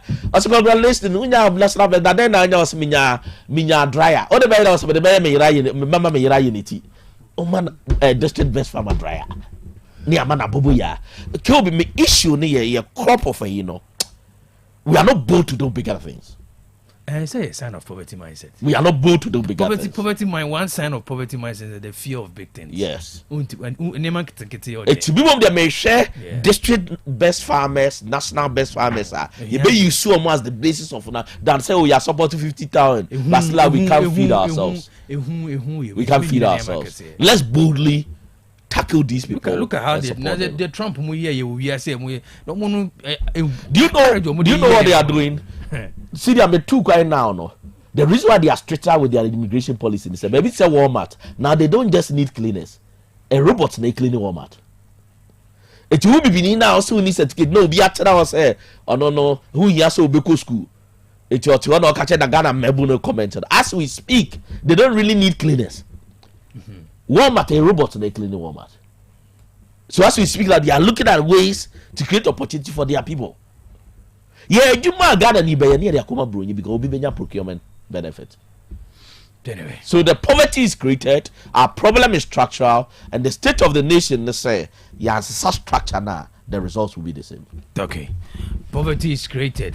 Your problem, your structure. The true state of the nation is a Doc. Mr. Speaker, to expand access to higher education, support balance and regional growth, and meet the rising demand for quality tertiary education, we have entered international partnerships to establish 2 public universities. And one the same policies in Kintampo, Bono East region, and another in Jasikai, Oti region. A grant has also been secured. Secured, yes, Abana, and I say as secured. It means you have it. Scanner already, okay. From China to establish a new public university in Damango, enhancing access to tertiary education in underserved areas. Mr. Speaker, technical universities play a critical role in closing skills gaps and reducing youth unemployment by delivering high quality, industry aligned and practice oriented training within a broader policy framework that stimulates labor demand. In this regard, the government will establish. The policies are not the same. The government will establish 3 new technical universities to strengthen skills development, enhance innovation, and support national industrialization efforts. Kilby, I will say, yeah, now. Is any bad because Sabio Ode Kobuso Hinibia no Onka so be maybe a demon because me school nursing training and teacher training. But yeah, a preserve of the existing ones, let us say. But what I say, the preserve of the existing ones, no. Because I have to support industrial growth. Okay. The oho dadano, eduma, Kilby also no. Or say and support national industrialization effort. No. Technical investors now hold that no. Any investors now hold that no. Side no somewhere. They should be able to support national industrialization effort. The conditions not to say. I don't know as will be any industrialization. But a day it is existing schools, no. I'm not saying so for a new, but existing ones, no. Now the capacity passes here. It is the city how can plan or your free situation analysis before Uber take any decision. What is the situation of the existing ones? Existing ones na kasano issues be na home. Yeah analysis I say supporting national industrialization effort, no. Existing ones, no. They are na more ni too. And a correlation be war. Training in the establishment of industries. And what you know, say you be establish 3 new technical universities. As Steve said, the existing ones. Existing ones. Existing ones with the establishment of industries. Brabona existing ones. And like resource-wise, crowd. So we had the existing ones. You can't have the create new ones. All the resources, the existing ones. Wouldn't they be more efficient? Existing ones, no. Brabona airborne. It say. Enkoyi ade na ema ni nkoyi challenges no ne say look maybe asema waka no on say pe do ready here no or establish it there's a link between technical training and industrialization. Yes, the existing ones say wo mu dada do we have factories you bet me they are linked. Yes, and existing ones no are producing these factories and not just the factories and as a but your situation analysis say be a senior hotel to be car. But so we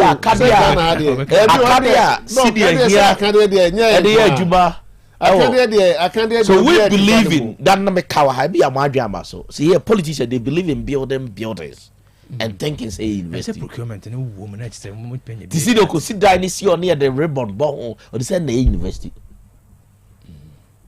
But it goes beyond that. The labs, it's a bit by assessment, say. Technical universities there, do they have enough equipment to make an assembling plant? Say technical university, I wasn't it be assemble computers, cars, and other things. So you with those laboratories. So before we think about linking to the industry, because a pediaman come time a agricultural college. The machines he brought there, not in his mind, no agricultural college was supposed to assemble tractors. But up to now, I'd rather see a food basket. Food basket, you to me a special analysis. Yeah. It will say food basket. Yeah, agricultural college.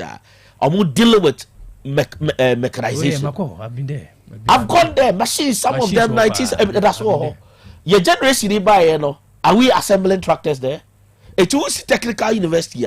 You need people who are even assembling tractors. You just don't go and import tractors.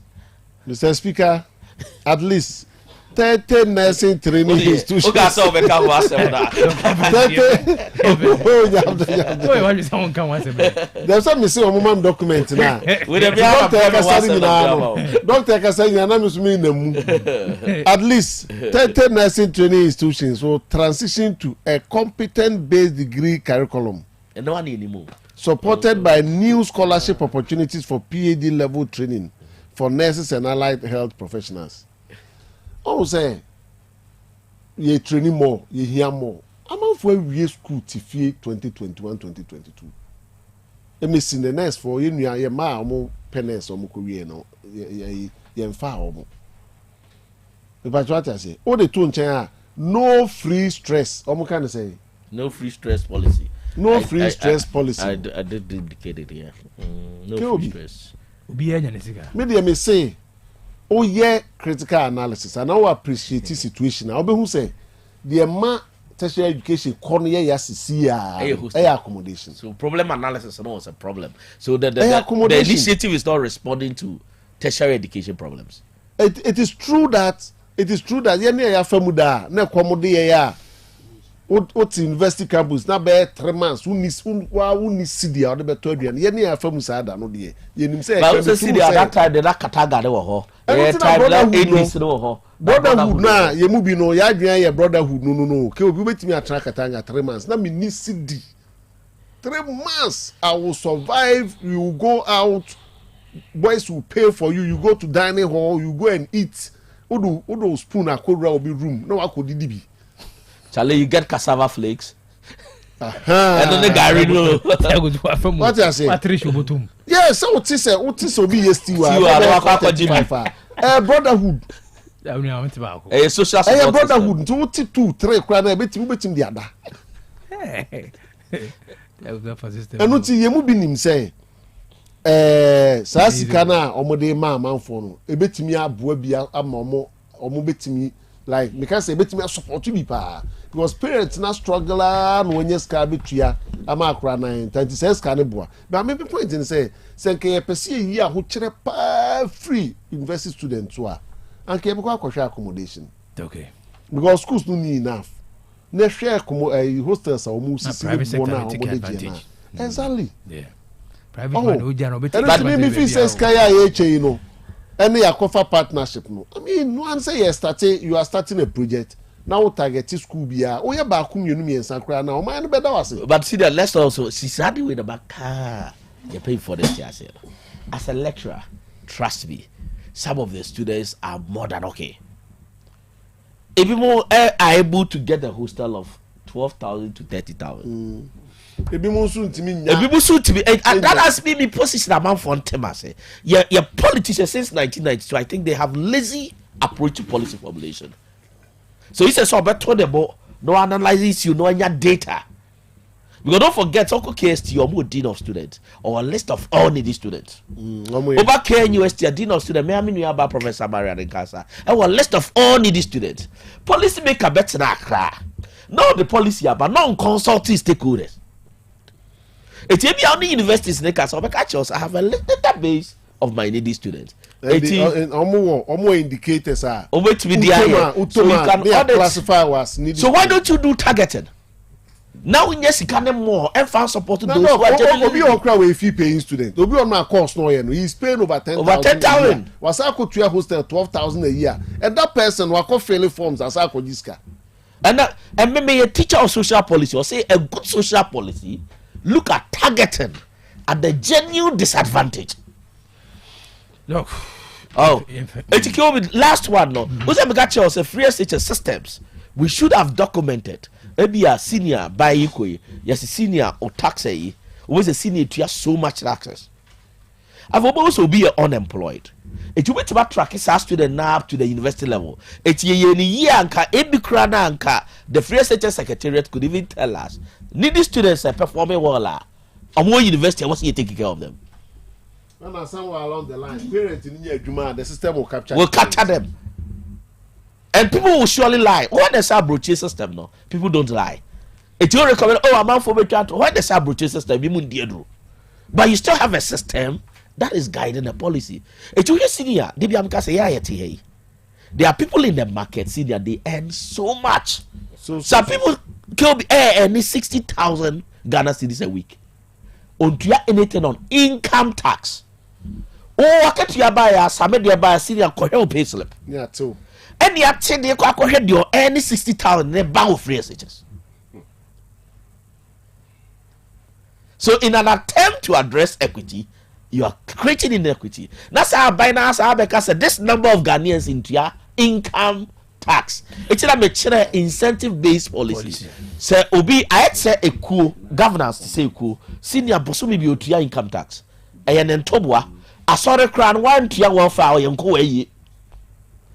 It's your mind na bro for the no. If you don't contribute to national development, you are not part of the I see a chair or minor in a by your politicians and not politics into no. Ye yeni a jemu obi NDB. Dominant trading.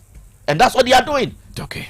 In an attempt to fight equity, we create inequity. Inequity.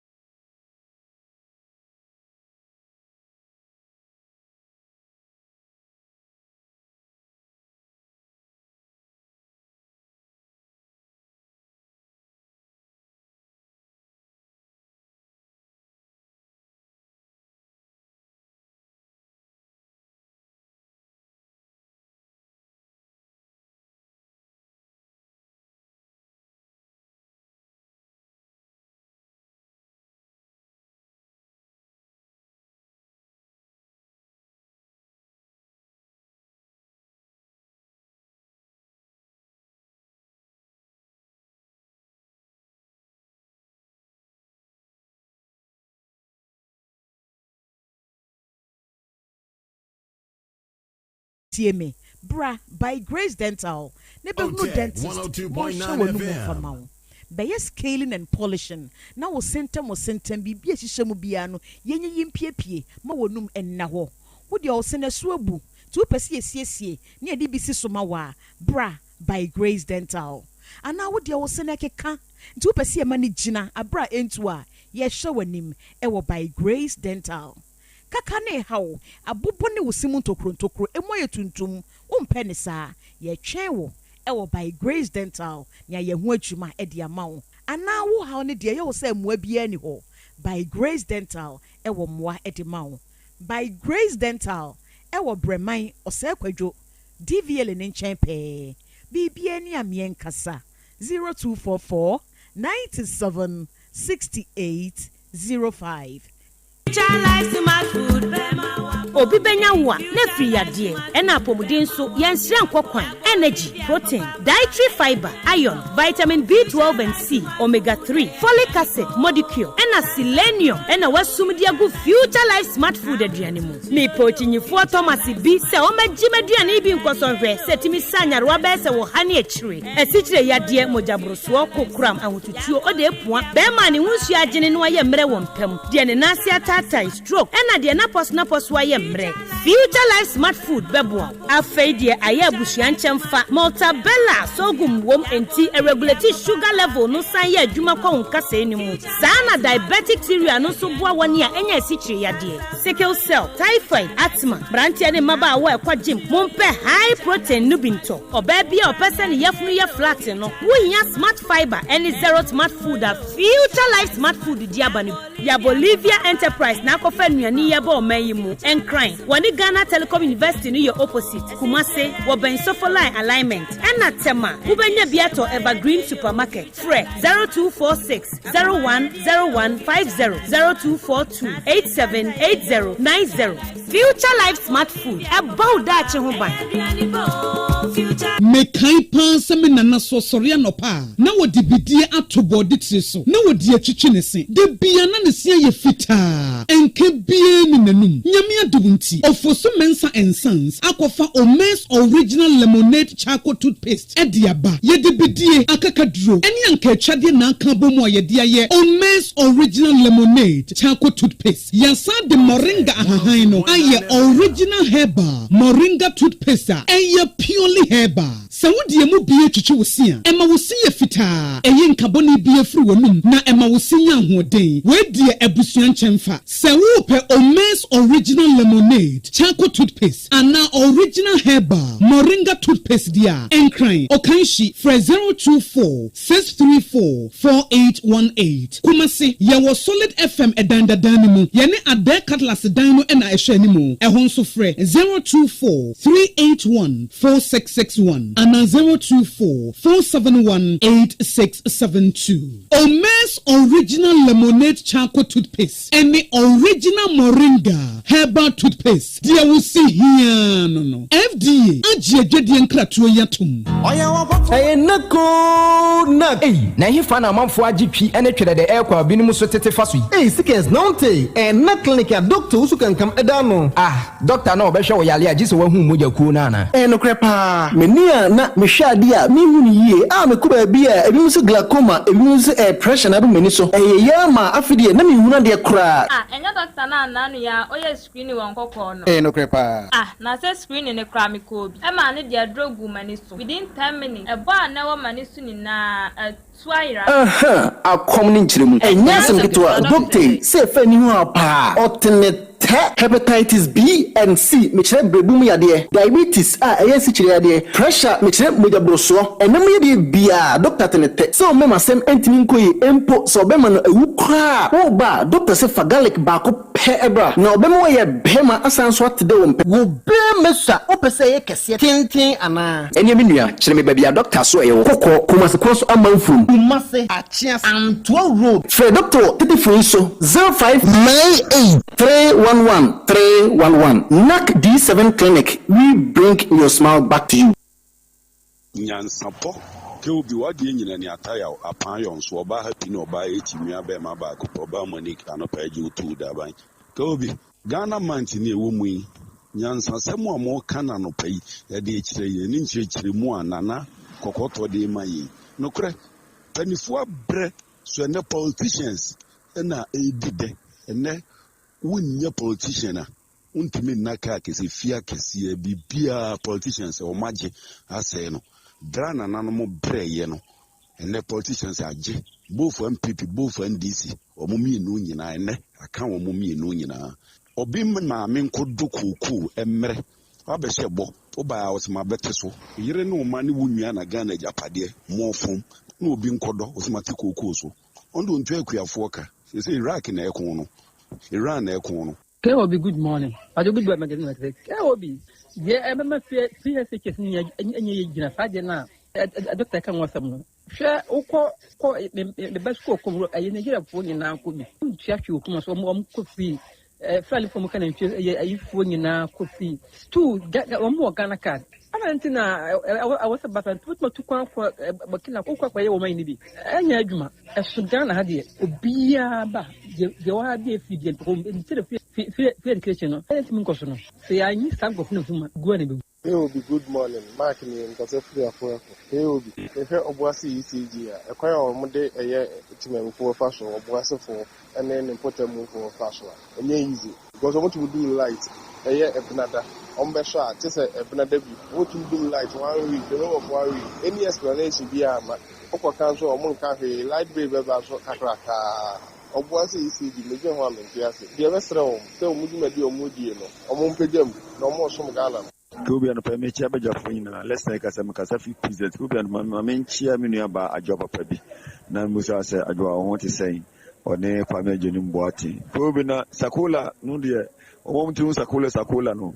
Sabi do want a Nyansi woman and Nyansam Gatua. So to Munyaka Sakula no was some Kamadaro. Why? Kaka make a good for instance, we are no more can say among for a good Mujania Diadi. Kubi more than those who a good Kumasi draw, second to me and Tadio. Ghana, especially Kumasini, but a trekra or Bacomo, Aquacotatare.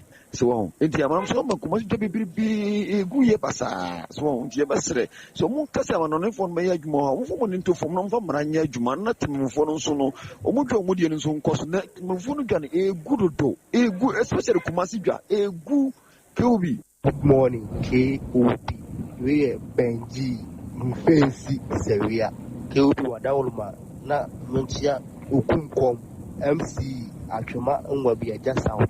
Russia and Iran and Israel Tokwano. The best simply for say Omutu near May. And Pese Bibama MPP Bima must say Russia and Ukraine war into the name of Boyadin. And I want Boyadin and Petro Boyadin and Penny Beauty. The same Requia and Penny for finding preparation gone on there. And Thomason will be a the young go down for. Hello, Mr. Good morning. You say you should never be a phone now. You have myself to interest. Yes, you and see a bonfire, maybe and more continuous and I'm the show on so. There could be no call Majan of a chance and Matasa crime be somebody above the go on to a symphony for us and then the chain you see good and my then I'm a chance of an about them. Now, if that is still why you're being so, a pool being so and Katia, a chia, the last one by year back home, she saw one say, Omuncho on the said there's a chia and a bushy one at the assembly.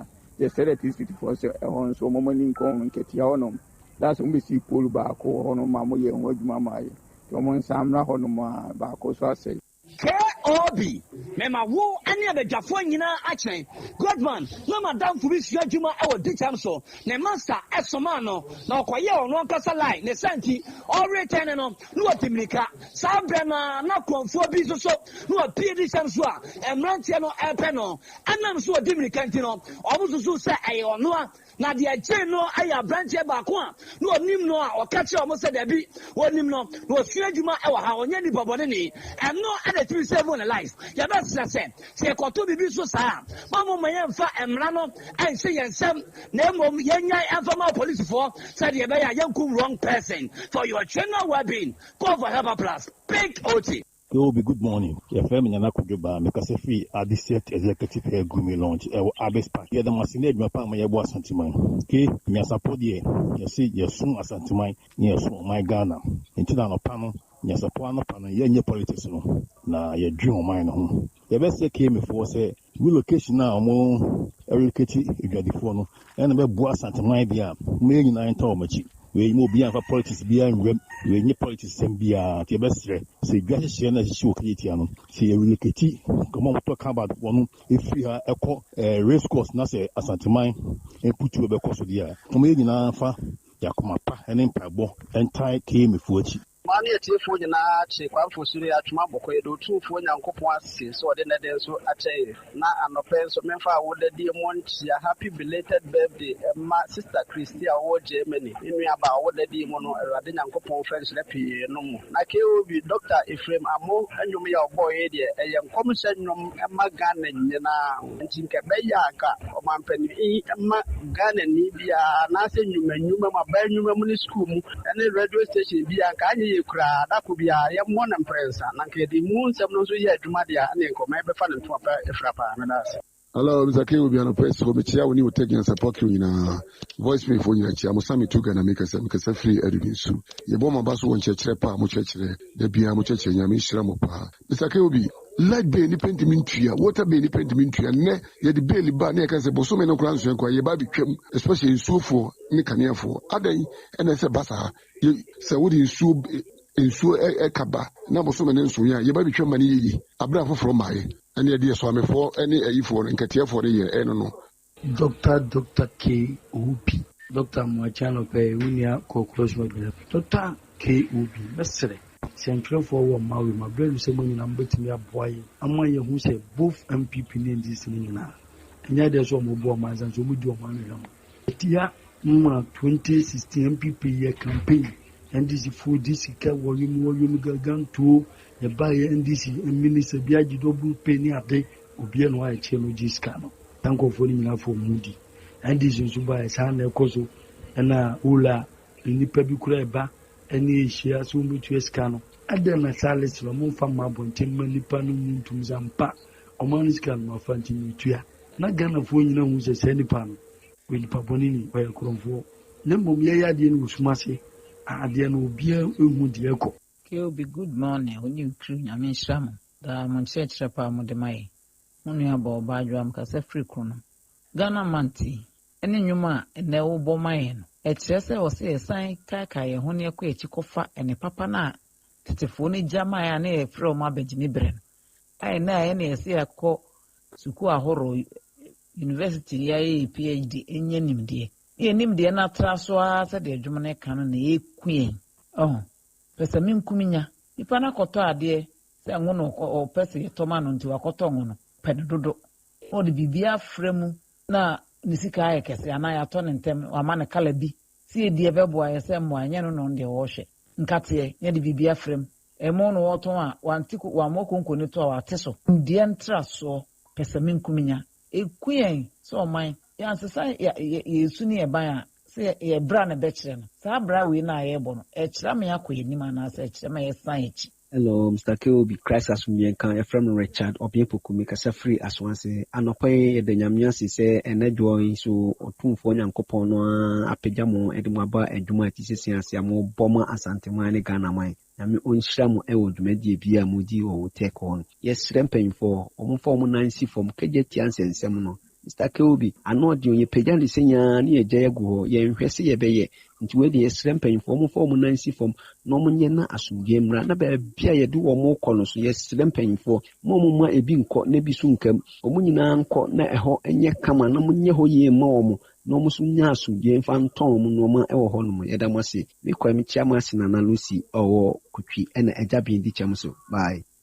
Yo, yadasi, any Majincha modify your WhatsApp line near come say Hepaplus Pavi Plasmos and a Danny Denina or Soyasne na yetimi boabua mo voice notes Majinche na yema afofroso etibi Hepaplus Pavi and a Plasmos. Yakosaka was a perfect series books at Association my yetimi de Nyansapo discussion segment ni bra wopenguma ama mofra esua free next one kopim JHS woni nyina bi ngoma no so GS ene naka agiatum ope English language free basic one kopim JHS 3 history of Ghana free basic one kopim basic 6 RME basic one kopim JHS 3 computing free KG1 kopim basic 6 creative arts basic 1 kopim basic 6 science and maths perfect series umano and a da yebe kamfu ediamom ope preschool books which ensure school free next one kopim KG2 your numeracy language and literacy creative arts fairness computing coloring and a writing about GHS free basic 7 kopim basic 9 your English language social studies science RME computing and career technology perfect series mock exams, terminal exams and midterm exams are boa chechefo and additional mu siesie mu omudi kan hunu sɛdeɛ nsɔhwɛ ne sitie ɔmo so ɔmo ahoden hwɛ na ɔmo duru nsɔhwɛ dan ma wɔtwerɛ na wɔtwerɛ twɛne hye ɛtwerɛ twɛne yie Kumasi wɔkyerɛ kwan wɔ Puto Job Station and Crying and Suman first stop ɛhɔ ano wɔ Bowura bookshop biara wo so pɛ perfect series nwoma no bi onsa bɛka bi sɛ woyɛ obi a wɔ bookshops na pɛ bi atu akotɔn anasɛ wɔ sukuu na pɛ bi ama wɔde suafoɔ asua wɔn hyehyɛ kama ɛde ma frɛ homa 0243 299 938 0243 299 938 and 0540 755 465 0540 755 465 na unsabe can be perfect series.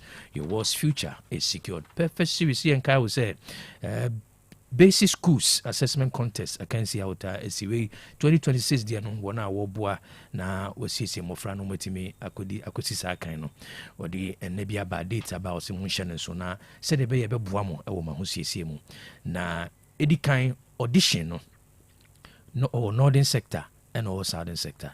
Northern sector no Kumasi ene ye no audition here 5th March na otwi mu na southern sector and obeko so on crime mine and cramantem and no ye 13th March so na afi quarter finals no so northern sector e Kumasi de no ye 19th March na en cramantem de no ye southern sector no obeko so 8th May eba semi-finals no Kumasi de obeko so 26th March na en crime so de na ye 15th May finals no Kumasi aye northern sector ni de be 1st April na afi southern sector aye in crime de no aye 22nd May na biaya obeye Kumasi de na Kumasi Anglican Senior High School FN Kase wa mekum sanso na okon kran ombe audition wo Ebenezer Senior High School Dansoman last stop na main contest na kan sina kasankasa no wa no Wesley Grammar Senior High School no Dansoman eni tishane so ye kwanim no dates a kabia no perfect series obema maso ate Edusa Heba Center no agye so madansi ni ma Edusa Senka so you be osisi oya koko etete o obo WJ obema honam eyoya anase ani dane hawa uhia Edusa Heba mixture eno Edusa Heba capsule se betu ase ama na malaria fever na etete wa uhia Edusa Malahep sounds na wonumato untimi nidi honamre ewo so a uhia Edusa Malahep shane so waposo yoya awututuo anase sasabro wo so wonamani sansa nyina no de ohia Edusa Heba ointment fa sasa fatwitwi na oso ebedi wakagina mu baabi eto aduro bia obenya bi ato say ye pharmacy herbal and chemical shops benya bi ni mu mpendudo to akomaseko Frediments Kolinak Osons Pharmacy Costa Pharmacy Dani Herbal and afi PFA Pharmacy say yade bi wo so pa na de china no hu anu adura ma medicine se brana so ye wo Kumasi Swami magazine macro go filling station danemu e wa no obehu Edusa Heba Center and in the clinic ho bura ho ma medicine won fidie abe for fidie kama or be show ni pedue mu ho yade cry etete owia osaso de ninro na nyankopon de ache no de bia kan na oso ho towa oso akase wadanse enie frema medicine 0500 110 115 0500 110 115 and 0557 00 9824 0557 00 9824 and I'll be to me after 0557 00 9825 0557 00 9825. Abapa more shopping eh Ghana's biggest online shop for quality products. Say ene on person be ha we now tena fie juju ho didwa. We also stay at the comfort of your home. Tena fie juju ho fa phone ko Play Store and say App Store. Do be ya ne so be download the Abapa more app no.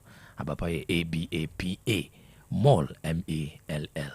So when you download the Abapa more app na adi bia opeso to bia no ubehu bo and I'll be to me ko abefon 10 video so www.abapamore.com. So udu ha efa asodum niam ho meche electrical appliances say fan TV laptops air conditions ubenya bi ade bia di dwuma oja ade ho hia bi no so sabe ka bi sanso ne banta ade ene ho niam my friend fashion no so ubenya bi say open kunwa empa anything furniture abuso ewo Abapa more Abapa si enka say open washing machine and board for me portable washing machine ne bo no 399 Ghana cedi eno so obi wo ho na de man dan so no say baby abeta no be dwa bia no or the bebro or ye free delivery nationwide baby will be or the bebro on teku anase simple na shano so say uni Android phone now the no ye yam ɛno ho bɛtumi afrɛ wofrɛ a ade kora wopɛ no kyerɛkyerɛ mu kyerɛ no na wɔbɛtam ɛde abrɛ amane 0593 386 133 0593 386 133 and 0593 391 848 0593 391 848 ofra wode bɛbrɛ wɔno tafo no ne nkwa ado so bɛtumi abɔ ana akɔ tafo 3 miles sakasaka park no ɛwɔ no wɔ wodu a wobɛtumi akɔtɔ adekora wopɛ na sɛ wo sika nso na bɛ sɛ wɔtuatwa no kakrakra adekorɔ no ano boa wode abrɛ wɔ ma saa akonya no ɛno nti bɔmmɔden a sɛ wobɛhyɛ no nso Hepa Plus live band ɛdu memenda sɛ woyɛ yie anaasɛ wodi dwuma bi a wohia live band yɛ nneɛma mmiɛnsa wɔn mu bɔ no ɛna afei instrument no ɛna afei nnwom kora wopɛ ɛne ti hyɛ no so sɛ wopɛ instruments papapaa ɛno ane Hepa Plus live band wopɛ nsɛnkɔbɔfoɔ so anwom biaa sɛ yɛ reggae hip hop dancehall high life hip life ne nyinaa wobɛbɔ ama gospels ne nyinaa Hepa Plus live band wobɛbɔ ama frɛ 0593 386 133 0593 386 133 anaa 0593 391 848 0593 391 848 frɛ na one Hepa Plus live band ɛnkasa sɛ yɛ yie ɛyɛ wedding anaasɛ asɔde mu yɛ crusade from CCIM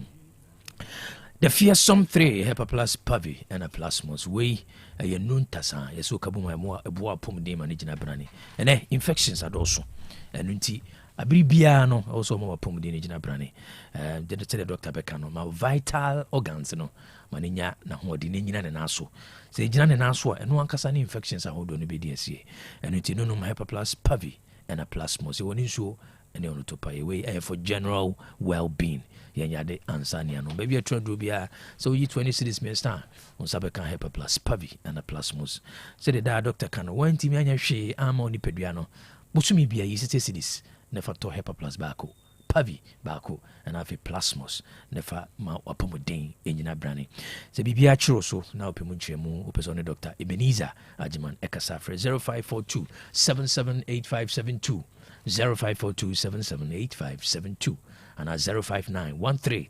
67898 059 13 67898 mo amanone no betimi afrɛ doc ɛwɔ 0542 807 907 0542 807 907 kai sɛ ɛba apɔmuden mapade a ɛno ane Hepa Plus pavi and a plasmos nsuo a de bi ɛka fo ma yɛ Clear Park natural mineral water maka kyerɛ sɛ sɛ obi bi adwuma na wotumi tra the 10th year ɛfiri mfinhyia du kwa na kyerɛ sɛ ɔyɛ biribi a ɛda nso anaasɛ wɔyɛ biribi a ɛne market no ɛhyia ɛno nti mfie du ne akyire ne nsuo a dodoɔ no anom a wɔno hu sɛ ɔhaw bi ani akyire St. Max Royal Company Limited wato no boase atwerɛ firi asase mu de afa mfidie mu wasɔne so amani sɛ kurogyen FG agye atom sɛ yɛ wonom a ɔhaw bi ani akyire yɛwɔ ne jag ɛma dispensers open bottle ne sachet so ɔbɛnya bi ɛfie offices bɛbia wobɛtumi de ade dwuma sɛ ɛdɔm twahyia no apɛ nso de asɛfo sɛ yɛ wedding funeral birthday parties conferences retreats and conventions a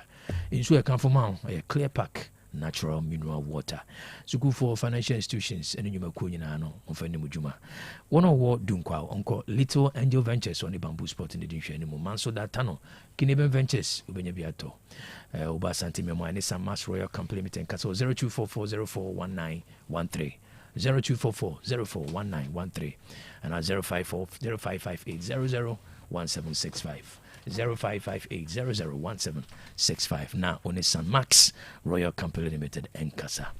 The Palon Medicinals or the Happy Man VS and we 60 mil in Suo de Aba. So your bear man is see the bueni and why no Happy Man VS. Why am re on pem untimina so umema 7 I am re no Happy Man VS. Adwendwen ene stress intino onkwamona emre one obashia eba intimi frima we hear Happy Man VS we system meal wato ne din I for men no bi no apom anase wo mema sembo nyina brane enter 5 mixture da so odwa so Simonella typhi o jana ni ma no bi ne beto ase sanso na yefrumu how bia say ye mukro me stomach ulcer ne titu peptic ulcer gastritis inflammatory gina wo yem obo anota hyehye no enter 5 mixture if you do me and send ye one anum be a doctor for trauma patients a dear dance say ye baby a ton be a pharmacy herbal and a chemical shop be near for Dr. Dapalon I was 0244827228 0244827228 Osbel Electronics and Cow say your number one stop shop for fans open fans papa pato and as I did be a fire electricals and the furniture must be as well. Osborne and cow say, or rechargeable fans and no charger, a general as we know that sounds no battery fans or normal 12 volts or and what they were in the strong grammar students, the issue one or tertiary institutions or 12 and have a 10 volts or open TNT original fans when you bought Osbel Electronics. Sounds up a general electricals, metal box, and as a cable said the wire down when you be. They wanted that form. Let's also your papa. So, what you're calling Kumase, I don't PZ, Ubiba JK 014 PZ 10 Fre 024404 3805 024404 3805 and at 0598 990 651 0598 990 651. Ubit me afraid 0241 599 554 0241 599 554. Fre Nene Osbel Electronics and Casas Digital Herba, the Grow Fine Herba Tonic. And I have a Grow Fine ointment. So Grow Fine Herba Tonic or the MM Hakuku Naye. And I'm so Yankupo Nyanse Modiku Quache, the guitar heba Tony Boss Shim. Now, what you want more than also the Xanthozylum, Xanthozyloid is a canwa, or die grow fine. Onuma, a boa more pomodinja brani. Onuma 20 minutes in Numbi, or 9 Sayoti, Numbi, don't you round to me now, and a papa sorry no emre, no grow fine, Abbasura could do Juma. So your bar now how near future chromo and quadia, no grow fine, Abbatia said the intermana to Dr. Menses Shannon. Grow fine, it will be no bit of vitamins. No, a bony pediatric and infections. I would do DSA, wire, nothing. Hoto, grow fine, Hoberton Temso. Grow fine ointment. Honamio ya Fabistra, Ukotoji, Fabitri, Usisi. For grow fine ointment for chichi. Sounds na wapo so ya. You should grow fine ointment. Maybe a trend be be upibia talk PFA pharmacy or Tafunu Road. Smart Herba ewo boase. Misty Herba, KJT in Rome, Colinac Herba, no so KJT in Rome, Costa Pharmacy, KJT Pampaso have May ewa Safopole. Danny Herba or KJT in Rome, Apidang to Rome, and after Chris K Espresso Edupac Pharmacy ewa Tonso Tinatet Herba ewa Sofoline. Bibiani afre. Digital Herba 0244596532 0244596532. Grow Fine makes you grow fine. Valley View University, I'm Grand Cross upon Deacon or Memo Nya the child status. Or more Quenya so pursuing idea will be an apron or regular programs or distance programs and all sandwich programs. Now, the teacher or educational degree in educational programs and our degree in nursing and we BSc nursing or B.Ed mathematics, English language, social studies, information technology, accounting, management, and after religion. Also, business administration with options in management and a human resource management with accounting option. So also postgraduate studies or MBA in strategic management, MBA in accounting, human resource management will be MED. Administration and Leadership, MED, Curriculum and Instruction. Or MPhil, Administration and Leadership, and I have MPhil, Curriculum and Instruction. Valley View, I church for our Benny, and yes, our Benny Kwan, also didn't take Papa Mount. You don't just walk through the school, but the school walks through you. And even more down so over you more, and on a more konya, na what me and Yakonya were both the local and international market. And in my Valley View, the child, you know, Gitec Adiatum, a cheche for in Asu, Momabodino, Gitec Adiatum. Sounds on other international accredited bodies, so Adiatum. What you call Odium. Kumasi baby of your baby, which may call Aberfontin time for dinner. So be a person for Valley View and call www.vvu.edu.gh www.vvu.edu.gh which may phrase 0243 286 812 0243 286 812 and at 0547 211 281 0547 211 281. Valley View University, integrity, excellence, and service. Idede Abraham Road, Mr. Swami. Na abe afene ena in hospital ne ka kire me se sichire aba me mujam me kire diabetes. Inti macho grosu efisa be no na me kwa ye chekia e kobia 13 na ba 11 na about 12 sa ane enragi sa na very fortunate awade ya madom ana meti agrobinka eye paradise nutrient multi ene immune support me bagidi na menu madom ba na otwepe no me ko check be no na ushiga no aba abedu 4.5 nti wani ade a awurade a mahu sɛ sɛ aduro yi ɛyɛ aduro a utobi ɛbɛboa nti so tobi ɛfa ho yare bi ɛwɔ mu yɛ mu anaa yare bi ɔyare utɔ a ɛbɛboa paa mfin ni mu me wɔ denase True Faith Church me na me yɛsɔfo daa no ɛwɔ denase na yadeɛ tete me paa bɛyɛ 2 years ni maa yi koraa mekɔtwa wɔ medilab maa mekɔkɔyɛ test ɛwɔ medilab ɛna baako bi ka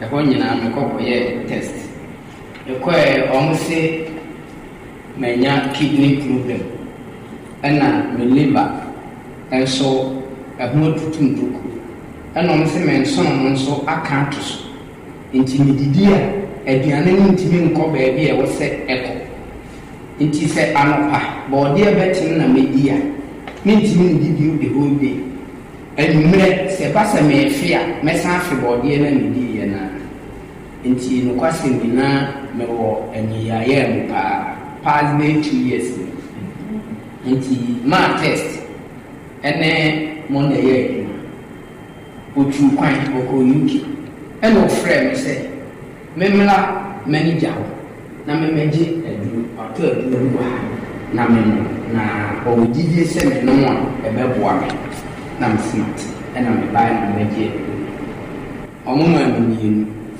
ne mmienu ɛyɛ ne wɔ ha ɛna ɔmo kyerɛ me sɛ anɔpa bia meyi wei wan ne mayi wei wan ne ma no anwummerɛ ne mayi wei wan ne mayi wei wan ne ma no na mesmart nti me starte no aduro nti ama minura na menum biara megyae sɛ menum wei no na mahwɛ nti menum aduro na ne menom ne foforɔ deɛ na nyɛ easy menom a memfe se na yɛ meyia mentumi nyɛ me ho bee nti na mekompreni kyerɛ ma sɛ aduro no deɛ medeɛ menum bio because akɔka me yadeɛ wɔ sɛ wodeɛ yere ho no menum aduro na bɛyɛ 2 weeks afei deɛ na mehu sɛ metumi didi metumi nante na me deɛ yɛ na sɛ aboro mente aseɛ so nso mekɔ hospital wɔ Pɛkyi doctor bi yɛfrɛ no Dr. Champon hospital ne din de Greyside Hospital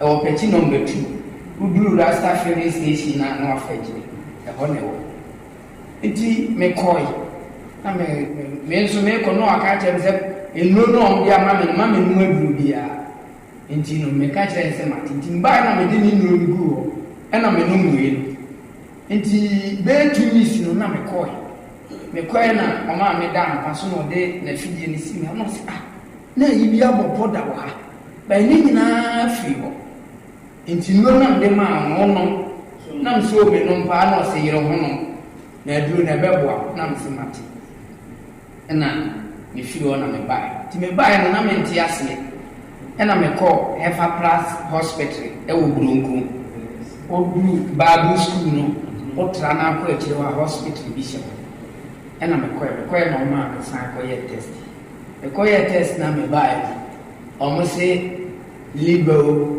kidney o nso na abobɔ agu so ɛna hepatitis B ne nyinaa afiri me mogya menhuru deɛ menyɛ mefrɛ ma ɛma ne bae na mede results bi kyerɛ no na ɔse no ɛneɛ bɔ manager amanneɛ ɛna mbɔ no amanneɛ na manager ɛka kyerɛ me sɛ ɛnɛ memmara ɛno nti ɛnɛnɛ muhu me ha nti mebaeɛ a na deɛ aduro no ayɛ ama me aboro adwene ɛne nteaseɛ so ɛnti ɛduru baabi no sɛdeɛ na ɛyɛ mekora nti ɛma me ankasa koraa no mede m'adwene tie so sɛ menom baako anɔpa baako anwummerɛ no menom no wan sɛ dee meyi wei wan mayi wei wan ne ma nom menom a ɛhɔ de menom bio agye sɛ ade akye ansa ne masan amem saa na meyɛ because na menom a sɛdeɛ no memfe ɛne m'akyi a biribi tumi mɛhyɛ mu sɛ mentumi nsɔre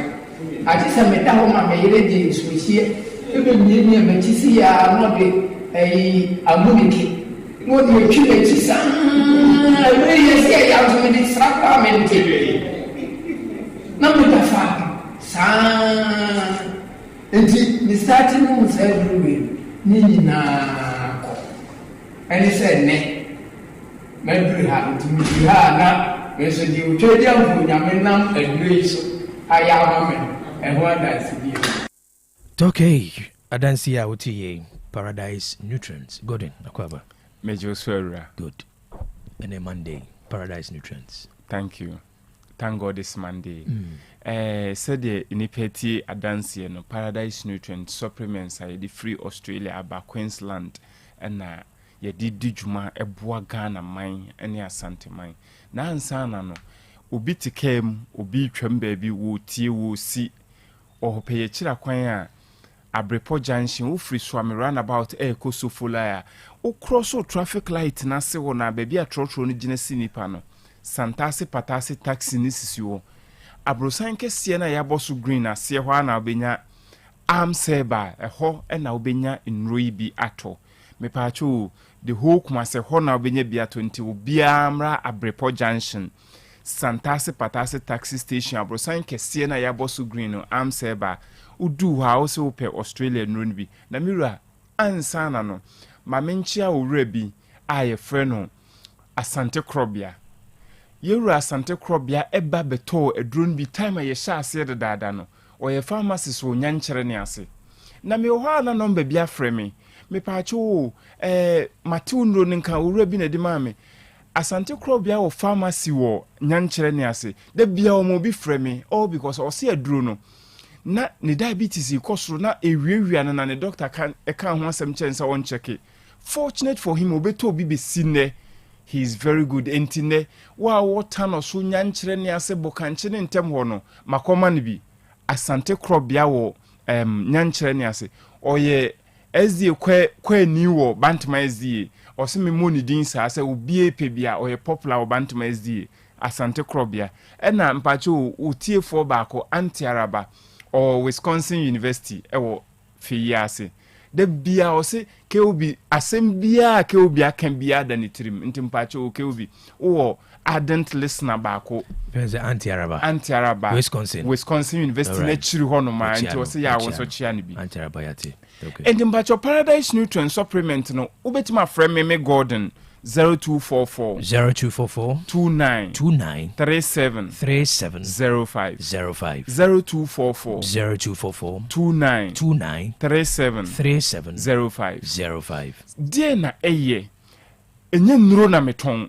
eye nuane nuro eye dietary supplements enti aduro bia wonum bia menka nkyere wo se jayaduro we ni we num na benom medie no yenye ne saa unim dinti amenye ne saa ne se aduro bi o ha doctor dia man e dia manage wo condition bi for 5 years for 6 years pressure no diabetes no meme de ne nuane mu ahoden na scientists bi akeka bom enti wo de fra aduro na honom na ensesa hwe enya hwe ma but asemode ne se me de ne organic supplement ahoden ne wo soro na enuane no ne sa wo ni padua ma manifest symptom bebre. For example, potassium yenyina yenim the real functions of potassium, but potassium ye aduane nduro bia wo hia wo cardiovascular system mu da bia. The moment potassium so better no wo bensa wo pressure na ekosoro enipa bebre ho no ma obe check the pressure 170 160 180 150 unim ade ba ko pa ne se wo pressure ekosoro saa no wo betimanya entini ne wo adwene no mu no bibewu amwanya stroke anase wo betimanya heart attack na bibia na de ehun wo mu pa ne se enipa bebre pressure kosoro a wo mu tinye o mu ya.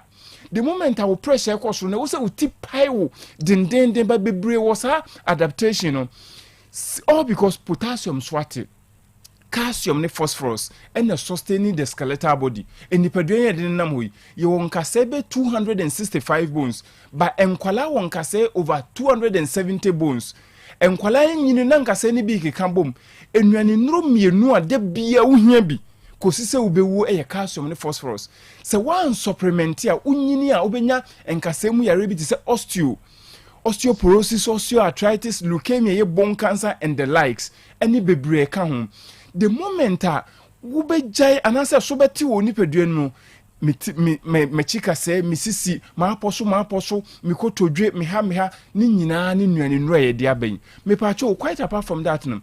selenium any other phosphorus ne magnesium ne nuane nobi unim nipadua na akwa bi wo nipadua ne fan pancreas o secrete pancreatic juice den na pancreatic juice na ye aduane ye di bode fufuo mankani emo bayere pano after digestion we get glucose esichire eni enya wom obisi me de mempebo me di bode nko mempe banche bode nso ye starch nko ane wom but glucose eyema ye nipadua because it gives us energy.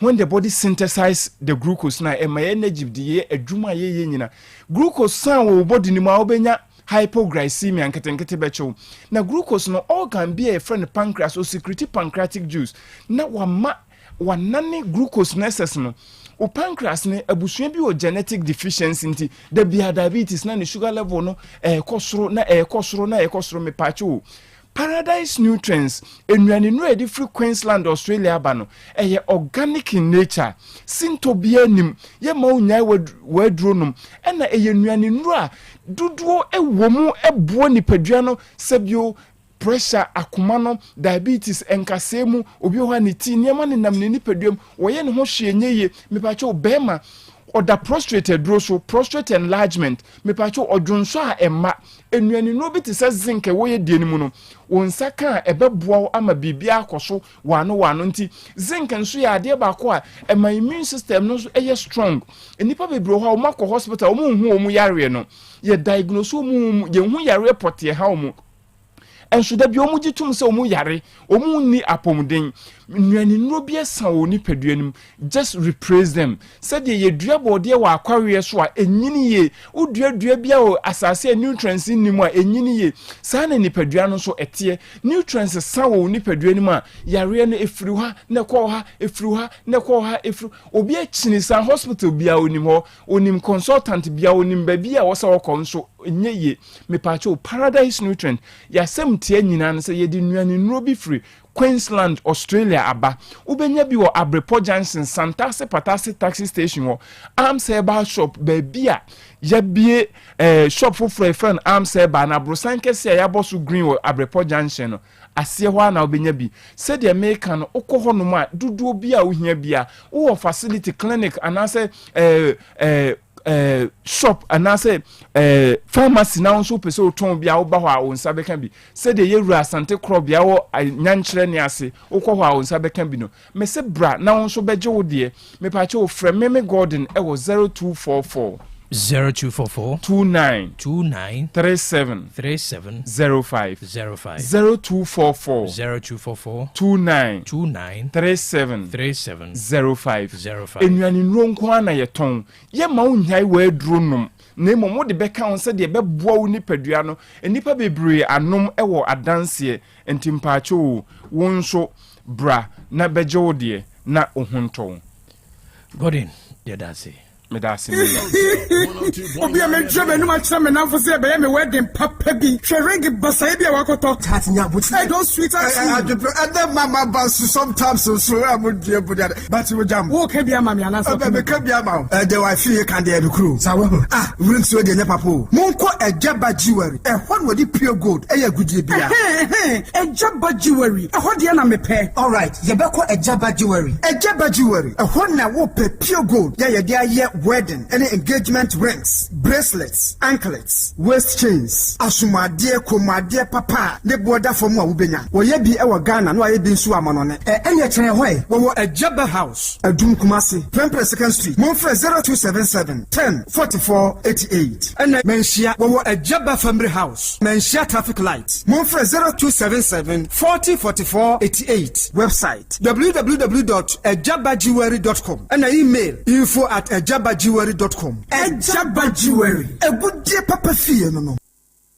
Setting the trends that others can only follow. Otec 102.9 FM, the pride of Ashanti.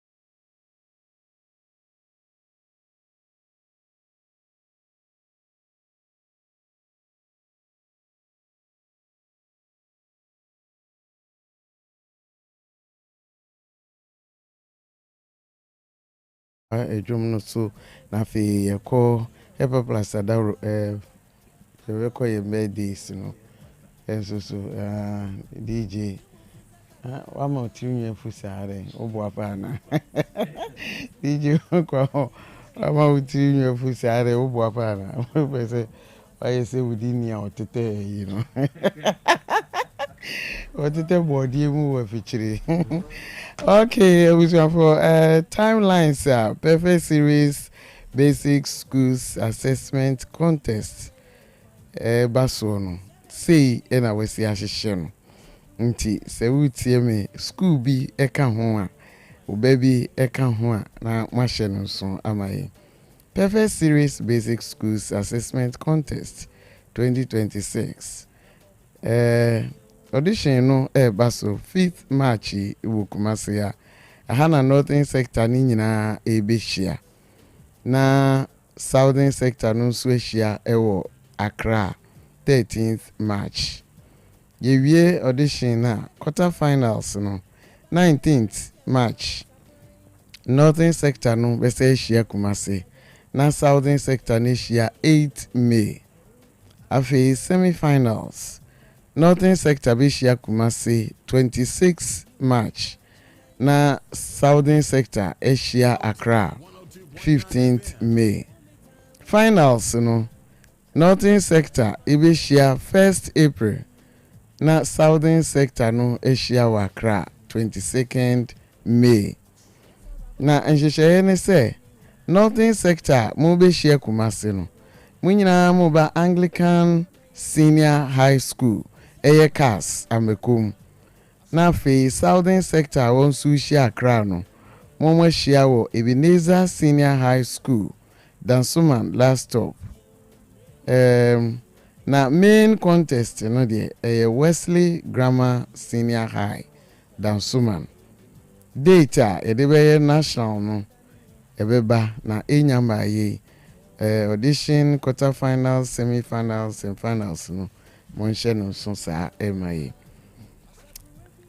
Easter praise yene parish youth council I were All Saints Catholic Fanchinibra afra say Otec anyone ko kambom na ye kama eye kese ehye onyankopon nunyam enti yesa kusi ye ho so afi nso Ewrade boa no ma ye nkwa April ya ye baby remu next month ni 12 April enyumre no 9 na ye ne the parish youth council no ewo All Saints Catholic akambom ewo Fanchinibra Catholic ho na fe ye Ewrade aye na ye tontom no na ye kamfo no PSA Esther ba Pastor Jojo Ahin Minister Benedicta Blestack ononso eba fufuru bebre beba be ka ho na ye nyina yabom ya tontom Ewrade se wo pese wo best sponsor dwumedie yi bia obetu afre marketing department no wo number me dey me so na fe wo so aba mo betu akakra bi na yabo wedwade hu dewura ma free sabre ya ko program no mu nyina any program nechi enso kakra enti umenye no so number no enie 0240 889243 0240 889243. Easter Praise 2026 Hallelujah is our song. Ever Plus Pavi Plus Mox Sa the fearsome 3 ononom bi ko nipadua no ma eyi yade bia yi ahomre bia eyi yawo bia efri nipadua no na fe amani nipadua no nya hoden e boost immune system no ma bibia system no nyina obia ye n'adwuma kama eti me kanfo ama wano pay se uwo Ashtown uwo mrom uwo Krofrom uwo CPC ko mama ho Ashtown wa downtown wo Baptist Roni Junction wo ubenye bi open topa ya na ninsu a ebuso na wakonunum enya hoden wo de ma ubi so na de ama no isi ubi tini baby a onso te wo de se uba Otec ha ubenye bi baby eton aduro kwa ubenye bi so obi enya stroke obi wakoma ya de obi mu ayidu obi wasichire ya de malaria how ohonam ya oja wanya typhoid watenka te ko infection bi ni nyina ono no maduru ya nipadua no ye na dwuma yie no yade bia intumi ntenam opese ni doctor di nkomo ni numbers ni 0542807907 and 0591367898 afi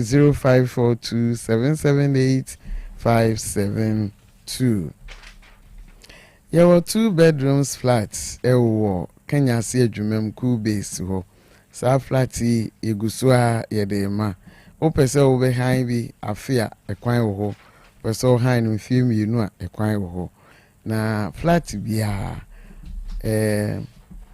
obenya air conditioned ewom store room room kitchen room bathroom kakra new living room ato fence etwa ho ahia ensuo ewo ho okania wo prepaid enafi wo parking space so kese ewo ho ifie flat eben kwan ho pa eti wo ko ba bi na ade asawa wo si free care mweni na we refi ana wo pie ntem a enye den kra free number si na wenya dan bi ahan 0531 557246 and 0548799584 assemble de bi enti ma mefa line yi ma natural to baby na bibi koso na esisie bi obi bu afaso bi ensasesem bi ebusuasem bi awasem bi na obi ene na adwene ho a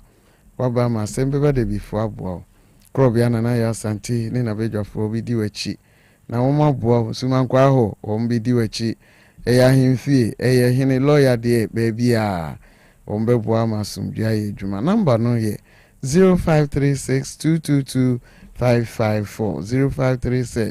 0536222554 ebusiafo mo follow yen wo yen social media platforms ni nyina so wo share na obi so anya bi na yen nyina enipa etwaguo no yensa aka bi jankubanfo sisi kakedo no maja edua na ama kakedo ehuri akotena abrosan so saa no eja sei oni ebusiafo ni nyina ye chia ma no pe ni se nyame adom mo hoye ewrade nka obi a na no asi ema monity a adehye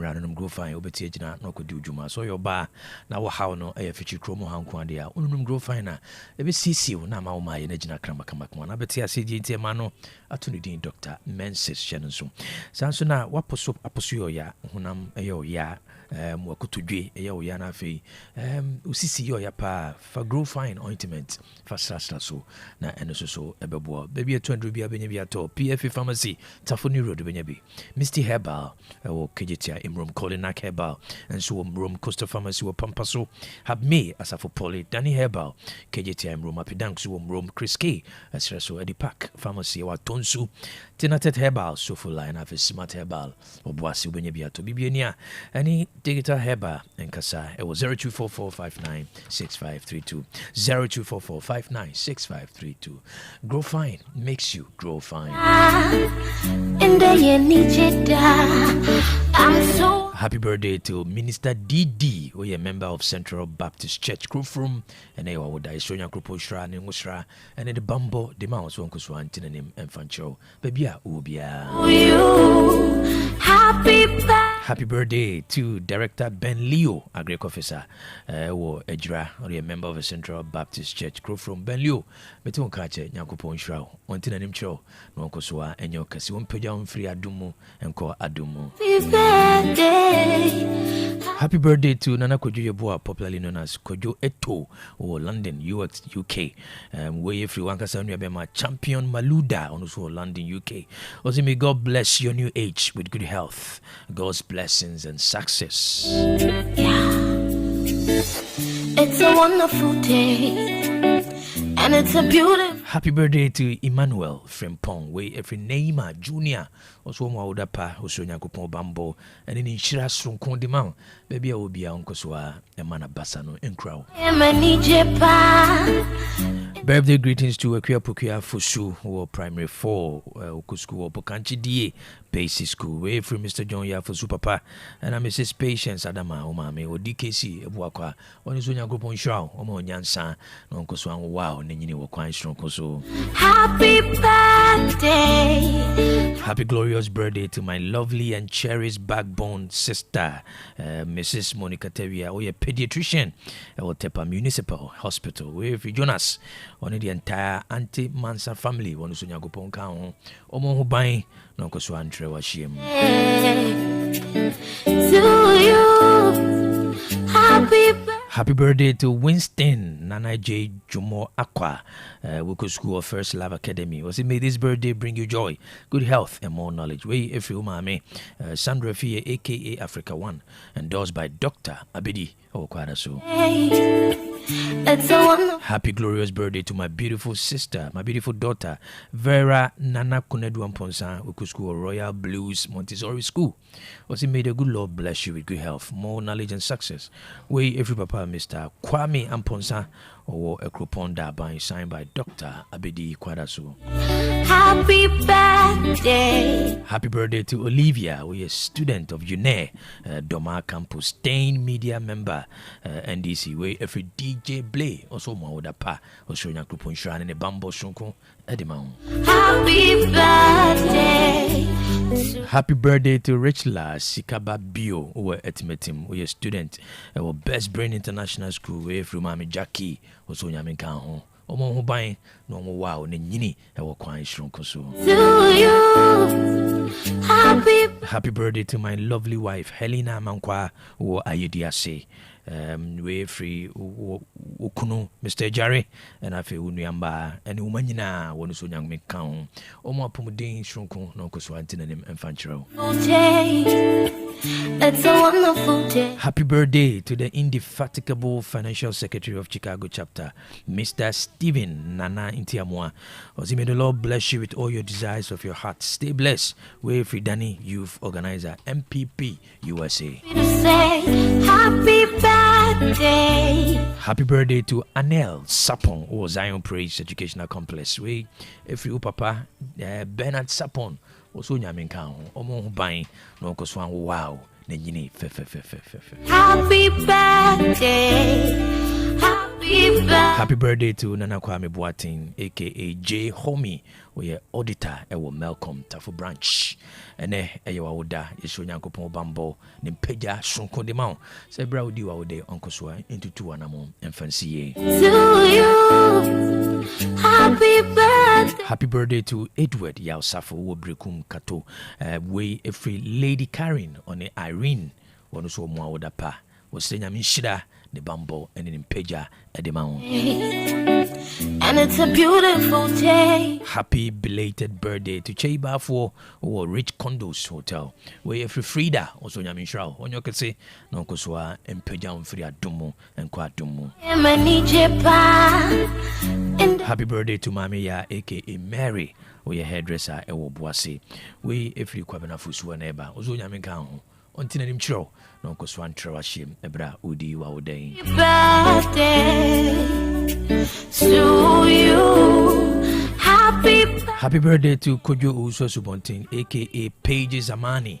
We every MC ni original. Also Yaminkan, Onyo Kese, no Koswan Tinanim, and Fanchro, baby Ubia. Happy birthday, happy birthday. Happy birthday to Afrakuma Lordina. I say, may God bless your new age. Happy birthday. Happy. Where soon Koma Kwabena Ajiman or ye ardent listener of Otec ene ewa woda the Srenya Gruponsha the Bambo Shunko Edimau. Say baby will be our uncle so antinonym and fanchero. A very beautiful day. Way special birthday wishes to my wife for say my wife Mrs. Comfortifa also Ukunusoma Awudapa was Srenya Gruponsha the Bambo and in Peja Edimau. Baby will be happy birthday. Happy birthday to Abena Boatima Joyce.